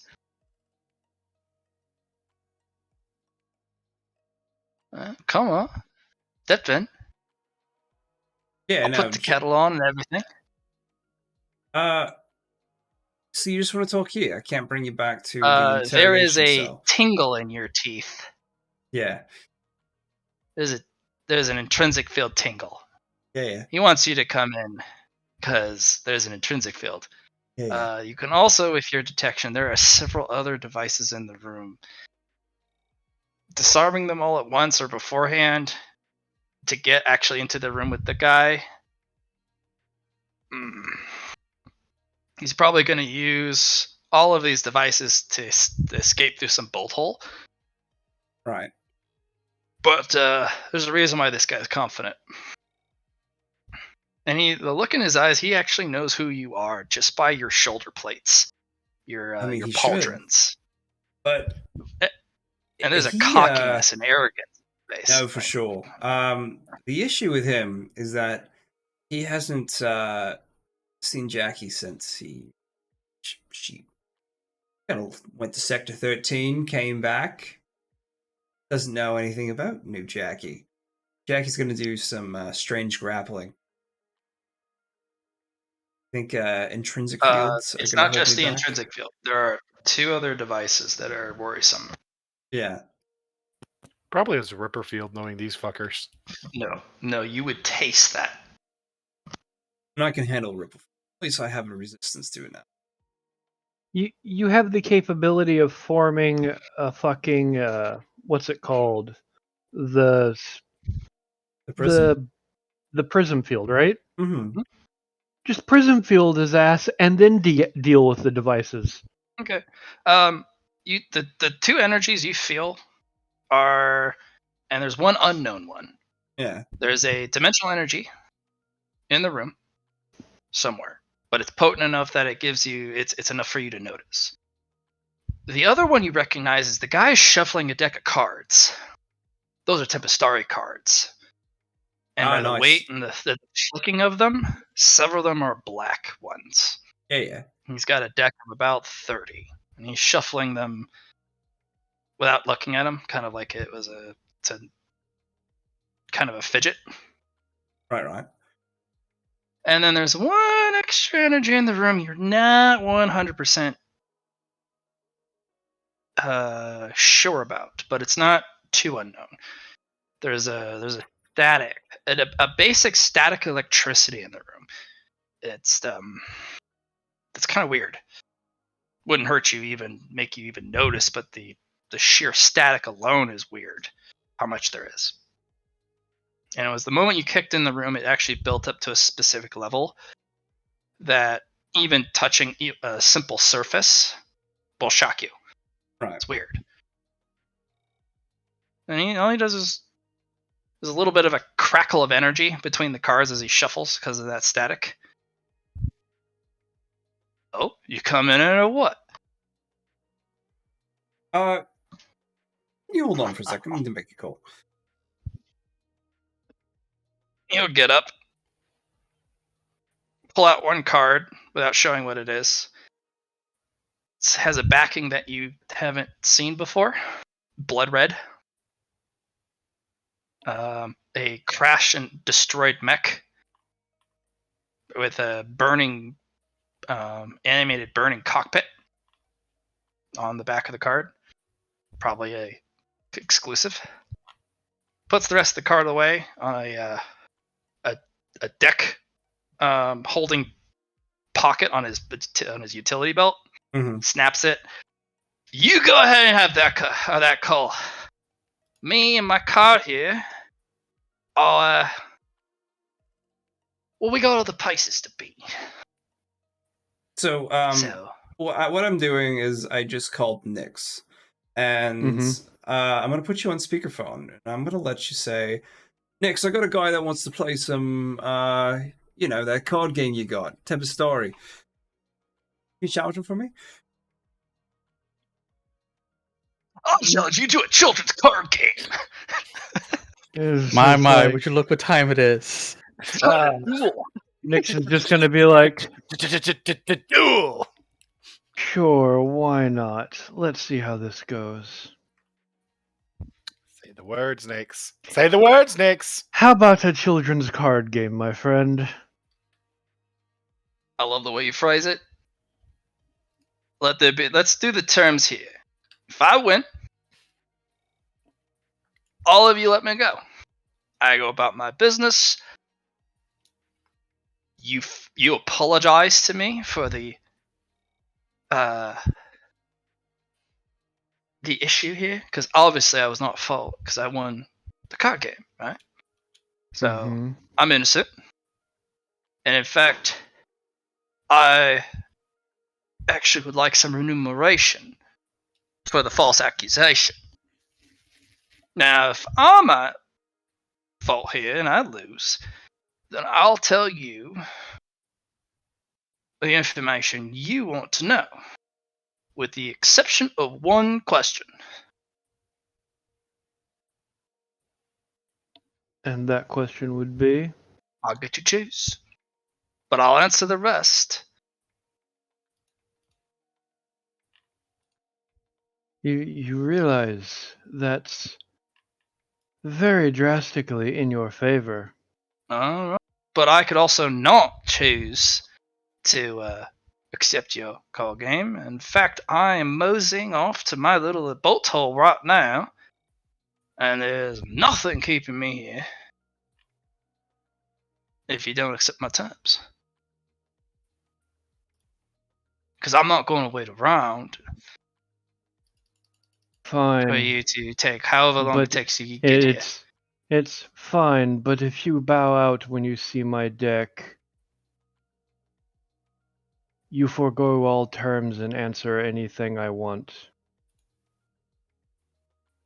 All right. You got a big brass pair on you. Fine.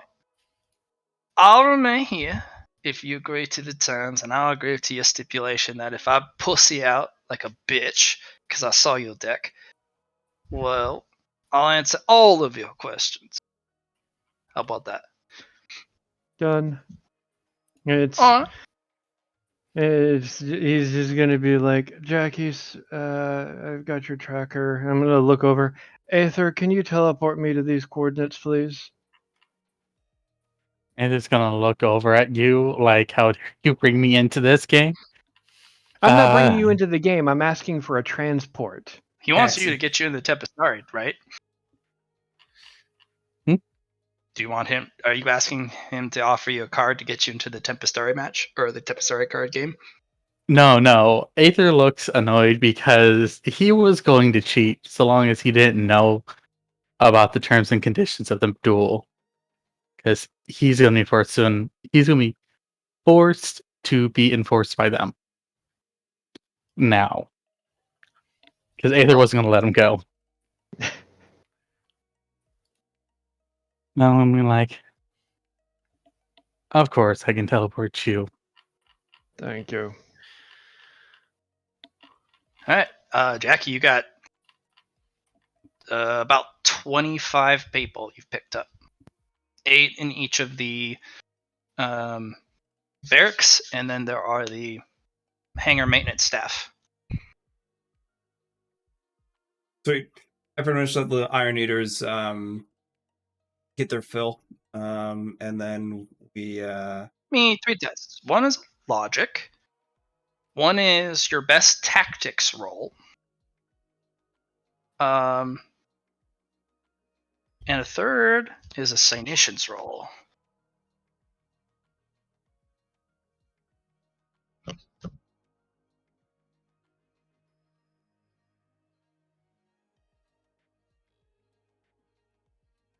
I didn't get battlefield tactics. Well, you could have gotten another type of tactics. Oh, you didn't? Because it was based off of logic at the start. And then it evolved to battlefield tactics. You don't have battlefield tactics? No, I wasn't. I didn't choose that that option for myself. Okay. What other tactical or tactics-based skill that you might have? Or talent. Talents may not even require a roll.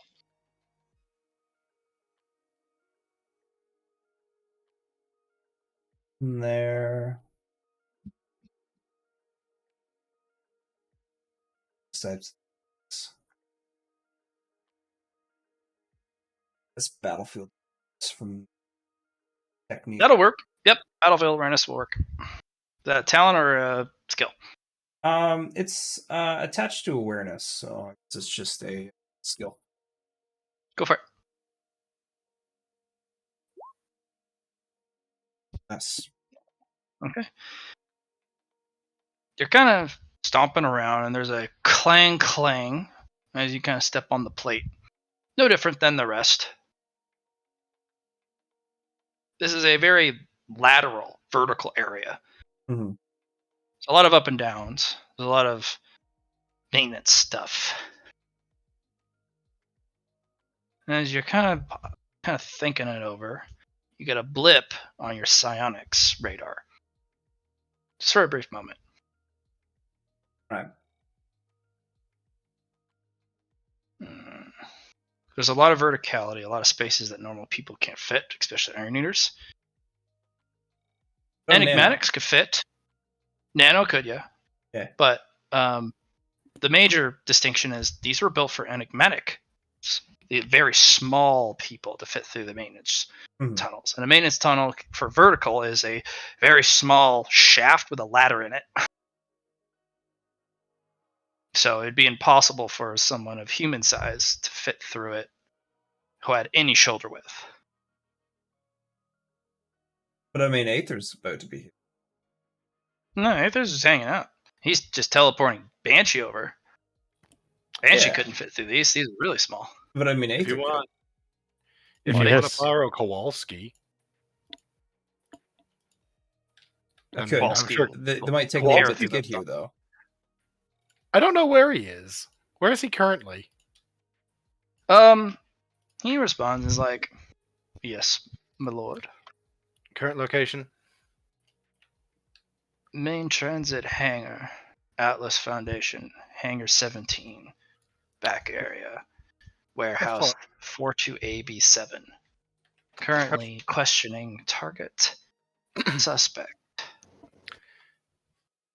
How far is that from your location, or from Jackie's location? So, if I remember correctly, this is in the maintenance shaft for the space elevator. Yeah, Correct.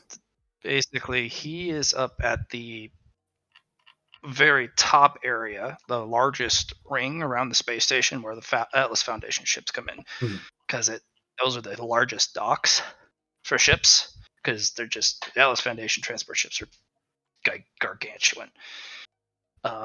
They take him about an hour and a half, moving at his maximum speed. Cool. Hey, Aether, could you put him down with her so she can send our terrier rat hunting? I And feel he's like, like, "Do you want me to abandon my current pursuit?" I don't even. I didn't have him on a current tasking. He is. No, on your current last task. your last tasking was for him to hunt down any of these type of individuals, which means he caught somebody that was ratting. Yeah, you caught a rat. Never mind then. Continue to your work. My lord, Aether, did you wish to personally interrogate this fellow? I would love to. Understood. I haven't had a good interrogation in a while. Please continue, Jackie. Aether, do you think you could find something for me? I just caught a blip on my psionics, and I'm a little too big to get through those. Kind of charge of this area. If you don't have anything going on right now, but if you do, don't mind. But I feel like it would be a good job for inner I'll see what I self. can find. Aether, you're like 4 minutes and 31 seconds. 4 minutes and 30. Oh, 2 gosh, dang it! Ah, I mean, Should take you. you only had to wait another 30 seconds less. well, it's like fine. I appreciate it.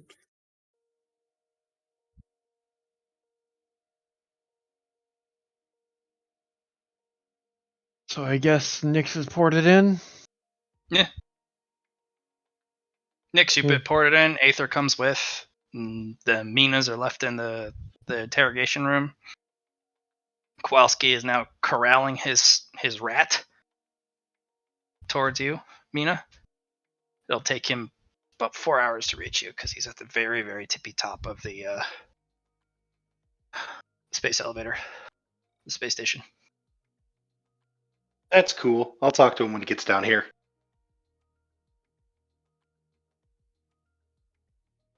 And so Aether, you are looking. Yeah. Go ahead and roll me an awareness and a cognitions. You should have cognitions, right? I do not have cognitions. All right, just roll awareness then. I can buy cognitions though. That's for psionic detection. Do you have psionic abilities? Can you detect psionics? I have no ability to detect psionics right now. Then we will leave it at awareness. But that also Okay. includes all of your current perspectives and the ability to see. Matt, for future reference, I thought Psyniscience was like our magic detect, energy detect, like things of esoteric nature. It can be. Probably we'll try and keep it more esoteric, like magic sense, like actual mana and psionics. I'll try and we'll try and focus on that. But those are also very important things to detect, because if you do detect them, that's bad. There is a specific psionic skill. I should know. I'm the one with it. So as you're kind of Kind of almost lick your finger and hold it up to the winds that aren't. No, there's a trace. There is a trace. And you zip by. Go ahead and make me a logic test. A raw int test without the unnaturals. And a battle tactics if you had it. Okay. Logic. Battle tactics. And you said a raw int? Yep. All that ints, baby.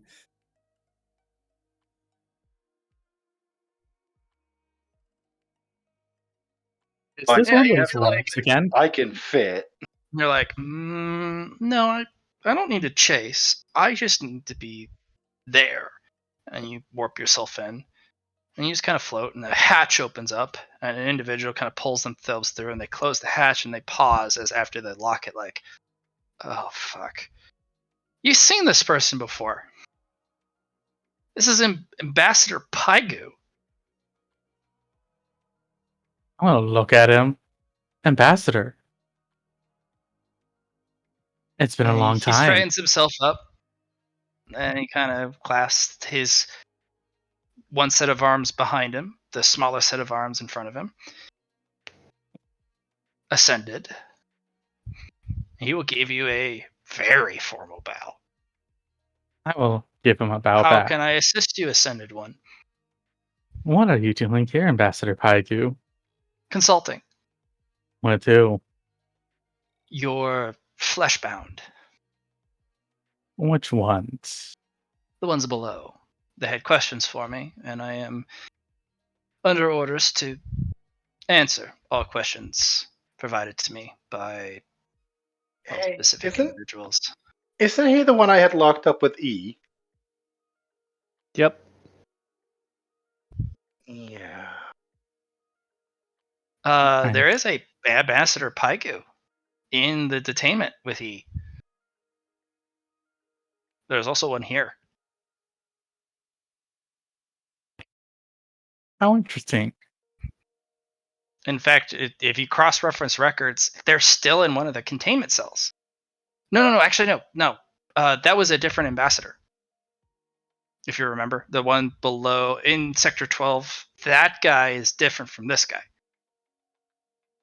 So that's what I was asking, if Yeah. he was the No. same one or not. He's not the same one. Sorry. That Oh, guy. so this is the one from the memory. Yes, this is the Talos Station memories. Okay, there's been two ambassadors, and that's why I was asking if it was that one or this No, one. Okay. this is the guy from the Talos Station Echoes. The one with the mysterious he. Yes, and I'm going to look at him. How interesting. I have many questions for you, Ambassador. Of course, Ascended. I will always try and help those who are above the fleshbound. I have. What are you doing here besides answering questions? One of who?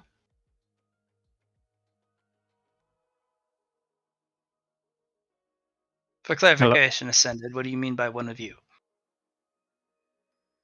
There's another Ambassador Paigu on the station. Sorry, another name. Sorry, it wasn't Or, Paigu. sorry. Oh, I'm sorry. Okay. Yeah, for clarification, it was a completely different ambassador. That guy's been down in the Sector 12 area. Okay. You guys, that was the one you talked to. Okay. Projecting the Thunder, the Stormfront fragment down there in Sector 12. And you brought him up to the Black Tower to talk to E because they were buddies. Or, well, corresponding buddies. They talked. Okay. And then this guy is they've from still the been Pilot talking. Station Memories. Okay. Okay, one second. Let me see. Where's my Talos Station memories? It should be 1. Echo 1. Echo 1? Yep. Okay. He works for the mysterious he. Works with. Okay. So, understood. I know where. Okay, so his name is Ambassador Paigu. The other one is a different name. Yes, we've confirmed that. I would clarify. Just need to make sure. Are you here working with he? Please clarify. What is he? We do not know his name. Then I don't either. His current designation is Agent Stormfront Agent number 2, 002. What? Do you know him as Stormfront Agent 002? I've had correspondence with this person in the past, yes. Are you here on his orders? I am here at his request to answer questions for those who have asked them. Hmm.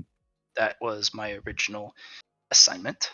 I was to tend to the human representative and assist him by answering questions were he to have them. Who was the human representative? He goes by Underhead Agent 002. I thought it very strange to take a numeric as a title, but it's not the first species I have come in contact with that uses a numerical system for naming.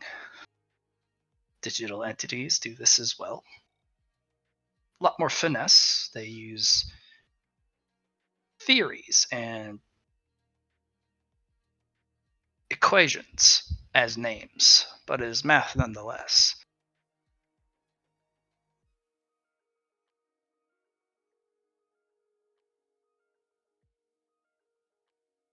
Did you help orchestrate an attack on his base? I am here to answer questions that are provided to me, and that is it. That is the entirety of my function. You can ask what kind of questions.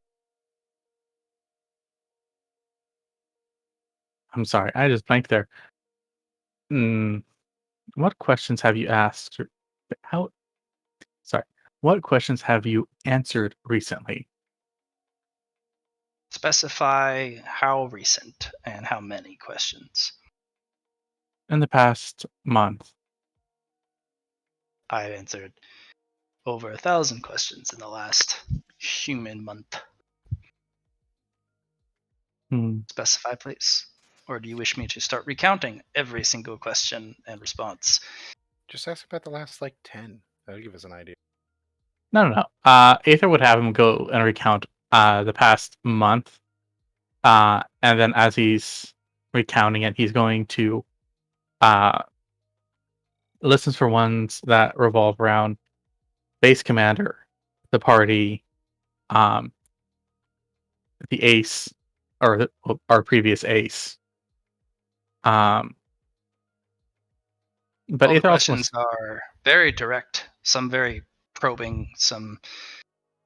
I mean, it'll take for 1,000 questions, and the way this individual takes about a minute to kind of go through their mind and replay the conversation, because they don't just recount it, they actually sonically put a pause and replay the dialogue itself. But it takes a minute per question to pull it up. For 1,000 questions, you're going to be there for a while. But they're like, would you mind if we went to my abode so I We can may. be more comfortable in this retelling? And it takes about 30 minutes of walking, but eventually they open up what should be a rusty, sealed, fused hatch, but it opens up soundlessly.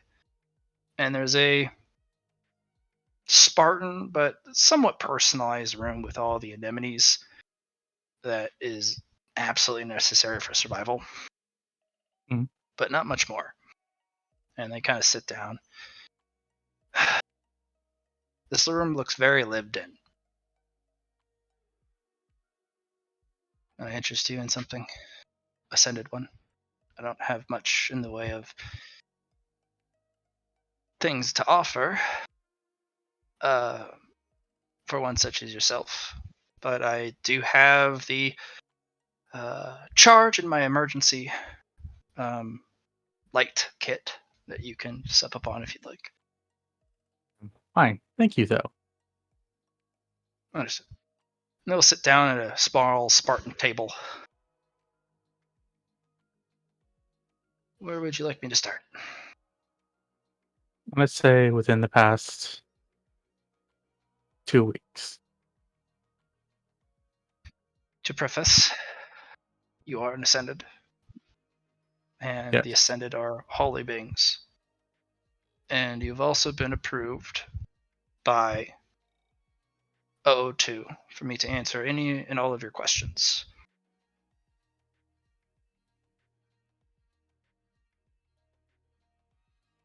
As I kind of pull up a data pad. Aether Lamarin. Yes. Okay. Recently, within the last 24 hours, I was given a series of names in which I was to help, where I took him across them.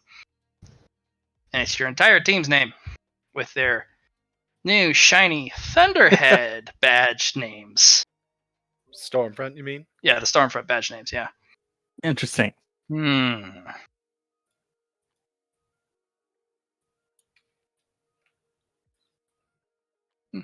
Our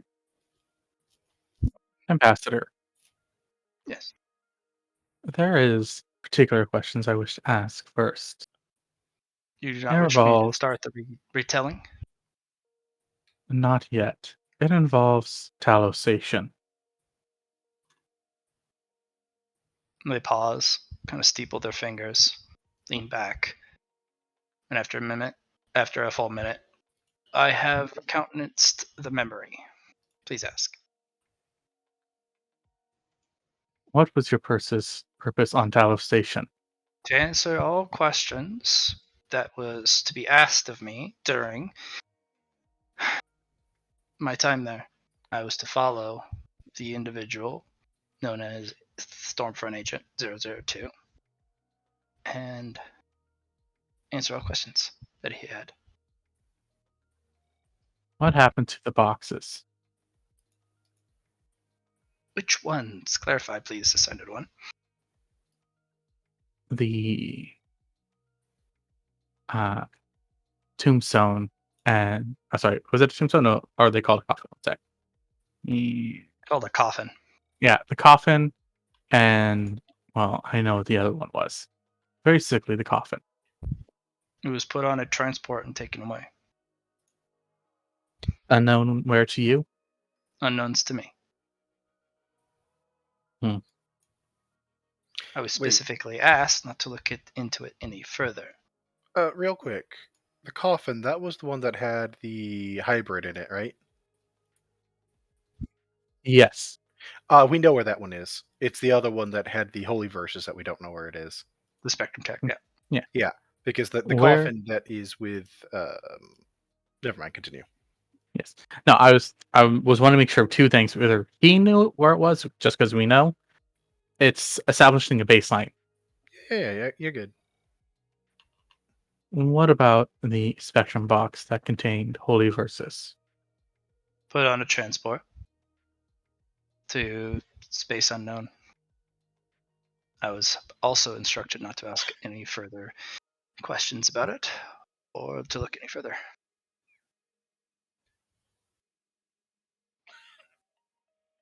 Is the hive ship approaching yours? No.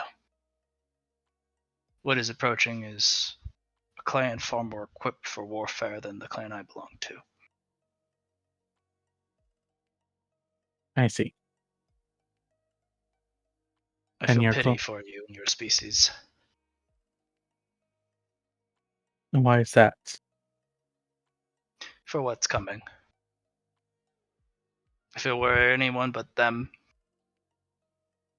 the pity would be for those who are trying to throw themselves against the parapets and the wall that you have erected. All of us would perish.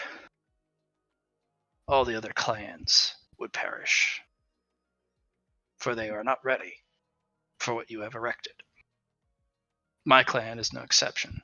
If we showed up in all of our glory and ambition and pride, we would be crushed under what you have prepared. But it is not so for the ones that were assigned to the task, not the ones that are coming. I feel pity for you because they are not blind, not ignorant, no overly prideful. They will bend you and break you, as they have done every species they have come in contact with. And they are very hungry for what is here.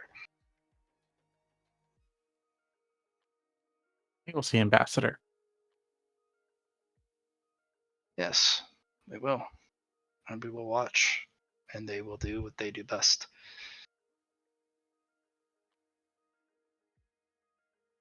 The next Fortunately, question. your species will have a chance to flee. Once they win, they will take apart your red planet, devour it, before moving on to your jewel. Plenty of time to evacuate. How sure you are? I am. They are led by the warrior queen, most powerful of our species. Under the agreement with 002, we were asked not to deploy them if certain agreements were upheld, such as the repression of a specific creature, weapon that you were building.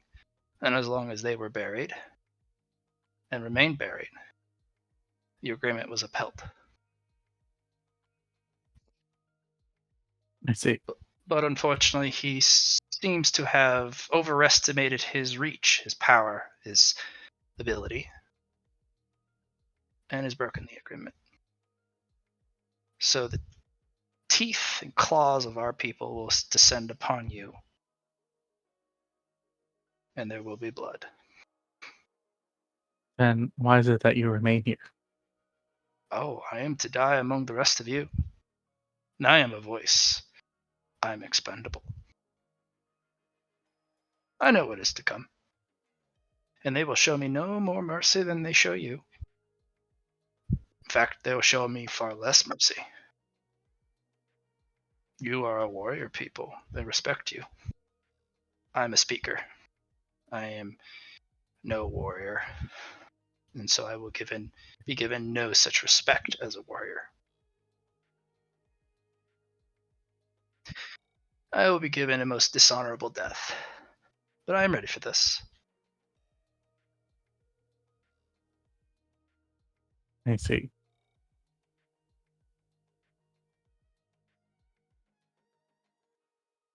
Next Let us question, Ascended One. Let us move to the questions at hand. The ones you were asked within the past 2 weeks. As you instruct, Ascended. And he will steeple his fingers, lean his head back, and wait a minute and answer one question. Or recount a question that was asked from naming the person who asked it, and then he will recount through psionic emission the answer he gave. He'll lean forward. Would you like me to proceed with the next question? Yes. He will lean his head back and repeat. Dear Lord, is this a long process? This goes from about a 2 minute per question to 5 minutes per retelling. You're like, and you ask for the whole last month. That's several thousand. We're doing We're doing the last 2 weeks. Last 2 weeks, still about 700. Yeah. And but Aether is gonna essentially is taking all the questions that were asked, who was asked by them, and processing it, including who names he gives.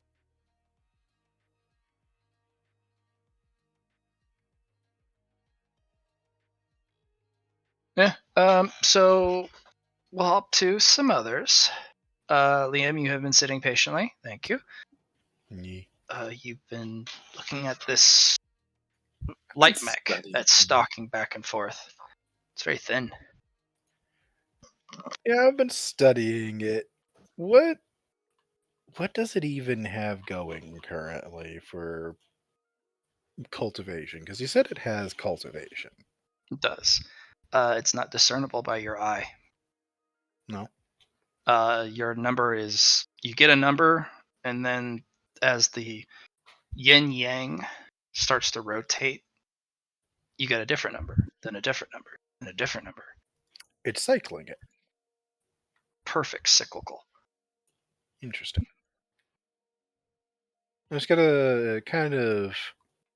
I did ask what its crimes actually were, but it was. Oh, it's on the what was sheet. it? It's multiple Yeah. pages long. Yeah, it was Dest- basically destroying military property, more or less. Yeah, slaughtering cultivators, eating them, black potentia, stuff like that. Black Potentia, destroying fleet ships, aiding the enemy. Did it support the Xenos, or was it just fighting? There is a actual video record from one of the down mechs of it speaking with a predator, squaring off, kind of backing up, and then coming to some accord with it, and then teaming up with said predator to destroy a space station before departing. All right, I'm gonna kind of look up at it, and I'm just gonna be like, so. I will do the tap so it can hear me. Though I assume it could probably hear me anyway with It that amount of squats black down. potentia. So, I hope you can understand me. There's Well, you're more intelligent than you're letting them know, aren't you? Probably significantly so.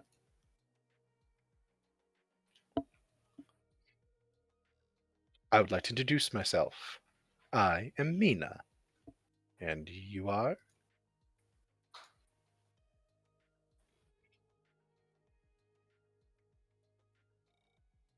it just kind of stares at you. It still squats. It's a not a Slav squat, but it's squatted down. It's leaning on one of the legs, squatted forward, forearm on it, but it's kind of leaning forward on that leg to get a really close look at you. And it stands up, leans back, just like it's almost a look of just on its face, which it doesn't really express. It just is Sensation. once it's satisfied with the look it got on you.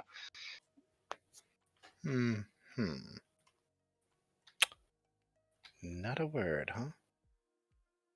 Oh yes, sorry, dear Inquisitor, investigator.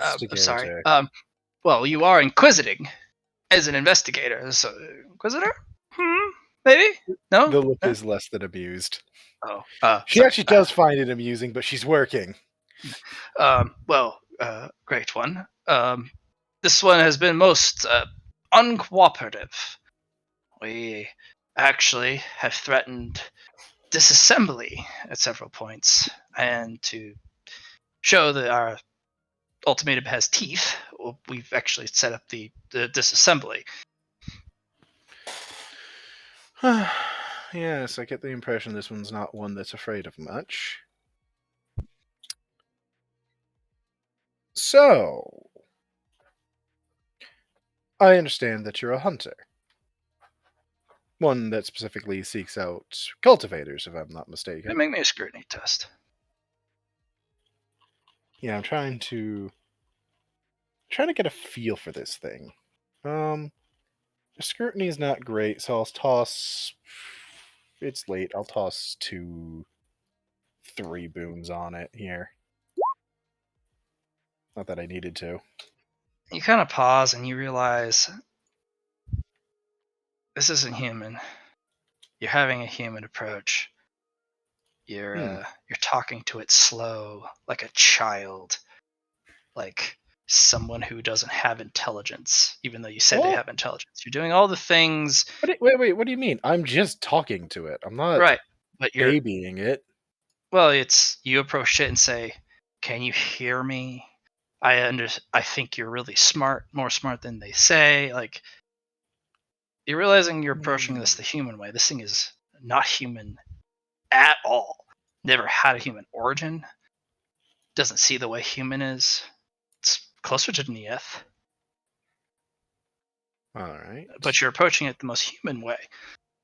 And this thing is looking at you like it's one of those. Fuck it then. I'm gonna send it a data burst instead of I introduced myself as Mina, and you Pings are. off of the glass. Oh, sorry, Mhm. investigator.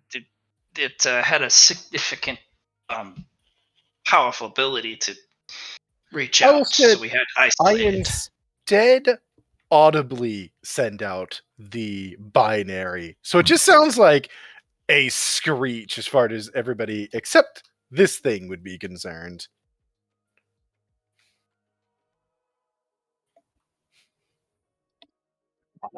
Oh, it responds to that. It's a binary screech, a binary noise. The audio version of what I said. Yeah. Kind of rolls its shoulders. All of its plates flicker and shift. And it reaches down, puts its fingers, its clawed tip fingers to the glass, digs it in despite the protest of the thing, and sends you a burst back. Ah, It okay. sounds very, very familiar. Very familiar in the Dieth sort of way, or Crashing anvil. the way he sends you the okay. for the Okay. binary screech back at you. Okay. And it says, so you aren't a pathetic waste of my time. Good. We can have a normal conversation. In answer, I will ripple the skin off of my face to show the metal underneath. It'll also ripple the plates on its face and show teeth underneath.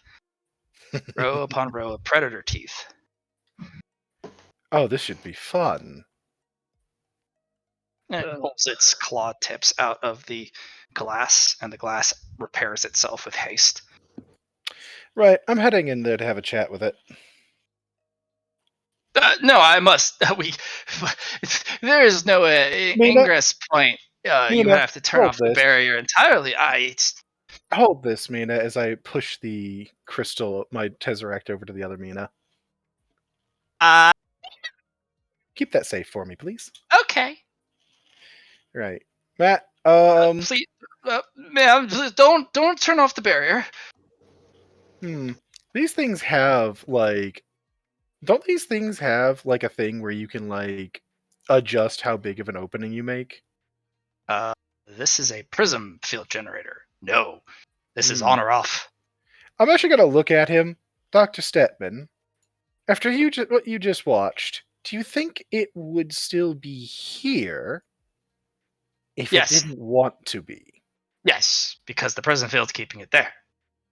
It just shoved its hand through it. It's done that before. I've seen it. It cannot breach the entirety of it because it will remove its existence. To do so, it can make little displays of strength and power, but it's very, very costly. Right. So, Matt, it's a prism field, you said, right? Yep. Can I just roll to try and see if I can't manipulate the field enough to go through? If you roll prism. I don't have prism, I have Leah, that's the closest. No, you cannot. I have spectrum as well. It is. You got to have the Forbidden Lord prism.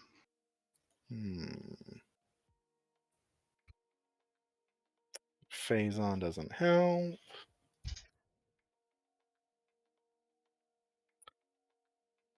Aether's busy, so I can't ask him. Well, I mean, no time to learn like the present, right? Sure. Oh, what would it be? What's the negatives again?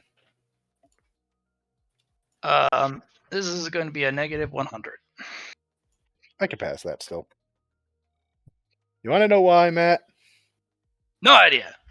I'm going to activate my overclock, give myself additional 10 unnaturals to bring myself to a plus 130 minus 100. That's still a plus 30. Hey, you never used it in molders, did you? Yeah, you're like, No. haha, I created a door, and the hand snatches that opening, pulls it open, kind of ducks through as it widens it. I'm going to look at it. I'm here to have a conversation, one. I will let us have said conversation. A moment. And he gets over to Stetman and just says, perish. And his head explodes. And it crawls its way out to the opening. Really? And then I looks can't- over at you. We wanted that one alive.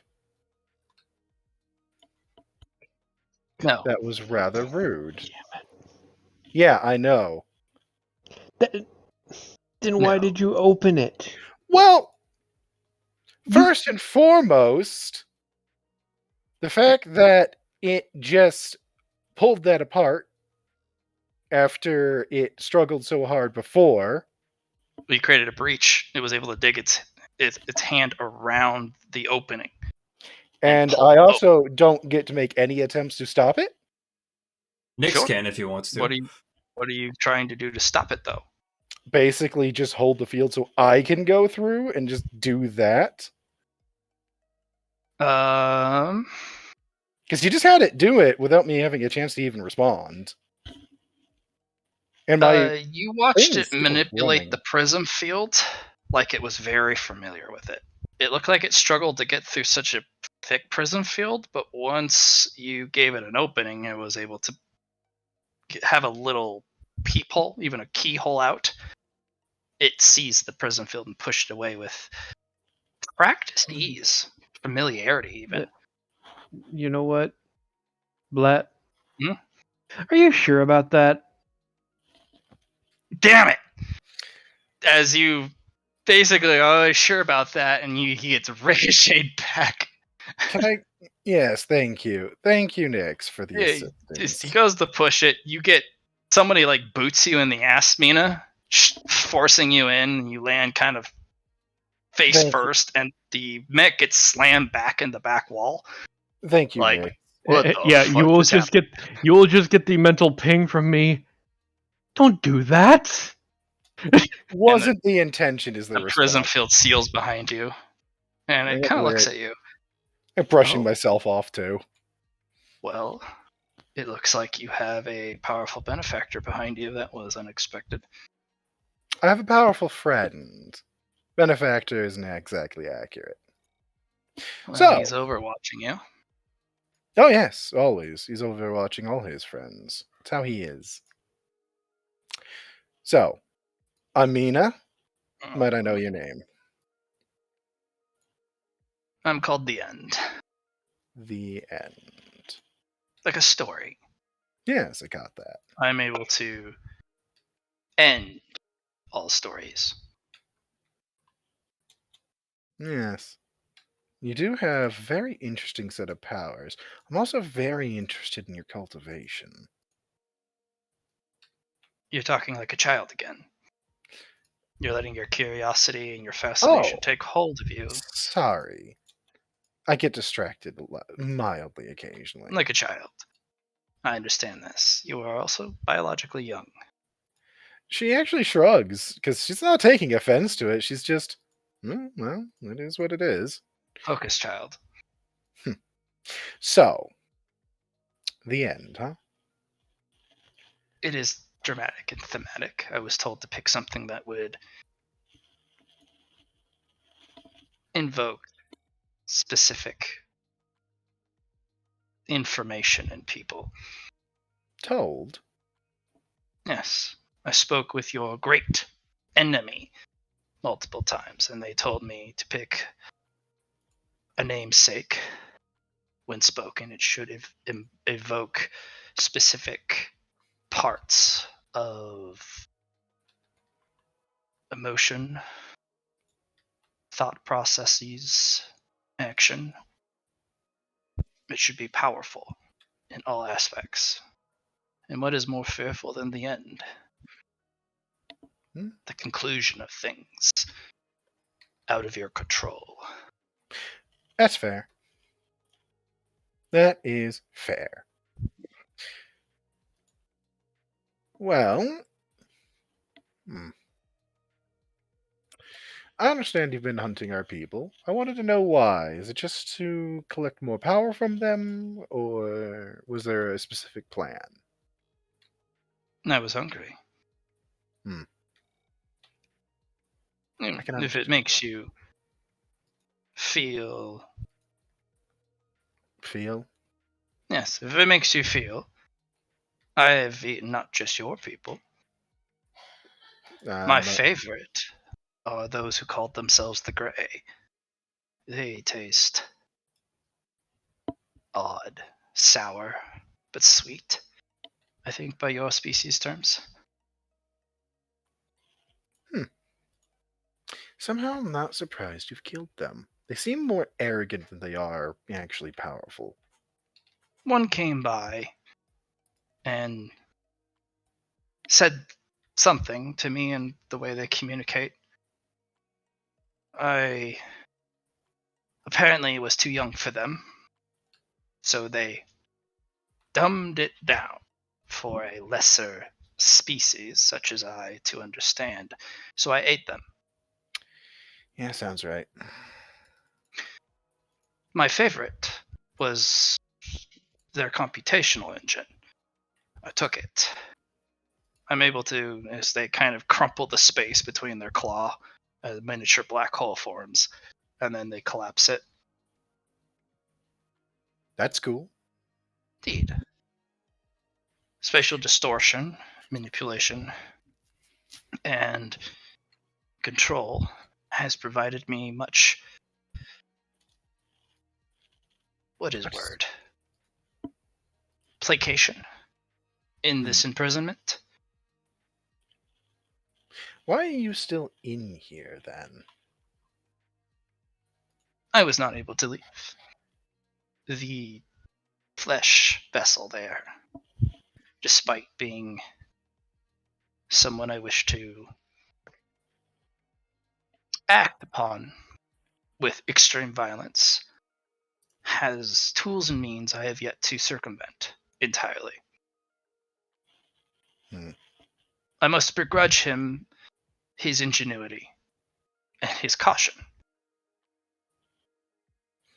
But it is only a matter of temporal dilation before I leave.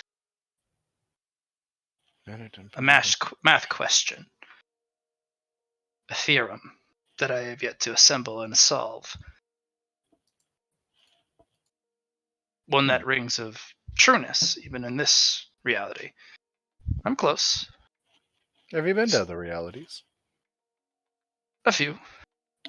They are inhospitable to my form, as I am inhospitable to them, for I react violently to those who react violently to me. Yeah, they have a tendency to. Other realities have a tendency to reject what doesn't belong in them. And I Even- reject them. So we do not get along. So that I do not have to collapse reality, I decided to leave. That's fair. Why us for the hunting, though? You are pathetic and weak, but you have these little metal casings that are so fun to open to find the delicious thing within. Were you born among the others over there, as you called them? Oh, the other flesh vessels. They've Are refined their form with quite a bit of success.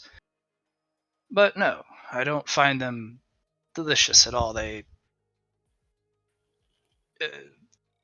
the way they taste is foul. And the effort behind it is, in some cases, not worth the effort at all. The recovery from damage is annoying. So you're here after us just because we're easy then? Because you taste good.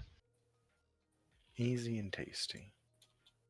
And it's also very interesting and even entertaining to get through the metal container that you hide in. Can I ask where you were born then? Or made? I'm not sure if you made yourself or if you were made. I don't know. The first moment of realization was I was floating among space. Something collided with my cranium. Very lightly. But I felt annoyance. And I realized it wasn't its fault. It was merely a object in motion. Under no control but the energy in which it was already previously moving on. A vector in space. And I stood among my surroundings, floating, and I realized there is more than one of those objects floating, moving without control. And then a terrible hunger overtook me, and I went looking. But I realized very quickly how full I got. There were many things among that floating metal debris, I think is the word. They were delicious. So I ate my fill and contemplated until I was hungry again. And I repeated this until the flesh not tasty ones showed up. And we fought. And it was damaged. And I was damaged. And then I ate. And I was no longer damaged. And we fought. Many times. And eventually, it spoke to me about other tasty things, for I ran out of food. So I joined it. And it showed me exactly where the next tasty ones were. And I was pleased. And I ate my fill. Is that all you want? To just I exist don't and know. eat? But isn't that the primary purpose of your existence as well? No. Every sentient existence is the primary function of find your next meal. No. Oh. Certainly not mine. So you have plenty at your feet. You need not forage for your own food, it's provided to you. You have established society. You have someone able to get you everything you need when you need it. Before you even need it. Fairly accurate, yes. But what happens if that were not the case? If Then I'd you find. Then it wouldn't be particularly difficult, at least for me, to still find what I need. And I would still be looking for something else. There's always more than just eating in life. You say that because you are fat and plump, filled with deliciousness, like a fruit. I say that because I'm. How should I put this? I look for more than just that. If I wanted to just sit around, get fat and plump, as you put it, I could. It's not what I'm doing. Yes. If I wanted to do that, I wouldn't have come in here. I wouldn't be talking to you. But you are in a land of plenty. I had to work for my food. A hunter, like you called me. And so I hunted. I've worked for plenty, just not for food specifically. Then you are privileged. Maybe. Have you ever once had to work for your meal? Oh, yes. But not in the ways you're thinking. So, it's hard to explain. Let me put it this way. What do you do when you hunger for something that's not food? I acquire it. Exactly. That's what I hunger for. I constantly reach for, and what people don't want me to have, so I take it. As do I. Over and over and over again. You and I have an agreement. I take what I want when I want it. Whether others want me to have it or not is irrelevant. You and I agree. For the most part, yes. I don't really care that you killed people either. I've killed people. Mostly to see how they work. Understand them. See what's on the other side. I did the same for the not tasty flesh vessels. They are hardy, harder shelled than your metal containers. Provided a interesting conundrum to tear open. But not worth the effort for their The flesh inside. is disgusting. We refer to them as Xenos. I don't know why. It's a kind of a stupid name, if you ask me. I think I could name them better. Regardless, we call them Xenos, and I found to be what's inside of them never worth the effort. The only one of them that's worth any sort of effort to get to are the queens. Yes, I tasted one. Still not worth the effort. They are foul, contaminated, sour, beyond reckoning. I was sick for, I don't know. I was very unwell. It Wow. is not an experience I wish to feel again. There's something wrong with their biology. It feels designed, forcibly so, to enact this response, to be disgusting. Probably is, honestly. They themselves, as I'm sure you're familiar, consume, right? They probably make themselves as inedible as possible to make sure that other predators don't come for them. Or their own designed predators. Exactly. After all, the more powerful of their kind, they aren't controllable. They will go wild and eat their own troops. If they don't taste good, everything else tastes better. Makes sense, right? That logic is sound, yes. All right. So, You, on the other hand, look very delicious, and I have not eaten in a long time. I'm a meal that vanishes quickly from the mouth, though.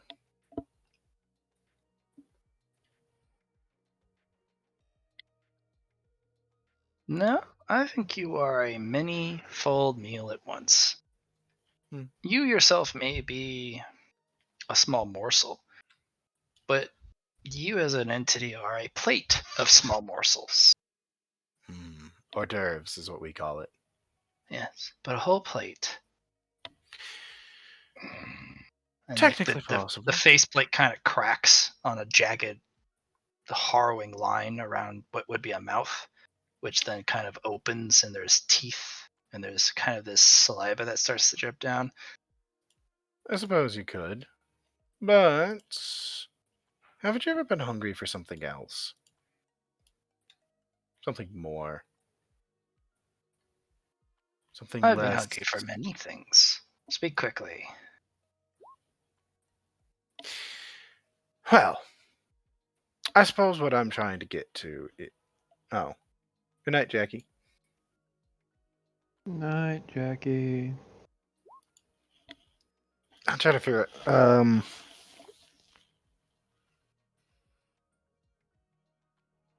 I just lost my train of thought. Shit. I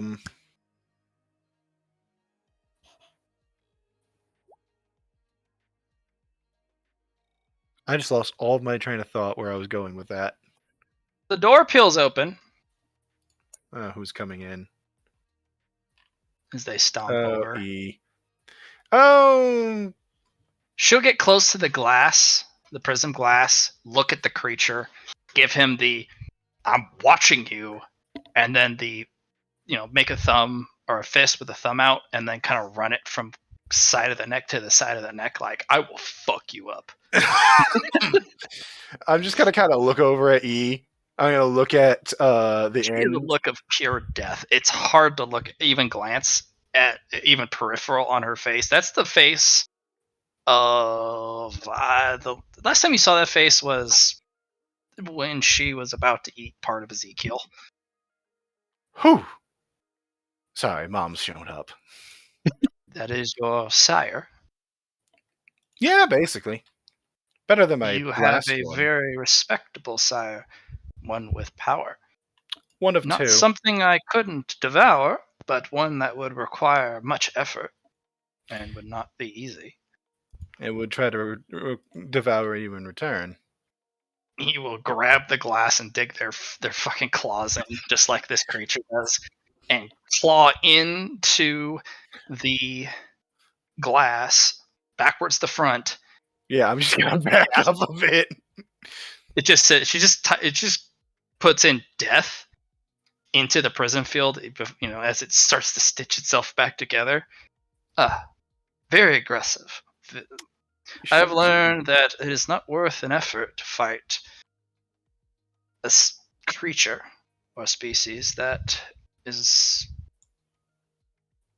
a difficult fight where there is easy food to be found. She's also not the only one of her level of power here. There's actually one that is my other sire. I don't know where she is. Not surprised she didn't show up, though. Or they didn't show up. They're a bit more lackadaisical. Till they don't want to be. Anyway, where was I going with this? Right. You want out, you want to eat. Am I about right on that? I will not be held here long.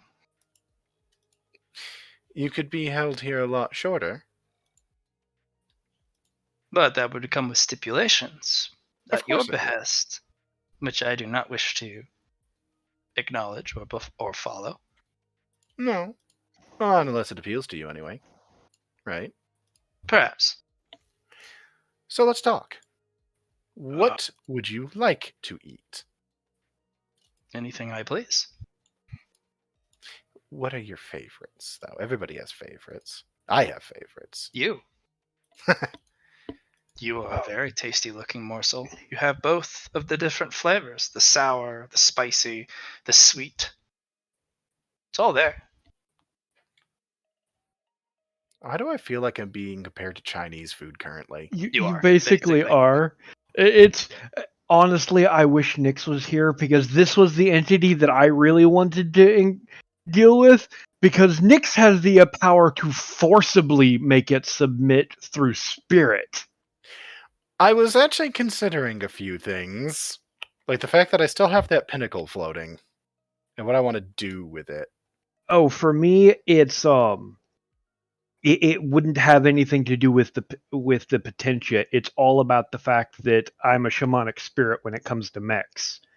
I can enforce servitude on them. Or at least loyalty. I'm not wholly positive this is a mech anymore. Yeah. But with the spirit the way, because I can attune to it, I can do it. Kind of looks at you. Your species is extremely delicious. And it does not require much effort to devour you. Unlike other species who are less delicious. Let me put it this way. How would you like to have plenty too? I'm amenable to plenty. See, our people have, of all things, a population problem. There's too many of the damn things. Everywhere. You wish for me to dine upon your species. What I'm offering is to feed you. And in exchange, for that plenty, um,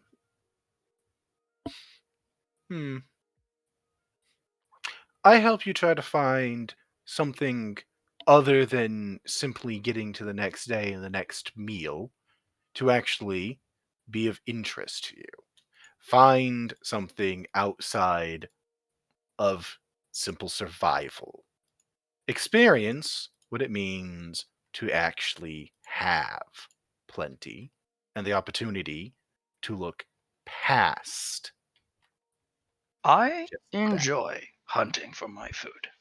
I don't want plenty. Plenty makes a poor hunter. But this thing you speak of, this more, this mysterious other, when you There's are ready always to present it, I will be ready. I will stay here for a time, even if I were to be able to leave of my own volition. I'm curious about this more, this other you speak of. all right. So I will be here. But know this, if you are boastful and wrong about this more that is utterly boring and not worth what your words and the weight you put behind them, I will eat you, the creature behind you that protects you, your sire, and I will eat everyone on this planet. sounds fair. Understood. This is exciting. I am very curious about this more. And I will wait. And it sits down in a cross-legged. I will say that you get some meat. You wish to provide me with sustenance? Well, it's only fair. You're willing to wait while I arrange a demonstration of more. I can at least get you something to eat. I see. Very well then. Great. What is it that you wish to bring me? I'll bring you some morsels with some of the, what did you call it? The sweet. I do like the other flavors. They're a little harder to find than you might expect. We're a rarity, those of us with it. I see. Very well then. Whatever you are capable of providing. I have plenty of the sweet. I will see if I can't get you more than that, though. Depends on what I have. I'll, have it sent along. It was a pleasure meeting you, the end, and I look forward to our next conversation. I see. I very look forward to the next conversation we have, for it will be about this other or more you spoke of. Yes, it will. And I will remain. And I'm gonna- E will actually put her hand all the way to the wrist through the prism field, grab you, pull you through. I was just gonna be like, I was. Really, E? Really, Mom? She just puts a hand on your shoulder, and you can almost feel her hackles on end. Yeah, I know. No, I realized it after I got in there, and I got a. And she doesn't even spare you a glance. We're walking out Kind of now. moves you and the other Mina kind of back towards the center of the room slowly, without We're ever, leaving. We're leaving. not looking at the thing. Dr. Stetman. Yes, I am Dr. Stetman. Thank you going- so much for not opening that. I'm going to send you some D-class to feed that with. I'll leave it to you to figure out how to get them in there safely. But it's a prison first. That's meant to be. And you just leave.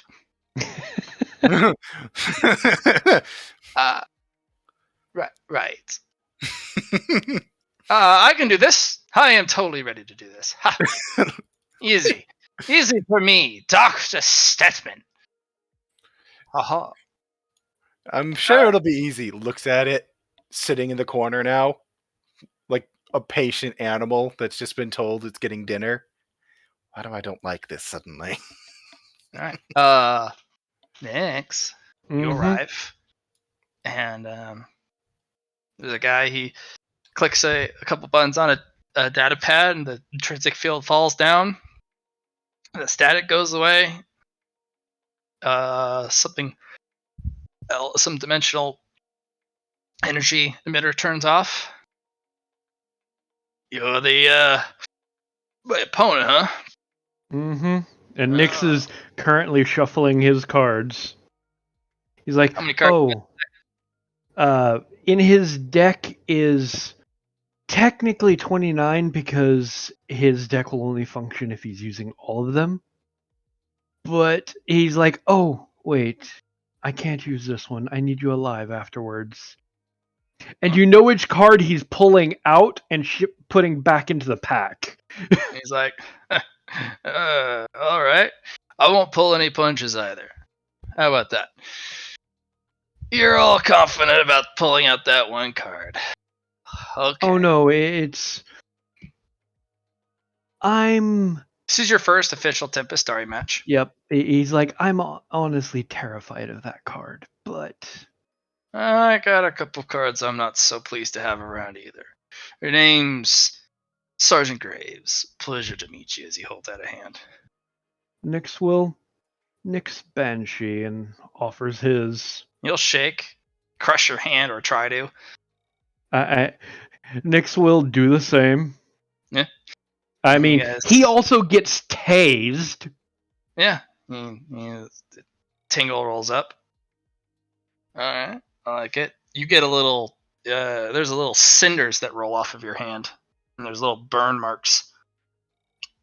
You're like, that very quickly heal. Mm-hmm. You're like, interesting. Yeah, that's good. Alright. You're not a pussy. I like that handshake. Alright. Start off, since I am the challenger. Or the challenged, sorry. I'll declare my archetype and leader. I'm running military archetype. My leader, I don't know if you've heard of this one, but this is something personal to my heart. The Catalyst is my leader. Have I heard of this? No, that's a weird fucking leader name. You're not sure what set that's from either. That's. He just cocks his head to the side. I, too, will be doing military. Though my leader is best used when needing to discipline unruly children. Her name is Mother.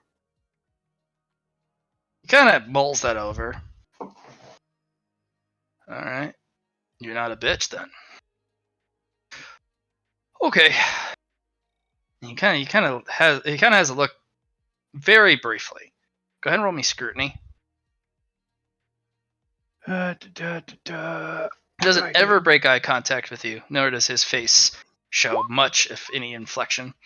That's him running through the card base in his mind and getting to the fuck. But it's all in just a single flick of kind of the flicker of the eye. Mm-hmm. It's the crap. He knows the card, but he doesn't know the stats. Yeah, and I mean, he'd see me shuffling the card and see all but four Your of muscles the are straining shuffling this deck. Yeah, your muscles are literally bulging. It's one of those, but I mean, I've got a 28 card deck right here, and 24 of them are from Muldred's. Yeah, this is like this is heavy stuff. Okay, so we are going to do the percentage system, but we're also going to be doing a little bit of just a smidge of cinematic to show you kind of what each deck has. So I added it up, and without Huggy, my 28 card deck has a value of 150. What is your resource card count? My That's going to resource be the thing that holds you back. Yeah, my resource card count is 3 because of Shit. all the cards I've found, you gave me no resource cards.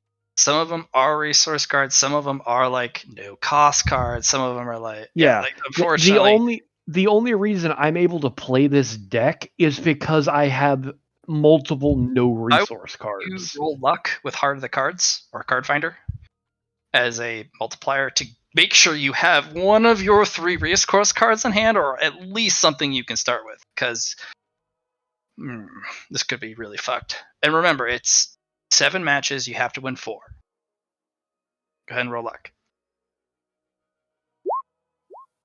Okay, you do not start with any I'm resource. going to give that a reroll because I can. Well, remember, it's out of 5, or it's out of 7. You have to win 4. Yeah, but no, I'm lucky. Mm. I get a free reroll on luck rolls.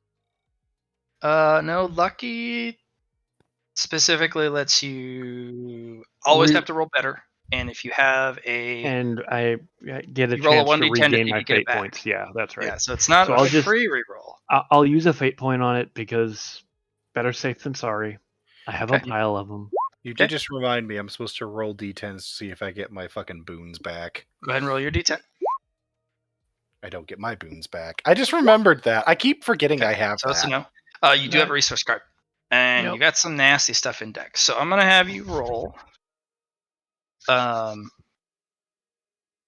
1d100 for the match, or it's not the match, for the first game, and he will roll as well. 36, pretty good for me. He will get you on this one, but you also get a taste of his deck. Mm-hmm. The card that kills you is a Mad Cat MK2 that he plays. This thing, when it enters the battlefield, missile pods all enemy assets for 30 damage apiece, and then fires main guns at the target player for 10 damage. It also, when a new asset is played, deal 30 damage to it. And anytime you play a resource card, deal 10 damage to target player. It completely oppresses you. Yep. This is a rare card. It has a beautiful broiling golden border. And you can feel the stats off this thing. Oh god, he's won so many matches off that. This thing does. You can't get higher stats on it. Mm-hmm. Mm-hmm. It's a lieutenant card as well. Very nice. And the cards he has, he put a spell shield emitter that grants a spell shield to target asset at the beginning of each turn before you draw cards. Gotta love it. Yes. He also has a card that he played called Disposable Infantry. If a target asset were to be targeted, target this card instead. Okay. And it's back. And blood is actually coming down your nose. And he actually kind of rubs a little bit of blood that's coming out of the corner of his mouth. I may have won that, but you're a son of a bitch. Wow. Alright, round 2, kid. Go ahead and roll again. Luck test. Okay. That's his luck for his starting hand. Doesn't mean you're not gonna beat him. That just means he's got the heart of cards. Mm-hmm. Alright. Roll your percentage roll. And I'm going to give that one a reroll. Okay. You play. And he's kind of looking at a card. And you go, I play Little Friend. And then his Mad Cat auto kills Little Friend, summons Mother, and he's like, oh fuck. And Mother goes, no. And you beat him on that round. Because Little Friend, when he's destroyed, you can tutor Mother out of your deck and put her into play. Mm-hmm. And you're sitting there because the Mad Cat auto hits any asset you play. So he has no choice but to shoot it and kill it. Yep. And you're sitting there going, well, you have made an egregious error, my friend. And he's sitting there, and blood's starting to come out of his left eye, like his tear duct. Like, okay, all right. I learned my lesson there, kid. Damn, wow. All right, good one. Fuck. Good one. All right, go ahead and roll your luck for round 3.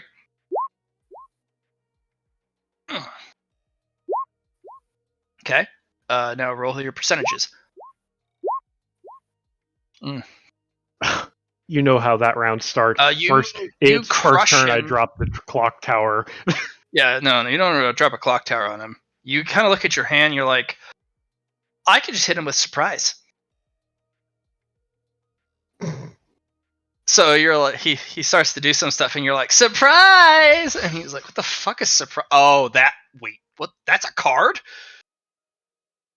And you're starting to realize that is a lot of your existence. You're just sitting there, you're playing a game, you're playing the game, and then he plays something, and you're like, that's a fucking card! And that's kind of an existence for both of you at every twist and turn.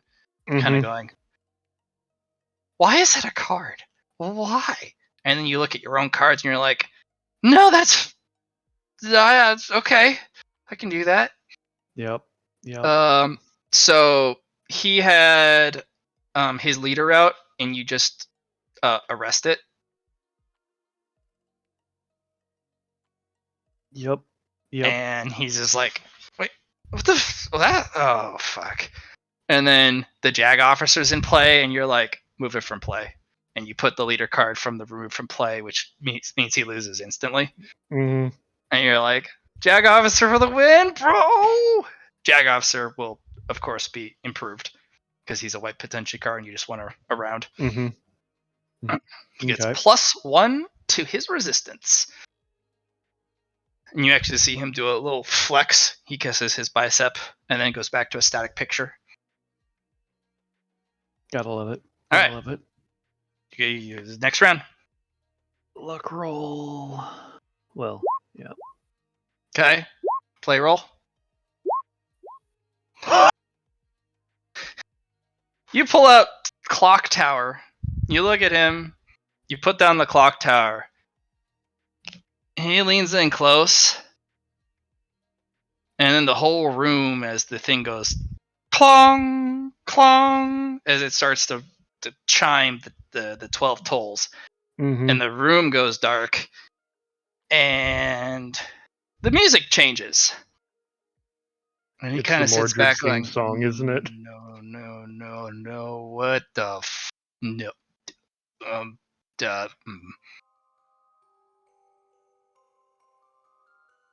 And then in the background, you hear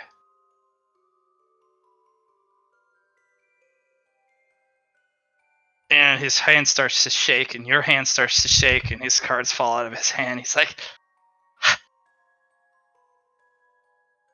have him roll a willpower. He dies at the table.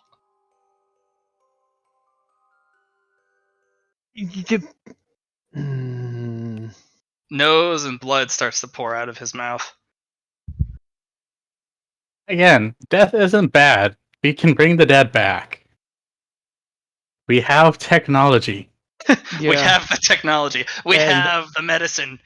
And death is a loss of the game. Mm-hmm. Death means you lost, you little bitch. Couldn't hold on. Come at me, bro. The 1 in the 100 roll. Yep. And I haven't seen that in such a long time. And Nyx has one of the serums for that emergency rejuve, so thank you for reminding me, Char. He's just going to... Whoa. Hold on. No? If you revive him at the table, he gets to keep playing because of your benevolence. Which means he continues the round. Do you want to? But he would owe me. No, not necessarily. He would know empirically you killed him with cards, brought him back to continue playing said card game that killed him. You can pull him off the table, though.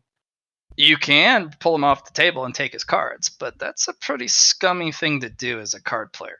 Yeah. I mean, no. you don't have to take his cards. You just pull him away from the table. Therefore, he's officially forfeited because he's not sitting at the table. No, that's one of the things about Tempestari. If you're pulled away from the table in a situation like that, you lose your cards. They're Ah. forfeited.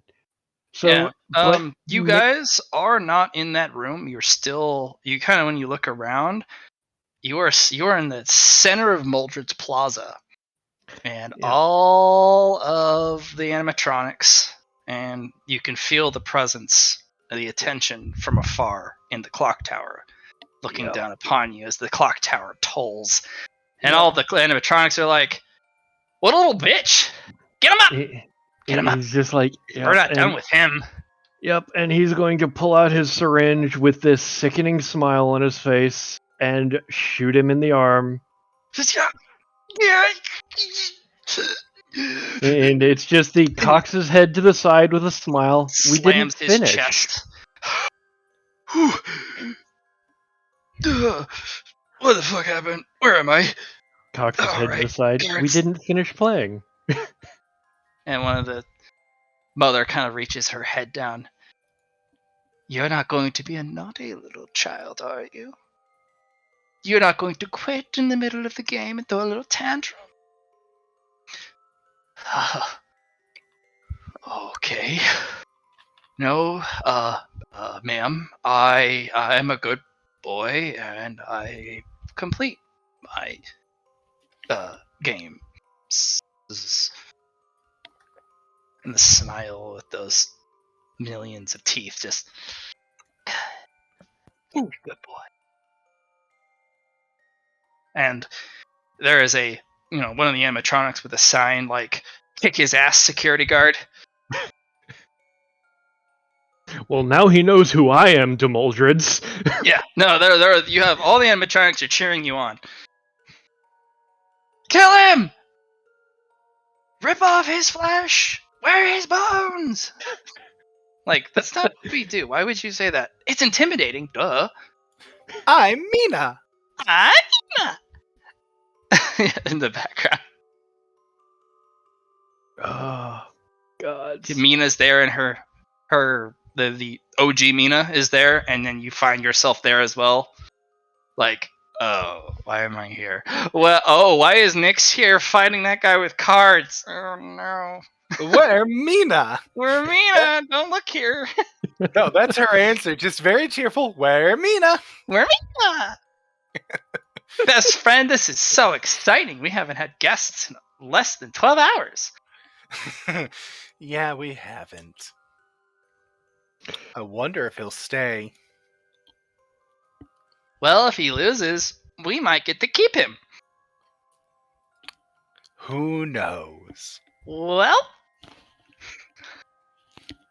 all No, right. he doesn't have a ticket, so I think the security guard would have to kick him out. He is not able to beat the fucking clock tower. It anytime he tries to do something or play something, it just goes nope. Delete that. Get rid of it. Because you win in 4 turns. It's actually a very leisurely 4 turns. It's like because clock tower is OP as shit. Yeah. Clock tower kind of roils in your hand when you pull the cards back up. It's dissatisfied. Yeah, You can didn't I? suffer enough. Do better next time.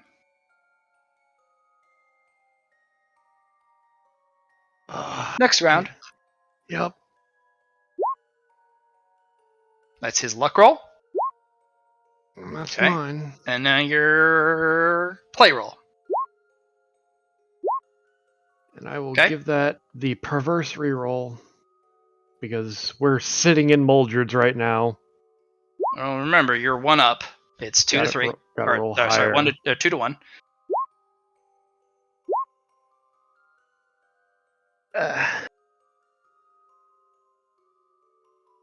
You're also in Moldreds. Yep, You're putting that's on a why. show. You're putting on a Yeah. show. That's why I wanted to roll lower to where I didn't make it I'm going to lose, but it's to. I'm playing it off to extend the suffering. This one, he's gonna get you. Yep. He's gonna win on this one. He plays a card that is a black potentia card called Waste and Ruin. And a battleship in orbit appears, and it goes, deal 30 damage to all players, all assets, all deployables, all creature cards arrested or detained, and out of play or suspended in play. And he has a card that had given him 5 extra health earlier, Mm-hmm. and your health bar goes to 0. Yep. That is a actualized black potentia card, which means he can use that in real life for an orbital bombardment. Mm-hmm. You have a throbbing headache. Fuck. Ow. Oh, good. Okay. 2-2. 2-2. 2 to 3. Ah. 2 to 3, my friend. 2 to 3. 2-3. 2-3. All right. Next. Yep. Luck roll.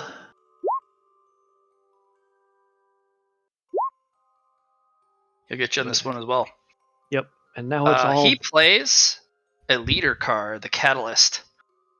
You're actually going to look at it when it comes into play. Mm-hmm. Pick 5 cards of your deck. Play them in any order you choose free of charge.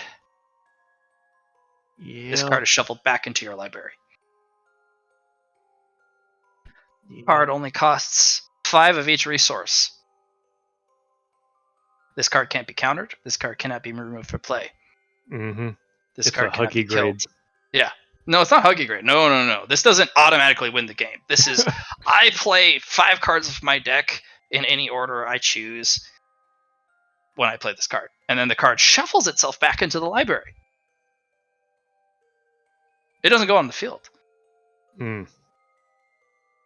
Yep, that's terrifying. Yeah. And he's like, ooh, all tied up. Yeah, he summons 3 mechs Mhm. and 2 support cards, and it is just a bombardment of Yep. fuck. Yep. His lieutenant card is a black potentia Fafnir. When it comes into play, pick 2 targets. Or pick 2 of 3 targets. One of which is target player's deck, target player's life pool, and the target player's graveyard. Remove all points but 1 in any one of those categories. So he puts you at 1 health and 1 card left in your deck. Yep. And you're sitting there like, holy fuck. And then the others just slap you because Mm-hmm. the card after that was the Timberwolf, which did 10 damage to you directly. And you're like, fuck. Your eyes are bleeding. The blood's coming out of your nose and your mouth and your ears. Your head's swimming like, okay, last round. Fuck you, bitch. Oh, luck. Yep. His is pretty good. And I'm gonna give this a reroll. And that's his 24. deployment roll. My deployment Or his roll. precision roll. You do a cheeky combo. You do a cheeky card into card into card, into mother, into other card, into clock tower. And once mother enters the field, it's like, oh, fuck. And he struggles for a bit. Like, he does really well. But eventually, he actually gets out his Timberwolf again. But mother kills it and steals it, reanimates it. And then he realizes the problem.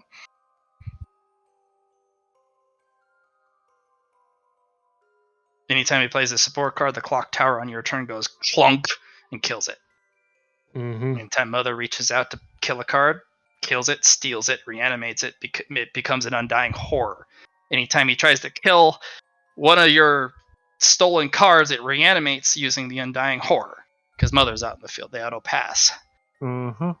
And then you kind of toy with him because you have powerful board state.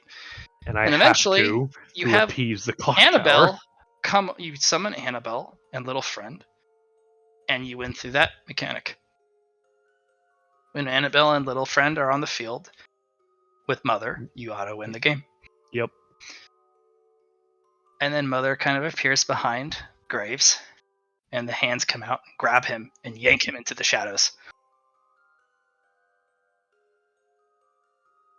And when you are back to the little room, and you're no longer at Maldred's, Mina looks at Mina and goes, "He's going to time out. He's been a bad boy." We wanted him, though. N- He needed to answer questions. "He will." And the guy he's sitting in his seat with a look on his face of pure terror, and he's just rocking in his chair like, "Where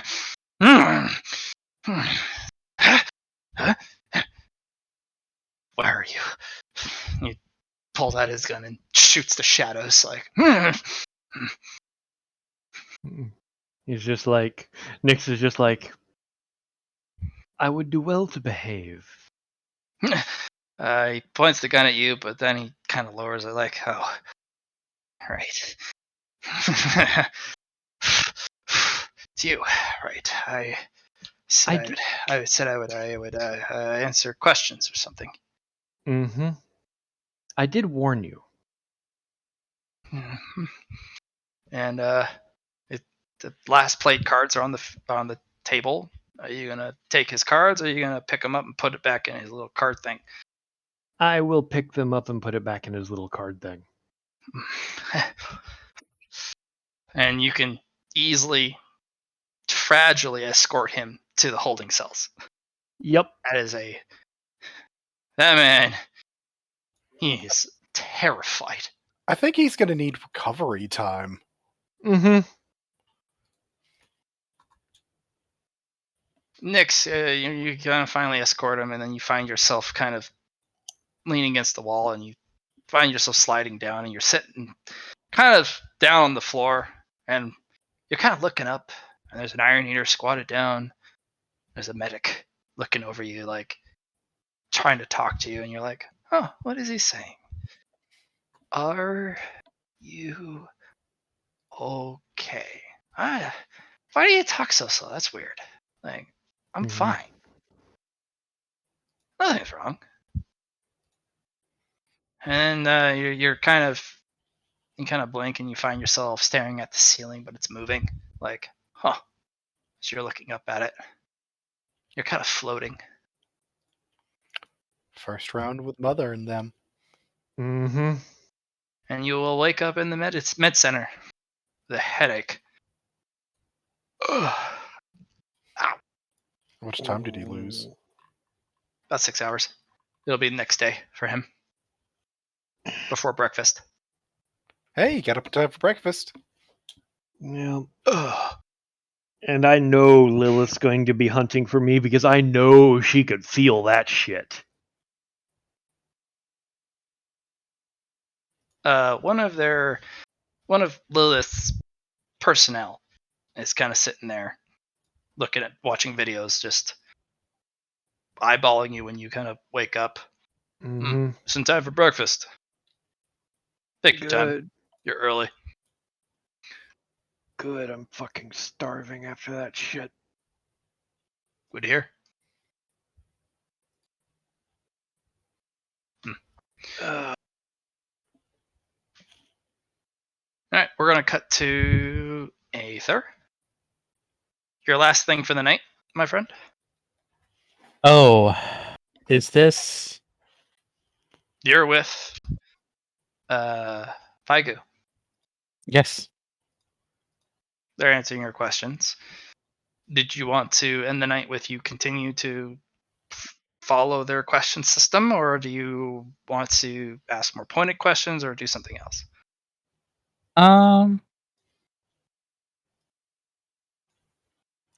One of the questions I've gathered so far, considering how much I would have had to listen to him, um,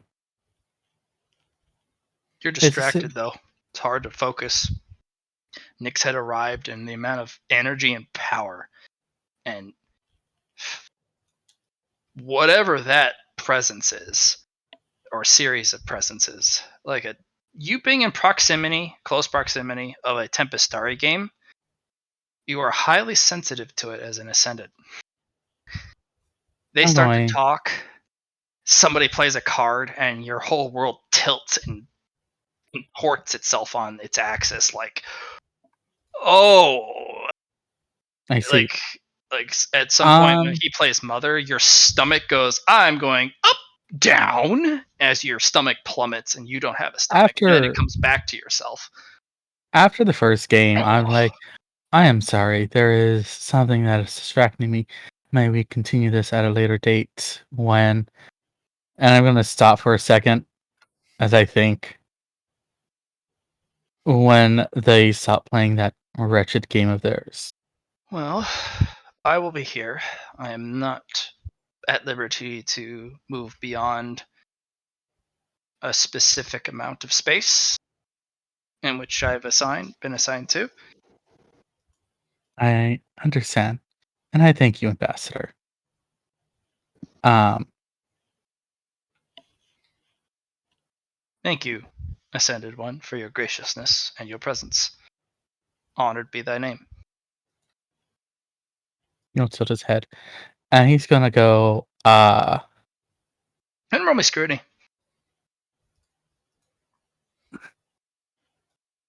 Yeah, I gotta put character sheet.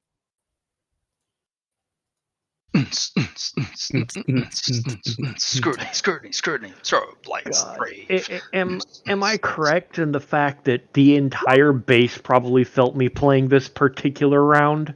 No, because No, only those within kind of a specific distance. or power You're level? at the what is called the neck of the space elevator, where it just begins to join the space station. Mm-hmm. So, and the bottom half of the space station is specifically utility. Not a lot of people, but yes, it is felt for those who are highly sensitive to fluctuations of powerful energy like that. So, normal people, they'll feel weird, like a flux of emotion, or Creepy. yeah, creepy like feeling, or weird, premonition it's not there. That's what they'll feel. But only the most sensitive and aware people can really tune into it. I can taste it in my teeth. Most of you literally can, yeah. Your teeth buzz, and it's like, I I haven't don't like forgot. it when my teeth buzz. Yeah, I haven't forgotten that's where I always feel it. I don't know why, and I need to figure that out, why my teeth are specifically what's buzzing all the time. It's never anything else. It's never, oh, it feels like your hair standing on end. Oh, you feel a chill. No, You don't it's have always any your stare to teeth hand on end. buzz. Hey, I last don't time have your teeth. hey, You proved last your time point. it was something Nyx did. Your teeth fell out. At least it's not that bad this time. At least I'm not having to Nathan, replace them. it's a reverence beyond just you, or just your station specifically with what 002 told them.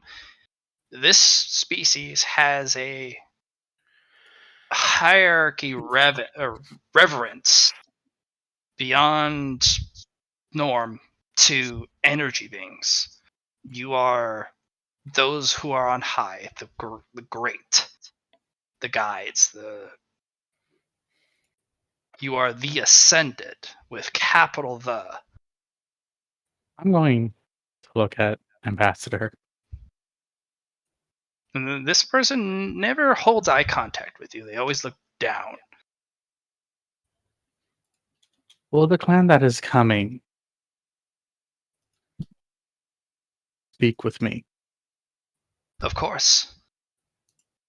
They are always willing to speak with the Ascended. Holy. But they are the Breaker clan for a reason. They have not taken this name lightly. In fact, it was granted by the High Queen of all of us. Holy be their name. Will the High Queen speak with me? No. You must prove yourself worthy, High One. Gotta break the breakers. You must break the breakers to be worthy of an audience. That is understood. Apologies, Ascended One, but it is beyond such a insignificant fellow such as myself.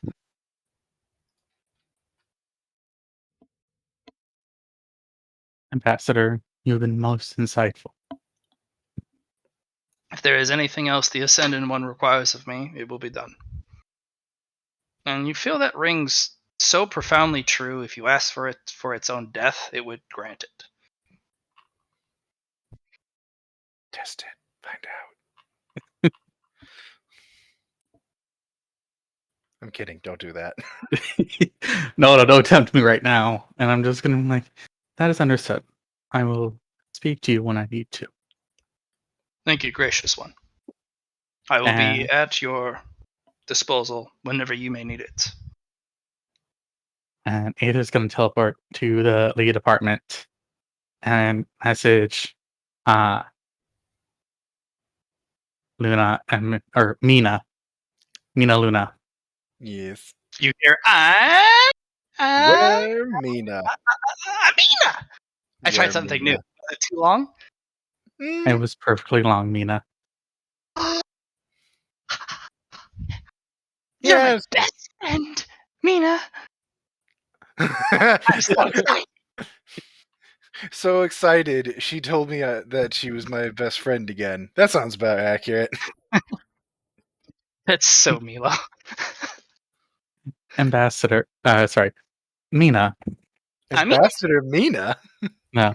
I found Ambassador Pegu. What the I fuck is he doing here? He has been placed here by 002. best friend, it's not safe here. Yeah, I already met why it's not safe here. 171 hours. Was it hair them that wasn't safe, by the way, or is it another not safe thing we're talking about? 171 hours. We'll focus in on that in a minute. You're my best friend. You're my best friend. Could you tell me what's going to come after us in 171 hours? Everything goes. Goes boom. Okay, that's helpful. But Thank you, Mina. The rest star goes boom, the moons go boom, the gas goes boom, the asteroids go boom, the star goes boom, it all goes boom. Big boom. So exciting. Cool. We're gonna have Mm. whatever is gonna happen is gonna be a system-wide event. So It's okay. We'll survive. But not here. We'll live everywhere else. Places, stuff. we're trying to save Mina. everybody else, though.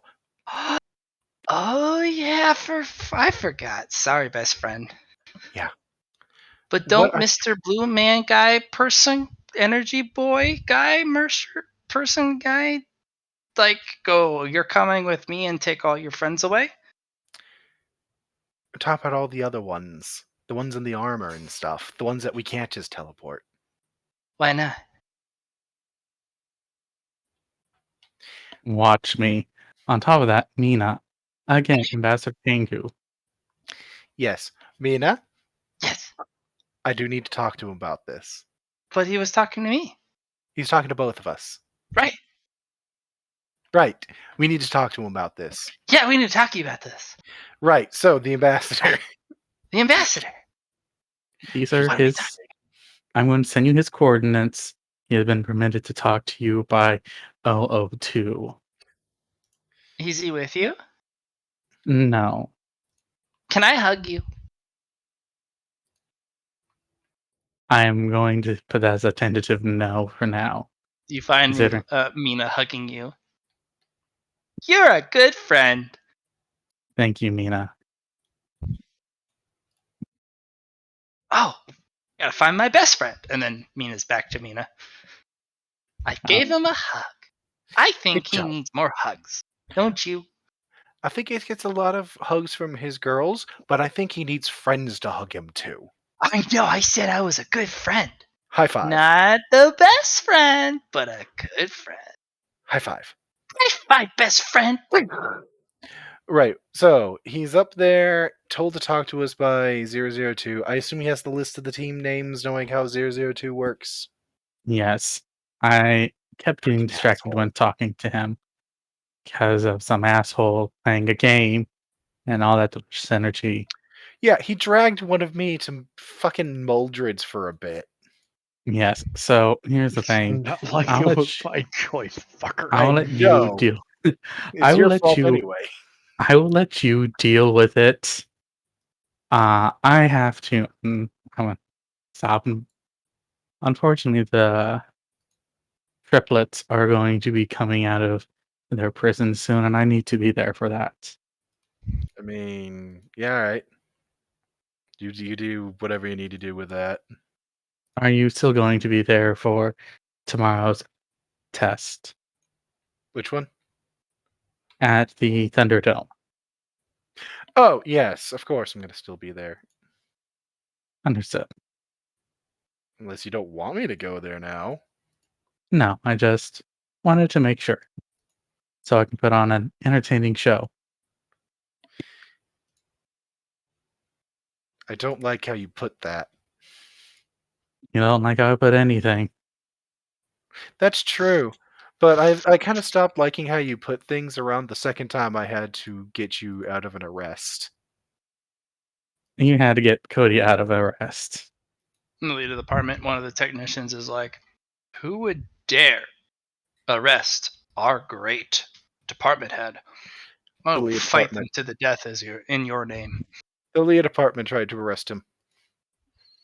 I will fight the lead department. Who dares arrest our great department? That is a beautiful answer. I love that answer. I want to And marry that's the that type answer. of loyalty and cultism that runs through Leah. It doesn't matter if the great councils of Enigma goes, no, fuck this guy. As long as you're the department head, all the Leah personnel are like, this is our department. I don't fucking know where you are. I'm gonna wreck you. I like that answer. I want to marry that answer. It's the best answer I've ever had. Sorry for interrupting you, great department head. But could you please sign these forms? And Aether's gonna quickly scan over them. They're all petitions by your wives, with the exception of 2, which are also extremely reasonable ones. Aether will just sign them.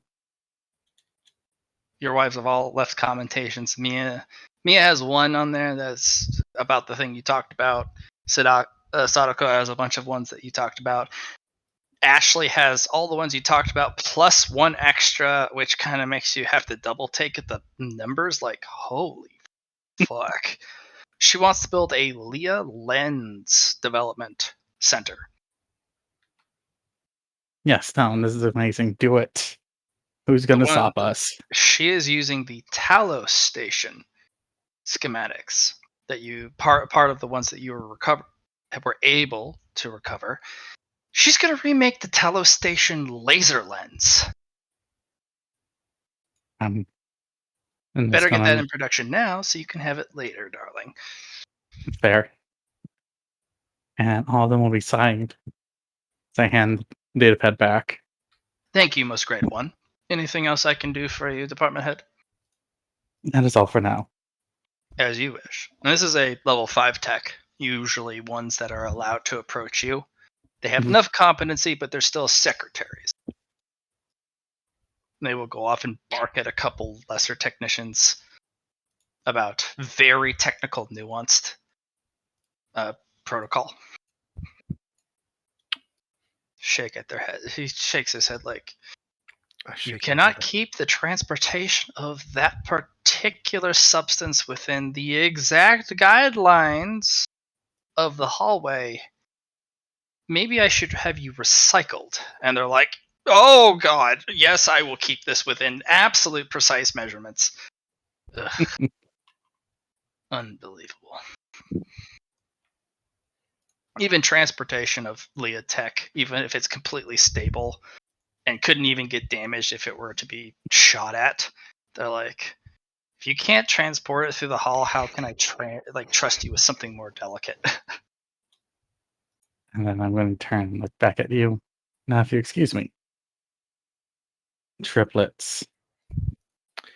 Have fun with the triplets. Try not to get married to them too. And Sovereign turn. Yeah, the triumphant. They will come out of stasis exactly on time.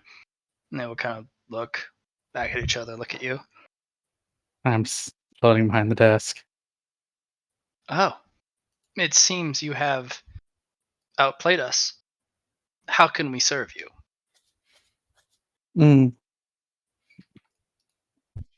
I want to stop and turn and look at them. Will you serve me or serve who ordered you here? We have been ordered to take control. If we are to be remanded from such service by someone better than us, we serve. Understood. And for our connection to the council, which you allude to, it is common understanding that once we have ascended to the dynasty of space, while our connection to the council is absolute, as is the entirety of the Leah department across the stars, we must absolutely and irrevocably adhere to the power on site. So it is said in the law of Leah.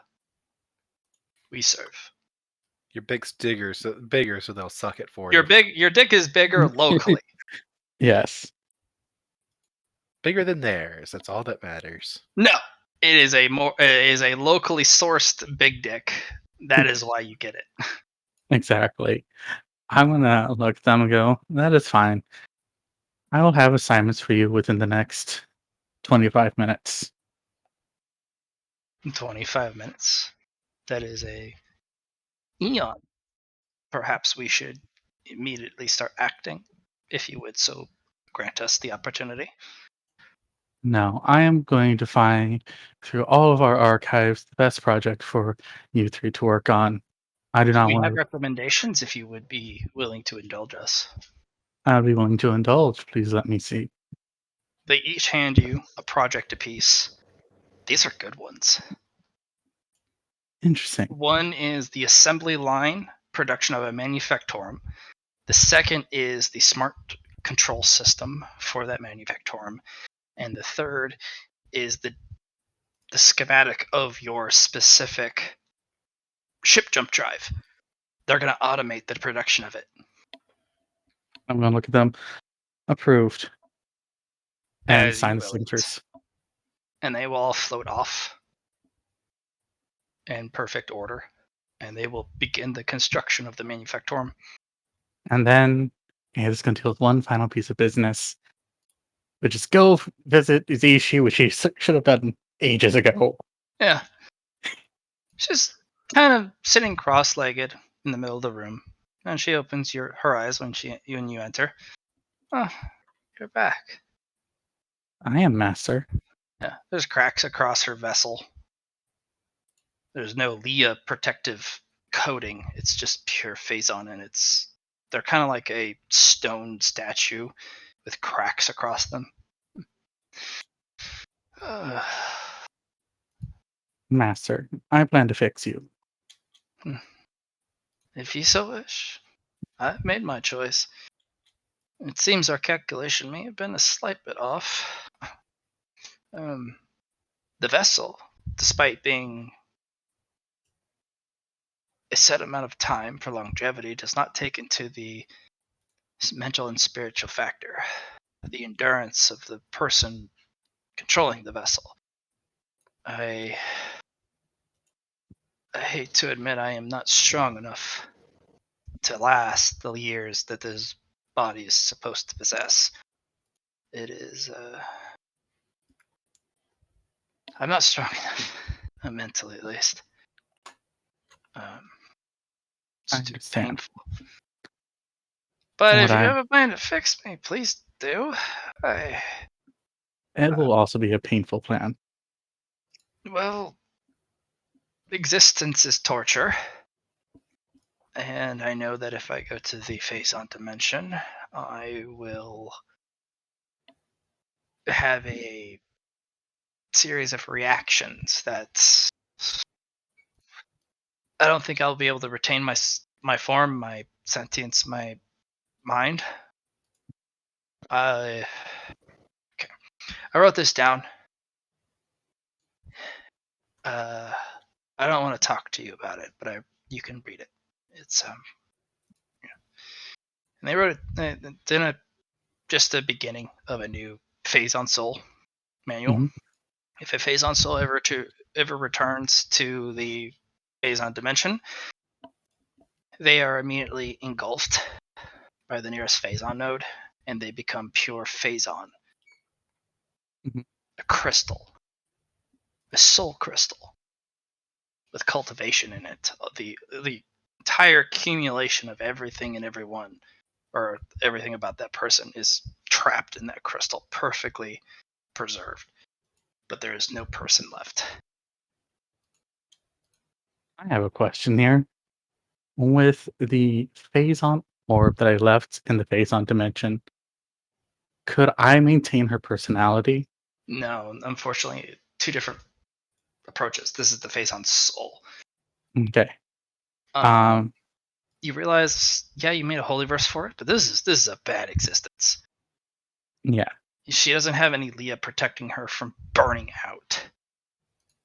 Too much Phazon, actually, as it turns out. But there is a method to undo it. Because she only needs 10% of her mass to be Phazon. The rest, 90%, needs to be Leah.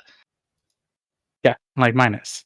Right. Yeah, you just need to convert her to your current standard. It does need to be done in the Phazon dimension. Mhm. And you just need a holy verse to do the conversion process. All the math is just you're staring at it, you're thinking about it, you're looking at it, you're looking at the math you got, you're looking at the math you did, looking at the difference between the two, and you're like, I can solve that with math. Yeah. Solid. And I'm gonna take a moment. But you can also look at it. Go ahead and roll me a roll of your choice. Because you feel in the pit of your stomach, or what used to be your stomach, the pit of your instinct, your deepest instinct, something's missing. Phazon then? It is a roll of your choice. Well, depending on what you pick, will get you a specific avenue of information. All right. So it may not need to be the best roll. It's the type of information you're looking for. It depends on the type of roll you choose. I'm gonna use my efficiency here. So I'll take a minute to look at all my data that I have. 10 turns, a minute of analyzing both the data sets.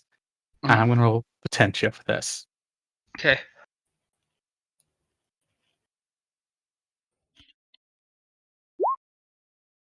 25 degrees of success? You sit there and you ponder it. It's not going to work. It's not going to work. Not with a formula. No. You need a catalyst. You need something, because the Leah, the Phazon dimension, is going to tear Zesha apart and leave only what is permissible left by the dimensional laws. You need to calculate not a holy verse, but Phazon mathematics. Because holy verse is a cross section between this world, this dimension's mathematics, and another dimension's mathematics. It's a perfect bridge, a translation. You don't want any of your world, your dimension's mathematics involved in this at all. This is a Phazon dimension mathematical equation, period. They go in, you let the Phazon dimension shear everything down to the bone while protecting what is precious, and then putting up a sphere of protection around them. you want the Phazon dimension to work up into just enough, because you only need 10% of her Phazon soul to remain. But it's because there's so much Phazon and no Leah to protect them, they're gonna. It's doomed for them. Right. But since I know there's Leah in the Phazon dimension, and Right. I can carry Phazon into, or I can carry You Leah into need it. a perfect Phazon equation, which is something you're going to need to take a trip to the Phazon dimension and really sit there like, And work I'm out. going to ponder like a sage, and I'm going to learn this math, this realm, this dimension's perfect math. And I'm going to. You're also going to need a goat, a sacrificial goat, to the dimension, because you're going to be transforming your master. But if Mhm. all of the dimension in the immediate area wraps around and absolutely exacts its presence on your master, there's not enough math that you can do fast enough to stop what's going to happen. You need So something for it to focus on first, and while it's distracted, perform your actions. That's I the have, catalyst. That's you throw something out like chum in the water. yeah, I have It something. acts, and then you can do what you need for your master. I have something just for that too. The Leah soul that was completely destroyed, and it's kind of a amorphous blob at this point. And if you put a bunch of normal potentia in it, oh man, that thing will. Yeah. Devour it. Mhm. Um, I mean, it should still have its regular potentia in there. Yeah. But the key is you don't know. You aren't a omniscient entity of all the states of matter and math within your mother dimension. Mhm. You have to go back and learn. And so with that, Cody or The Aether master is has time. going. They have a Yeah. year left before it has to happen. Instead of the 3 years promised, she's shown that the Phazon formula is far more cruel. Fragile. It's Yes. far more fragile because it's, yes, your body can last 3 years. That doesn't mean the mind, and the spirit can last that long. So Oh no. what Aether's going to do then is, because he still has to cultivate, he's going to go to the Phazon dimension. Roll me luck for arrival. Luck is very important for you. Yep, and I get that's Okay, a 50. you arrive in a bunch of cumulus Phazon clouds. Very light stuff. Kind of a rain, kind of a little bit of thunderstorm. It sends a wonderful chills of hot and cold through your body. You're just like, that's oh, that's tickles. Oh, stop that. Oh, wow. Oh my gosh. Oh, I felt that in my toes. And you finally float yourself out of the playful cloud of Phazon and Leah. And you feel at ease. You feel like you're amid a sea of stormy clouds, playful, joyous, kind of, you know, interacting with each other, bouncing off each other. Hmm. And these clouds are omnidirectional. They send out their discharges in all directions, even on a fourth and fifth dimension that doesn't exist normally on your universe. Um, And it is beautiful.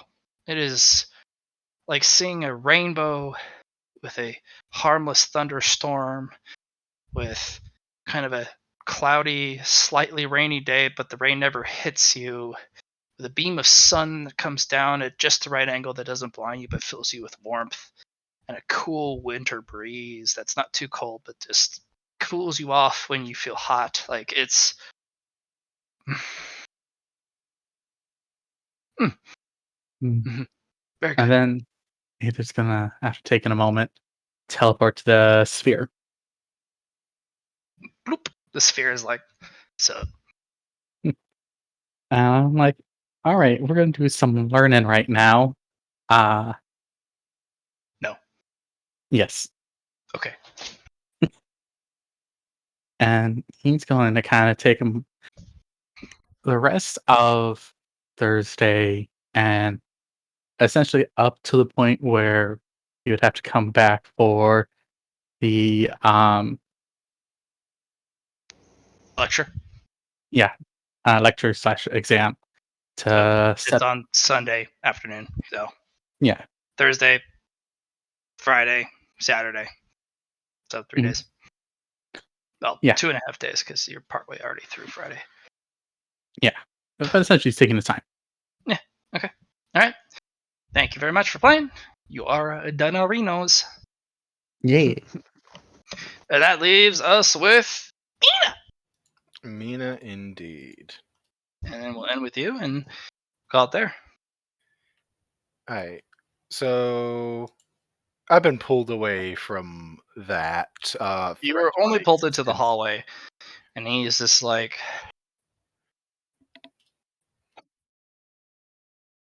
cracks their neck, looks at you once briefly, looks away, kind of starts to trundle down the hall slowly. Thank you, E. And they kind of throw up a hand, like, yeah. And they just turn As the corner. I'm actually going to be walking after. I wanted to talk to you and Shangri-La, actually, together. We talk a big game about I'm good. we talk a big game about the whole dual cultivation thing, but if you both aren't working with me, Hmm. Well, he has a very powerful decision about cultivation in general. I have my cultivation decision. oh, it's Shangri-La here. Yeah, behind you. They have no cultivation at all to detect. They're just a human to everyone's senses. I always wondered how you did that. Now I understand. So you kept yourself. Never mind. You know what? That's a pointless question. Hi. Apprentice. So I just met Death. Death? Yeah. I mean, I don't know how else to describe it. Well, that's rather curious. I've met Death The end. on many occasions. The end is what it called itself. Oh, how thematic. How Yeah. dramatic. Yes, it picked it for the drama of it. Well, a drama it doesn't quite understand. Well, that's actually it's very peculiar, and interesting. Yes, Um, it learned most of what it knows from the enemy, apparently. Rather interested in particularly just that comment alone.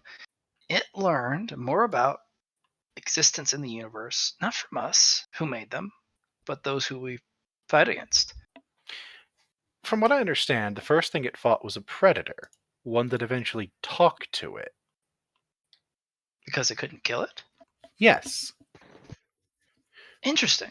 I didn't The- know the creatures called predators ever sought dialogue if there was no wind. Usually, they don't stop. That means the predator in question was highly intelligent and allowed autonomy. It also, apparently, they were fighting in a place with food, and it wasn't until the food, in this case, apparently, mechs and whatever was left inside of them, probably dead pilots, ran out. That was when it finally talked. I don't think they were dead pilots. I think they were still alive. Even odds. I see. Well, the thing was, a lot of what was around it was apparently not under power. There are So, many vessels that, even though the power source is still active, emergency systems shut on or turn on to protect the pilot for reclamation. well, I was going to About 2 say, weeks of time, hmm, maybe more. well, what I was going to say is it's very hard to tell It'd because be hard to tell. they didn't pay attention to see whether or not it was alive. They were just cans full of tasty meat. That actually is very telling. That's phrasing alone is very telling. Right? It is. Interesting. And yet, we have it in containment successfully somehow. Currently, it's behind a prism field. Very tricky. Fascinating. Well, not a proper prism, a spectrum. If it was behind a prism, it would actually be safer. Long term. Well, spectrum is prism. Is it No. a one-way field? What's the? Is it a barrier, a dome, a full Barrier. circle? It is a barrier, blocks it in, keeps it into the location, was upgraded appropriately to ensure that it could not speak about the rest or of the interact cell? on the outside. The rest of the cell doesn't You know the have feeling anything on your toes? visible. That was all Star Slab. Star Slab? Okay. Star Yeah. Slab. Oh, yes. Well, I don't know of any creature or weapon or anything that's able to get through Star Slab. I can't get through Star Slab. So, to give you the rundown, the Can I quick get through Star rundown, Slab? probably. I don't know. It might Eh, take more than one try. It's eh. tricky. It's very dense. I mean, there's a chunk of it out in space if you want to go punch it a while. Find out. Is juvenile as glee fills my heart at the idea, I will refrain. It is a target, so, they probably would be upset if somebody got rid of it. It's very good for target practice, apparently. Huh. Maybe So, I'll inquire. right. Its concern is food, eating, and occasionally it concerns itself with the concept of weakness, more or less. I say more or less because it's not that it's concerned with it, it's that it still, despite the fact that it doesn't care if it's a hunter or not, does not want to become soft. I don't think it really understood its own want in this. I don't think it understands want. It understands hunger. A fractious soul is what that's called. A fractious soul focuses entirely and exists entirely off of one singular concept to fulfill needs. And needs alone. It Hunger. has interestingly sophisticated and elaborate sentient autonomy when it is seeking to fulfill needs. And needs are something like food, sleep, water, survival. I have a theory, actually. I think this is a new weapon from the Xenos, because it has a significant amount of predator DNA, and describing how it interacted with said predator for the original interaction, it felt more like it was being tested, sharpened, fed, and then tested again. Well, I would also like to introduce you to two new enemy predatorial weapons. Mhm. There is a animatronic creature, two of them, a pair, puppy-like, destructive, immortal, unkillable, devastatingly difficult. Yes. Nala and Siobi, they're called. They are Yeah, they're in so my. powerful. They're with me currently. They're Like, being fed and sharpened, pointed and trained in the direction. And there's another. He goes by Banshee. Last name, his first name Nix. He I understand wields where the you're going. power of. Yes, I Okay. understand where you're going with this. I'm not saying we aren't doing it either. I'm just saying that I think that might have been their intention with it. It was another predator.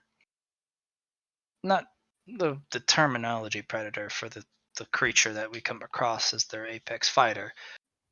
But to them, their apex predator met an apex predator of our design. They fought, they scuffled, they wounded, and eventually they came together and went, well, what now? And they went, I'm hungry. And the other one went, well, I'm hungry too. And they went, well, let's get some food. And it was like, you're not going to stop me and my food? And he's like, well, I don't like your food. And it's like, I don't like your food. So let's get food together. But you eat the things you like, I eat the things I like. And they went, this is good. Let us do this together, so that it is not as much effort to get said food. Apparently, it has also tasted a hive queen's flesh before. That's a boastful fucking claim. Holy crap. Do you know how protected those vessels are? How much psionic power behind that? Well, it did eat a gray and steal the black holes. Okay, so... never mind. That's actually very believable now. The Greys are the fucking They galaxy tried, police. I they hate. tried to talk to it. They approached it. Well, that's what they do. The Greys approach you and talk to you in a language that is not of your capability, and because you don't understand their special language, it automatically makes you hostile because you're a dumb, dirt, unsophisticated species. That's how the Greys treat species in general. But If you can't they... understand what I'm saying immediately, you're not worth talking to. You're an enemy. One of the many great faults of the Greys, they don't ever stoop to our level. Well, either way, apparently managed to eat them and assimilate their tech to be able to create black holes. So, you can So do I'm gonna that. take a phrase that I've learned throughout time. Mhm. I've read, I've accumulated and researched. None of the fuck. Yeah. Let's see. Oh, and it's constantly cycling black and white potentia across itself. Definitely has dimensional energy in there. Has May I poke my head in for a moment? Go for it. I mean, it's They'll poke their definitely... head in, stare for about 10 minutes, poke their head out. Nope, they're awakened.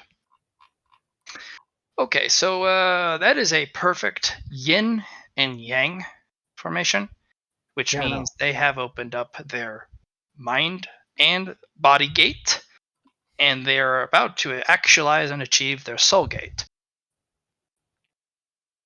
So, holy shit. Yep. I feel like everything I did, I wasted a fuck ton of time. They're probably no more than 50 years old. I'm almost 1,000 years old. Oh, closer to 800 years old, but still. Apparently, it did some dimension hopping. I did, um, Said it didn't like the phazon dimension why? Okay, because it was I'll uncomfortable. reluctantly admit I've never been there. Because apparently it's uncomfortable. Uh, That was probably that sounds pretty uncomfortable. Yeah. considering that it is a realm of pure energy that will consume you and strip the flesh off your bones, yeah, I would say that's an accurate assessment. Did you ask anything about where it came from or who made it? Or Yes, I did, because of course I did. Why wouldn't I? I know we haven't gotten to that part of the conversation, so it's about. The answer I got Okay. was it came to awareness on a battlefield after either a piece of debris or something bumped into its head. Did you feel that there was some sort of pilot system, a cockpit, or is it just a I robot? cannot tell based Uh, off of what I could see. you do not detect a cockpit. You do not. It's too slim. It would have to be a literal animatronic in there, and even the animatronic would be brutally contorted. It would have to be a brain box at best. Actually, it would be like Neath slimmed down without a cockpit. I think it might have been perhaps a spectrum drone of some sort. It shares a lot of the, in mech terms, bones with Nieth. She kind of looks up to kind of the corner of one of the cameras where the Thunderhead is, staring it dead in the face, but also kind of ruminating. You know, the original design for mechas were unpiloted drones. The Spectrum department actually abhorred sacrificing the lives of pilots when they could be preserved and utilized in multiple battles piloting drones. It wasn't until the Should be, yeah. development of the Thunderhead where such a teaching was or expectation was utilized. So yeah, that would definitely be a Spectrum design. I'll toss it I on win it. the basket back. Sorry, I was being asked about laundry stuff. Where what did was I that? lose you? Because that was a big drop. Spectrum didn't want to sacrifice pilots. Yes. It wasn't until the Thunderhead was implemented that that practice was put into fruition. The putting pilots in the seats. The Storm fronts and the Spectrum department were on one page on what is to come in the future. All starfighters, all mecha pilots, and even some of the lower class escort vessels where the idea was to have them be manless, pilotless, so you could have them be more sophisticated vessels to utilize. Interesting.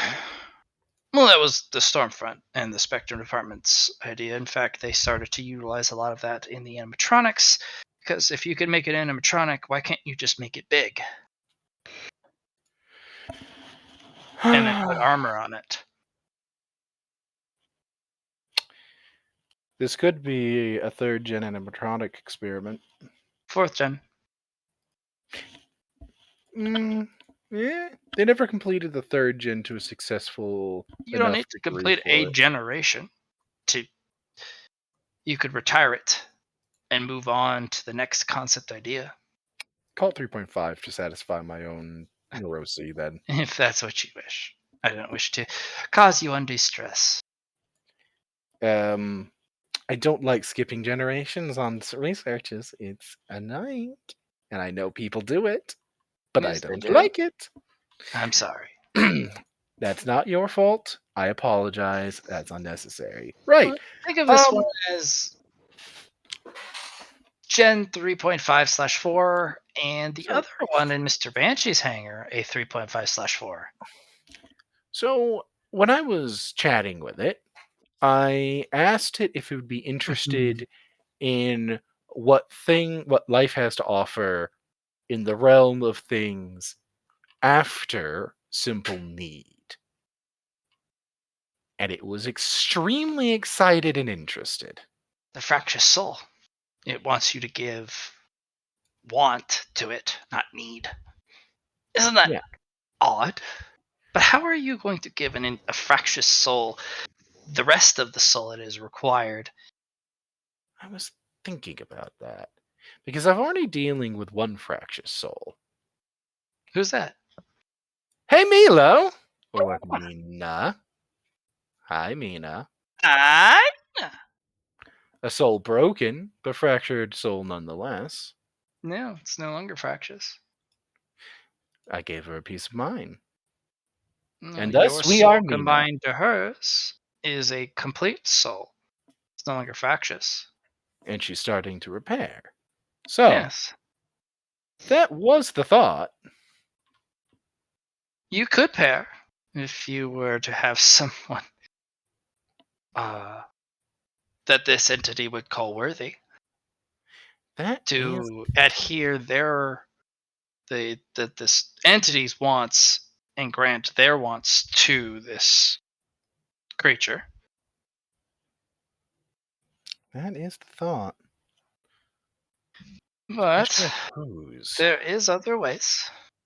There's a couple other ways. If you want to be very technical, I could peel the soul out of somebody, but that's rather cruel and unnecessary. No, it doesn't even need that. Cultivate. Yeah. Cultivate and then put it in an external device. Cultivate an internal thing. Put it into an external, which is it's costly. It'll hurt. Yeah. But it'll make it more attractive because of the It effort you put in. wouldn't be the first time I've ripped cultivation out of myself. Well, you are hardened beyond your years. I'll say that.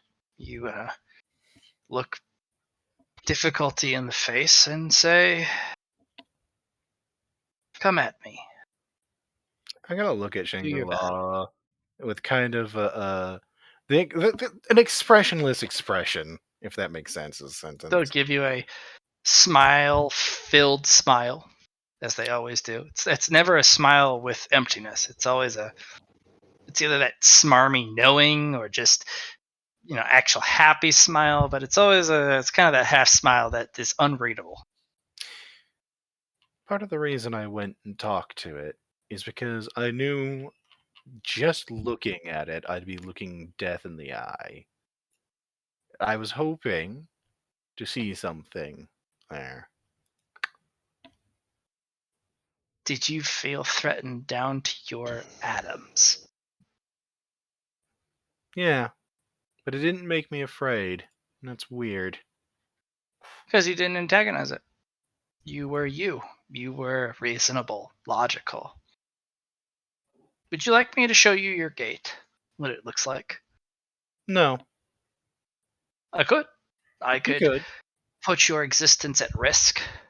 No. You could do that. I'm going to get there eventually. I'm It's not worrying best about it. that it's not rushed. No, I'm not worrying about it. Okay. I'm glad to hear it. I'm glad that you are not pursuing your gates with reckless abandon. She shrugs. What's the point? I mean, eventually you get to them. Or you Power don't. is the point. You That's can why have people power pursue it. without it. You're correct. I'm not saying pursuing it with reckless abandon is sane No. or safe or you should do it. But people do it. Did you know if you cultivate 1,000 external potentia but don't expel it from your body, it does it anyways? The gate will appear. It's a hollow victory. It converts that 1,000 external potentia to something. Alright, so back topic of then. Then? The THEND end? Or a D? The end. Oh, the end. Oh, yes, okay. Sorry, I said it quickly.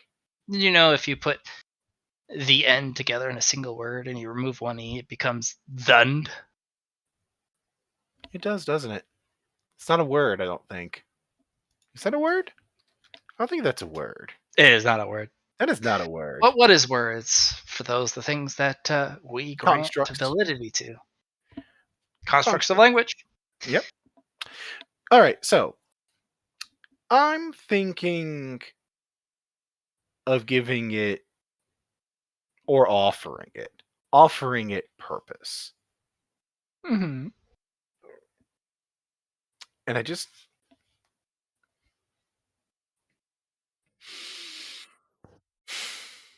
sorry, my first instinct was to go, I want it. And that feels very immature and childish, and yet I want it. But that is a thing that it doesn't have. Want. Yeah. Isn't that interesting? Isn't that fun? You are a creature of needs and wants. But because of the Thunderhead, all of your needs are met. And also through your own means. I never wish to discount your own efforts. You have achieved your own needs and your own wants that ever stops. Wants never stop. You see a shiny thing, you see a cool thing. We always want more. We always want more. And that is selfish. And It that's is. human. It is. It's actually a concept of sentience in general. It's not just human. So I'm thinking of giving it some of my wants so that it has shared wants with me. I don't know. I hate just to say this, spitballing. but you will have to pick Neath or or the end. They're not Oh. going to be able to clash well. Shame. That's where your want is going to come into threat. Yeah, that's a Because the shame. end, if it ever comes in contact with Neath, you're immediately going to have to pick a side because Neath is probably a very delicious morsel for it. That's not a question. I know whose side I'm picking, and I'm going to lose against the end. But I'm going to be losing while picking the side I've already decided on. Well, then you're in a unique position. You Mhm. can pick somebody to have that connection of wants. Or you can cultivate a series of wants tailor made for this creature, since it has no wants to begin with. It only fulfills its needs.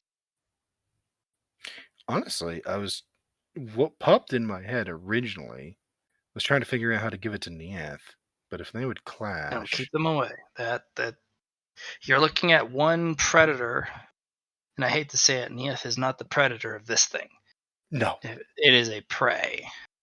Neath is, despite being perfectly combat capable and definitely older than me, not a predator. They're reasonable. You can talk to them. They have humanity. They have wants and needs. This thing only has needs. And because of that, its needs to survive are so potent and powerful. It is not something that Maybe I'll you just can leave it approach to lightly. Banshee. Maybe I'll just leave it to Banshee. Or Jackie. Banshee or Jackie. I wouldn't get Aether too close to it. I could tell its ability to interact with the metaphysical things without a physical vessel is not insophisticated. As in, it'll view probably Mr. Aether as a delicious morsel, Hmm. and it'll become a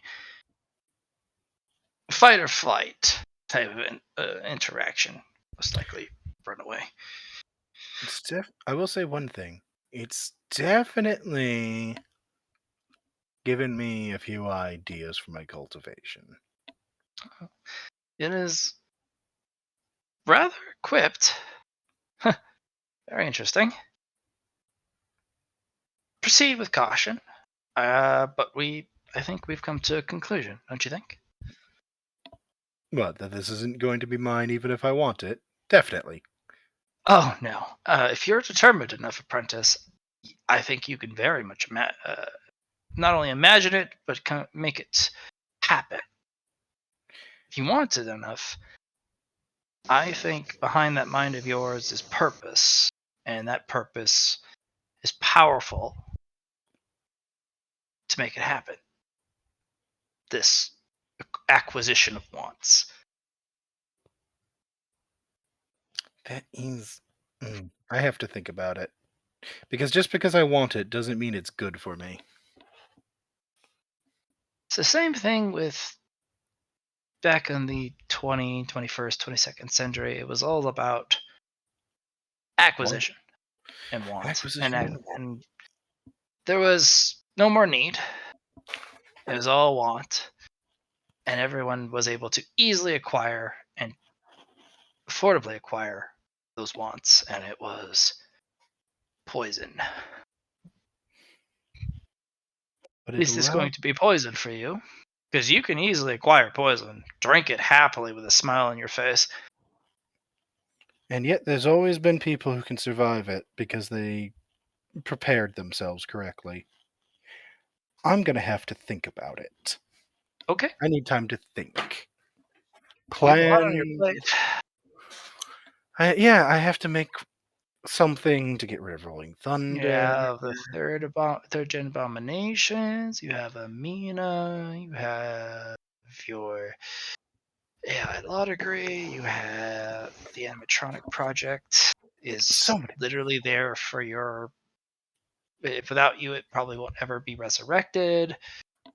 You're a regent for Neith and their So many war. things. You have to protect this base as you are the civilian. At least that one I'm not alone Roller. on. You also have to protect this base against the alien threat, Once again, not within alone on and that. without. Yeah, I am. There's an ambassador up. You have on to this fight station. off the civilian sabotage and the military sabotage from The star system's going to explode. the star system's going to explode. That's new to me, but yep, that's one. It's Oh yeah, unfortunate. Mina clarified the. What's the hour set now? 170 what? 169. 169 hours from now, the star system's going to explode. The entirety Oh, of you it. should see to that. Yep, got to figure out what's going to make that explode. Only a few things can do that. Yeah, it narrows it down nicely, doesn't it? Yeah, it does narrow it down. There's only a few objects or devices or abilities or cultivators or spectrum-based technology. I'd look for mana. Yeah. They've successfully collapsed and destroyed a star into supernova effect with a mana infusion into the star's, well, I hate to say circulatory system. The implication isn't that it's specifically hitting the star, but rather the star is going to explode after everything else does. Because the order started with the base and then went from there. Oh my, then that should narrow it down, shouldn't it? Yeah, no, it definitely narrows it down. Mostly it eliminates a lot of options. Then you can continue to utilize the method of what it is not and get down to the solution. Yeah, well, hey, when you don't have any clues as to what it's going to be, what it's not is the closest you can come. And if you eliminate enough what it's not... That's the Sherlock Holmes method. Exactly. I do like Holmes. Okay. I have one of his novels if you ever wish to... Yes, absolutely do I want to read that. Okay. Come by to Enigma, one of the ziggurats. I'll have one of me over there in a minute. Well, Other that's than sad. that, I've got that Pinnacle Potentia. Save it. Hoard it. Maybe. Ponder it. I am pondering it. That I'm definitely doing. For now, go ahead. For now, I'm going to go make another me. That's what I think I'm going to do with my time for a bit. How about you take the rest of the day to think? Because making another you is a good excuse. But what it isn't is you time. Actually, no, it is. Pun intended. It is you time, It's but it is absolutely not time. Nina time. I think you should log on to your forum, really look it over, and I think you should also take a moment to contemplate the future of your forum, because it has grown beyond your original design. Well, yeah, because I never really had an original design. I think you should decide real quick before the forum decides what it is for you. I want it to be an information sharing place, a place where we can share culture and art and understandings. It is growing very fast as they hold up their data pad. I'm a user. I have purchased myself a wonderful little platinum top super tippity cool tier, founders edition pass, and your server has grown fat and bloated, and the bones underneath cannot support its weight anymore. Hey, Shangri-La? Yes. That means you got scammed. We don't have paid accounts. They just smile at you. I mean, we do for the Platinum, students. Ultra, and Premium Plus. Yeah, somebody definitely scammed you 100% because we don't have like it's all invites only. There's no money. I actually have it. I got invited to Platinum, Premium, Ultra Plus. Did you pay for it? No. I'm just staring at her. Oh, you got me. I paid 50 rec for it. Yeah, you got scammed. Congratulations. Gosh darn it. Whatever shall I do without 50 rec? How terrible. No, seriously, I'm going to have to hunt down that scammer because I need to nip that in the bud. I'll just challenge in the Tempestari. I'll go for it. I need to get enough cards to actually have a deck. There's a lot around Ares base. I need to care enough to get enough cards next. There you go. I'm going to go take the day, consider things, plot, plan. Please look at your forum. Yes, I'll go look at the. I'll look at the forums, Matt. What are we looking at the forums for? There's too many users, and there's not enough mods and admins to have a direction in which it's to expand, and limitation of user IDs, moderation. There's just too many people. It was designed for maybe 1/100th of the amount of people on at any point in time together.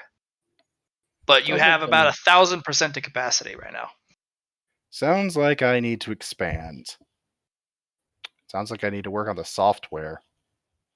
It's just your server has 1,000% over capacity, but you're always 100% to capacity. That's the amount of people on, not their What's it when take to they get more servers, Matt? Nothing. It's literally just DTA. Cool. I'm gonna get that sorted. I'm gonna get more servers. I'm gonna start getting more administrative staff and Cool. administrative units and a lot of things like that. And the entire objective here is going to be to get it back into functioning order as a place to share culture, understanding, music, what it was there for originally. Okay. And we will leave it at that. Cool. All right. Thank you guys for playing. We're now on the next session. Boopy boopy boopy boop. That's Thursday done. Boop, boop, boop, boop. All right. All Hey, right. Ogre. Nicely Yeah. done. You won that Tempestari match like bitch. Bang. How much merit we get? I'm going to give y'all the 3-0. 3-0. Oh, yeah. I All right. I'm off. Later. Good night. Goodbye. Later.